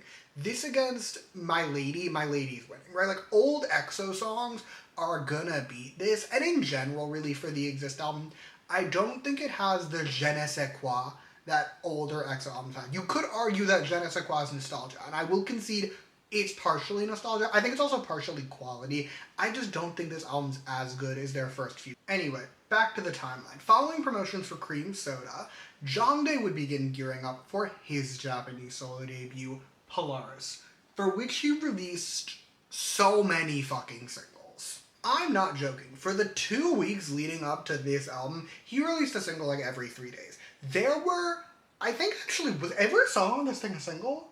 I don't know now, and I feel like I should know the answer to that. I'm embarrassed. Don't look at me. Actually, come back. I have to talk about the album. August 17th saw the release of the actual album, and it didn't do too well. It sold 11,000 copies and peaked at number 6 on the Japanese charts. For a frame of reference, Pentagon, boy group Pentagon, it's nowhere near as popular as EXO, right? Pentagon released a Japanese mini around the same time as Polaris, and it sold roughly as well, so like, that's the scale of what Jongdae's do. That said, I do actually really enjoy this album. Here's the thing, Jongdae ballads are lovely, and like 98% of his Korean catalog is ballads, and they're lovely, they're beautiful. But this album has variety, this album has pop, this album has rock, there's more going on. I love it. I also forget that it exists 99% of the time. In promotion of his new album, Jongdae would launch his first solo tour. It was a Japanese tour. It ran from mid-August to mid-September and saw him bopping around to various Japanese cities. September also brought us the release of I Do, the pre-release for Kyungsu's then upcoming second solo mini. And I Do was honestly a pretty massive hit for EXO by the standards of the group at the time. It peaked fine. It peaked at number 25 on the Gaon chart. So, as expected, on the Melon charts, though, it peaked at number 18. The first time EXO has appeared in the top 20 of the Melon charts in years. However, where the song truly thrived was its longevity. You may recall, EXO songs have not exactly thrived in longevity, right? Like, the best we've gotten is a couple weeks on the charts, and for an EXO group release, we got 6 weeks. That's the best we've done in the 2020s, okay? So, like, since 2021, we've been struggling.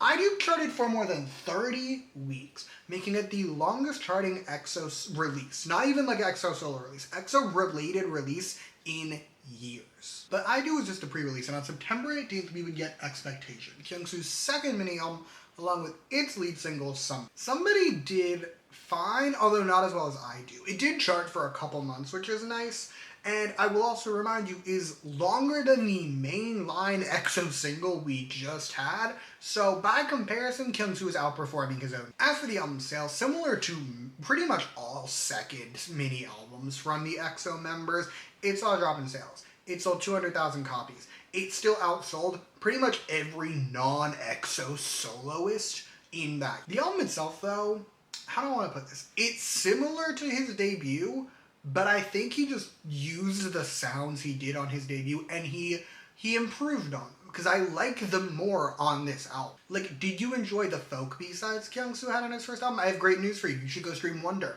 You'll really like it. Do you want to hear Kyungsu be an absolute vocal legend? You should go stream Ordinary Days. It's gorgeous. And again, you'll love it. This album just had the sounds, but better. Unfortunately, while Kyungsu had given us a hit, he also brought the news that he was leaving the agency. SM announced that he would continue to be an EXO member, however his solo activities would be managed by his new label, Company Susu. In other news, October got us the release of Good Enough, China's first solo release in years. It didn't do too great, like it didn't chart really at all, but it's a fine song, I'll give it that. Like, it's not his best solo release, but it's also not his. But we are not done with Mr. Park Chang-yeol, no sir. He would also embark on the Eternity, a fan con tour. I find this so interesting because I would like to remind you he has like 5 solo songs. Then, moving into December, we would get our final enlistment with Sehun beginning his mandatory service on December 21st. Also, for some reason, I can't find a picture of, like, the members saying goodbye to Sehun. Do we just hate Sehun? Did we not say goodbye to Sehun? I don't know. You get orange-haired Sehun. Please enjoy. To close out the year, let's check in with First Snow, because this is the year that this song blew up. We've established First Snow had been appearing on the charts at Christmas at the end of the year for the past couple years, right? This is the year where it became an actual hit, and notably EXO's first hit in around 5 years. First Snow would end up peaking at #1 on the Gaon charts, making it the group's first #1 single since Coco Bop in 2017, and their first top 10 single since Love Shot in 2018. And also earned the group their very first chart topper on the weekly Melon charts, making them the first SM boy group to top the charts since the Melon charts began in 2004, and if we want to talk pre-Melon Melon charts, the first to do so since Hot back in the 90s. Additionally, unlike the past few years where the song only charted for a handful of weeks, it actually had a pretty decent charting run this time around. It would chart well into 2024, spending a couple months charting before dropping. And to top it all off, First Snow would even earn EXO another music show win, in spite of being released over a decade earlier, which I did not research this. I would believe you if you told me this is the longest gap between the release of a song and it winning on a music show. I can't prove that. I don't feel like looking into it. I'm assuming it's true. Like, I believe you. But either way, that is it for 2023. Back to the retrospective corner we go. Alrighty, 2023. Not a bad year, if I do say so myself. Like, yeah, the mainline EXO release didn't do as well as I would have liked, but we had a Kyungsu solo hit, and First Snow popping the fuck off brought a lot of eyes back to EXO. Unfortunately, I must now be sad and talk about album sales, specifically the Exist album sales. Here's the thing. Exist sold 1.9 million copies, which is a lot. However, that was not even one of the highest selling albums of the year. Like, it was one of them, but it wasn't in the top 10 by any means. 2023, at this point in the time, like, we'd had the album sales explosion. You could have an album clear 2 million copies with ease without even being, like, the biggest artist in the game. I can accept EXO no longer being number one, but they went from being number one to at least still being in the top 10 to now they're not even in the top 10, in spite of having the best-selling album of their entire career. Like, the album sales explosion had happened, and EXO seemed to be unable to keep up. But it's fine, we got a hit, EXO was literally back at number one, so let's go see what 2024 has to offer us. We've reached 2024. The last year I'm talking about in this video. I'm so close to being done, I actually could cry. Unfortunately, we do not start with the best news, which is that Jongdae, Baekhyun, and Minseok would all be leaving SM Entertainment. They would join Baekhyun's label that he'd founded already. I feel like we all should have seen this coming.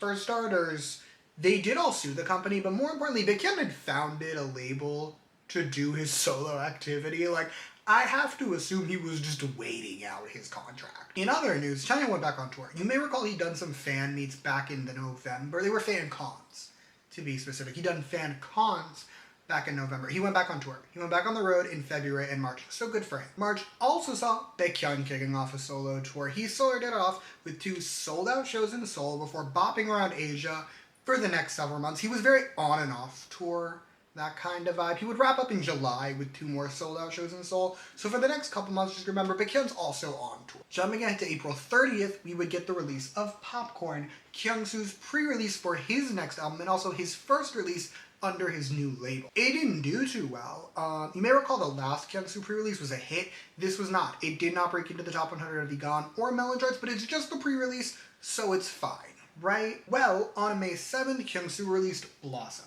his third mini-album, along with its lead single, Mars. And right off the bat, this album sold a lot less than his last one had. Now, his last album had sold a lot less than his first album had, but at this point, Kyungsu's album sold 150,000 copies. Even in the grand scheme of, like, popular soloists, like, that's pretty average. The single, meanwhile, did even worse. You may recall again, I Do was a hit. Like, it peaked in the top 20. It charted for, like, 7 months. It did well. Blossom, Mars, no. The title track did even worse, though. Mars, it didn't do well. It peaked at number 98 on the GON charts and charted for 1 week before dropping off. So in comparison to I Do, which you may recall peaked in the top 20 of the Melon charts and charted for more than 7 months, it didn't quite hold up. I will say, I don't get it. I feel like if you enjoyed I Do, you would enjoy Mars. They're very similar songs. I do also want to know, I enjoy this album. I'm going to choose to highlight one song this time around. We're going to highlight Good Night. I think that song is gorgeous. I think it's actually the prettiest song in Kyungsu's entire solo catalog. And you may recall, I actually really like Kyungsu's solo music, so like that is a statement in positivity. That wasn't a fucking sentence. It doesn't matter. We're talking about the Bloom tour now. Bloom was Kyungsu's solo tour. He did it in promotion of his new album. It ran from June through September, both beginning and ending with 3 sold-out shows in Seoul. But Kyungsu is not our only member releasing music, and at the end of May, we would get 1 to 3. Junmyeon's third solo mini-album with its title track, 1 to 3. The album did fine. Like all the EXO members, he's just continued to drop in sales, the only exception being Baekhyun. It sold 150,000 copies. It sold what Kyungsu's did. Everything I said about Kyungsu stands for. As for the title track, I would say it flopped, because like it did. It didn't chart. But also, Junmyeon's never been like a strong charter. Like, for Kyungsu, his last single had been a hit. Like, or I guess his last pre-release. His last album had a hit on it. For Junmyeon, his only real hit was his solo debut, and even then, it did not chart long. So, like, the floppishness, it's flopped, but, like, I didn't expect it to do well, if that makes sense. Musically, meanwhile, it's a fine album. Like, this album and all his albums, really, have never been it for me. I think it's just that there are other EXO members who make music that I like more. Like, I think if Junmyeon had been our only EXO soloist, I would feel differently, but, like, I can go listen to Baekhyun, I can go listen to Jongdae, I can go listen to Kyungsu. I don't need to listen to Junmyeon to be happy. In promotion of his new album, we would get the Welcome to Suhome tour. This tour was actually pretty big. It had an Asian leg, it had a Japanese leg, it also had shows in Korea, obviously. It would start at the end of May. This tour ran through just this past January and was actually scheduled to have a European leg, which would have made Junmyeon the first EXO member to perform outside of Asia, except the leg got cancelled. So he is not, in fact, the first EXO member to perform outside of Asia. Or maybe he will be, who knows. I'm somehow still not done with May. We had 3 EXO solo releases in May, with our third one being Door, Jongdae's 4th mini. This album didn't really do much. It sold 80,000 copies. The title track didn't chart. It did what it did, and we all need to learn to accept it. And by we all, I do mean, I will say though, musically speaking, this is a fine album. If you enjoyed the first 3 Jongdae releases, you will not like this one, but for the most part, it sounds he's done better on really his first 2, or first 3 albums, if you want to say that. Like, it sounds he's done better, and in one case, a sound I wish he never did at all, and yes, I'm looking you dead in the eye playlist. The only exception to that statement is Fall in Love Again. That is the poppiest thing this man has put out since his collaboration with Hayes in 2016, and it reminded me that I desperately want pop songs for him. I want him to have his Dice era. Like, Jinky put out his first album and it did fine, but then he put out a pop album, and it did well.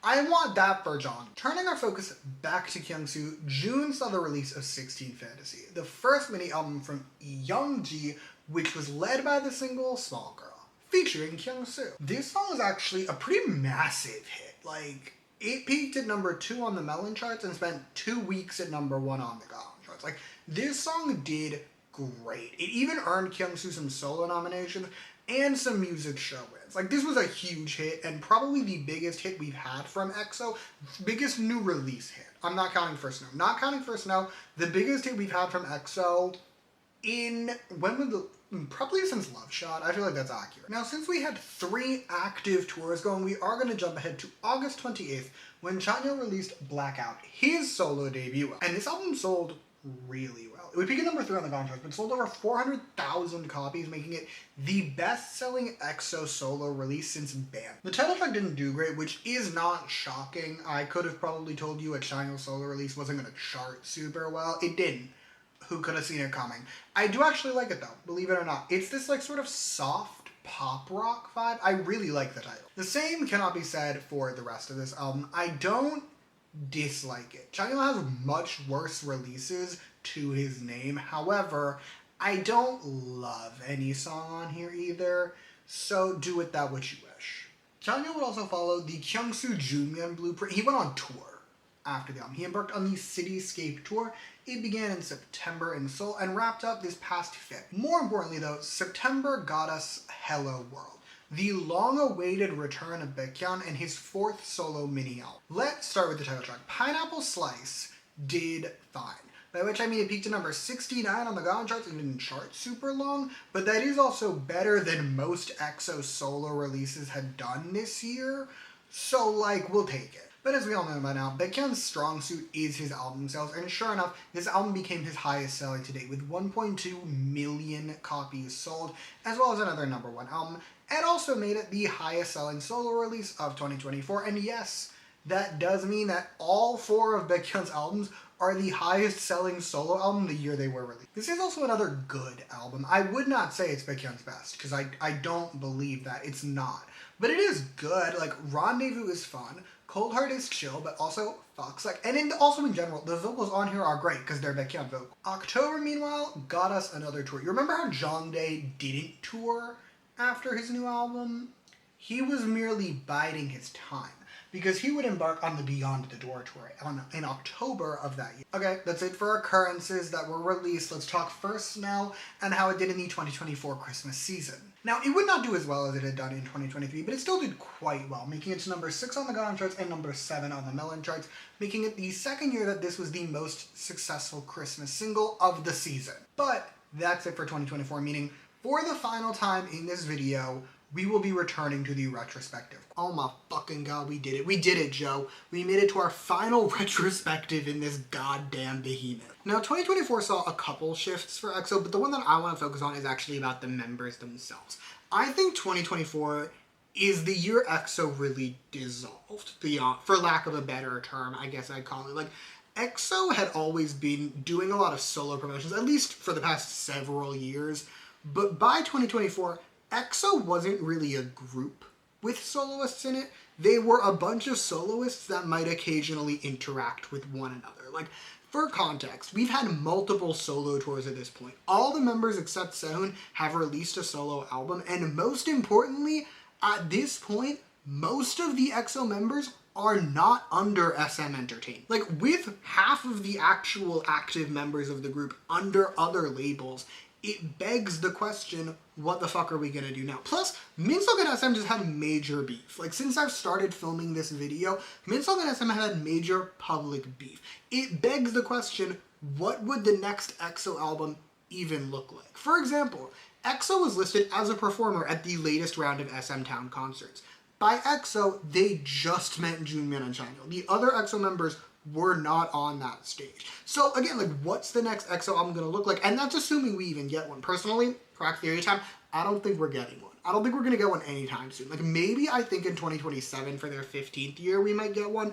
But even so, Kyungso's already said we're not getting an album in 2025. He said next year when he was talking about an EXO album. So at the earliest we'd probably get one is 2026. And again, I don't think that's gonna happen. I feel like that was a really downer way to close out our last retrospective, but it is what I think. It is how I feel, and with that, let's wrap up this goddamn video. Oh my god. I'm actually done. This feels weird, if I'm being honest. I've been working on this video for so long. I started these notes in December. I started filming this in February. It's May. I would like to be honest, I had so many deadlines when I started conceptualizing this video, like, in my mind. First, I was gonna be like, okay, it's gonna be for my 10-year anniversary as a K-pop fan, which was in February. Then I was like, okay, what about the 10th anniversary of Exodus, which was in March? And then I was like, okay, we'll do EXO's anniversary. And then I was like, no, that's in April. This video took so long to make, and so much of my psyche. I would like to give you a brief synopsis of what I cut out of this video, like full sections, okay? Here are the intermissions I cut out. I was gonna rank my top 5 favorite EXO fics. We were gonna rank EXO album packaging, EXO album covers, because I have different opinions about it. I was gonna rank all the solo debuts, because I actually have a lot of thoughts on EXO's solo debuts. All of these, if you see me start making a lot of EXO content, it's because I have the notes, right? Like, I already picked my top 5 EXO fics. I've already thought through my thoughts on every EXO debut album. So there's that. But, like, I also was going to do career highlights. This video was too long. This video, I realized, I knew when I first started making history, I was like all those years ago now, I knew that it was gonna one day have to exist. I knew one day I was gonna have to make a history of EXO, and I joked with the bestie at the time. I was like, I can't do that. It's gonna be so long. It's gonna be like 4 hours. Here we are. This video's pushing, what, like 5? It's been a lot of things. I actually did love making it. I'm not even gonna lie. Like, yes, I went slightly crazy. I did enter mild psychosis at multiple points even, dare I say. But I had the time of my life. EXO is a group that I have such an intense love for. They've really been there, like, throughout my K-pop journey because they were one of the first groups I got into. So, like, I have so many thoughts about them.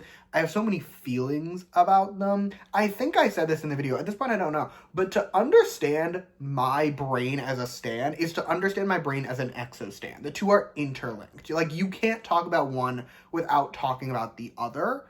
And it's just, I had the absolute time of my life. I will say, we did end a bit depressingly. I'll give it that. We went from, like, peak EXO to, like, they aren't really EXO anymore, if that makes sense. I don't know. I've had a lot of fun making this, though. I do kind of want to make another Behemoth. I really do. We did BAP, we did EXO. I do have an idea of who my next Behemoth is going to be, but I need to take a break. I need to calm down. I already know the next, like, 4 history ofs I'm gonna make, and I've just kept having to push them off because EXO took so long. So, if you made it this far, if you've made it to what has to be the, like, 4.5+ hour mark at this point, thank you so much. I don't know why you did that. I actually don't know why you would have done that, because frankly, this video is obscene. This video is obscene, this video is a mess, but I love you so much. Yeah, thank you for watching. In the description, I'm gonna put, what am I gonna put down there? I'm gonna put all my EXO related reviews. I have a playlist for EXO reviews, so I'll put that down there. I will also put a playlist to all my other history ofs. I have also started thinking, like, I should probably be putting sources in the description, like a responsible bitch, except for the fact that I started these notes roughly 5 months ago now. I don't know all my sources. So for the next one, I might put sources. If you were wondering, though, core sources for me are Wikipedia. Never doubt Wikipedia. It's actually really good for, like, building a timeline. And then aside from that, I do, like, major dives into Twitter. The fact that you can search terms and dates in Twitter is actually very helpful. Like, I can look up EXO in, like, on March, 30th? When did EXOs come out? I should know this off the top of my head. I just made a 4.5 hour EXO video. End of March. We're just gonna say, like, the last week of March, first week of April. I can look up what EXO tweets were coming out around that time. So, like, I do a lot of old tweet reading. It's a time. It's an experience. I wouldn't recommend it. It's actually kind of scary, but I do that. Obviously, chart data comes straight from the charts, like Gann charts, or I guess circle charts. Now, Melon charts I look up a lot. Spotify numbers come straight out of Spotify. Like, here's the thing with me. This is going to be a tangent. We're 4.5 hours deep. Like, we've established I'll go on a tangent. But, I love primary sources for numbers so bad. I remember when I made my hot video, and I just had to trust in God that the numbers that it was telling me was correct, because that drove me crazy. I hated that. That made me run up walls. I love being able to look at, like, the circle charts, like, their year-end charts, and be like, okay, this album sold this many copies. It sold this much in this month, this much in this. But, like, I love that. I love numbers. We're getting off track. We're getting distracted. We need to refocus. What else was I going to tell you? Sources. What else do I use as, like, a primary source, really? I mean, like, I feel like my primary sources are pretty obvious, more than anything else. Like, for reception, I do typically just Google, like, name of album review, and then I read the top, like, 5 or 10 to just see, like, the general vibes. But other than that, that's pretty much all I got, though. I feel like I've talked so much. Final thought. Full circle moment. So, if you've been watching my channel for the last, like, 6 months, you'll know I've been ill a lot of times. I work far too closely with children, and by which I mean they're in the building, and their germs are in the building. But, like, I got sick in November, at the end of November, which is ironically when I started these notes. I got sick again in February, which is ironically when I started filming this video. And I got sick again, like, a month ago, when I finished this video. So, like, I feel like maybe EXO is what's keeping me ill. And I am kind of hoping that now that I'm done with this, I'll be healthy again. I've been sick so many times. I'm not emotionally prepared to keep living like this, but whatever. That's my final thought. EXO literally made me physically ill. Like, this video nearly killed me. I hope you liked it. If you did, like and subscribe, or don't. I'll be fine either way. You can comment whatever you want to in the description. And yeah, thank you again for watching. Bye.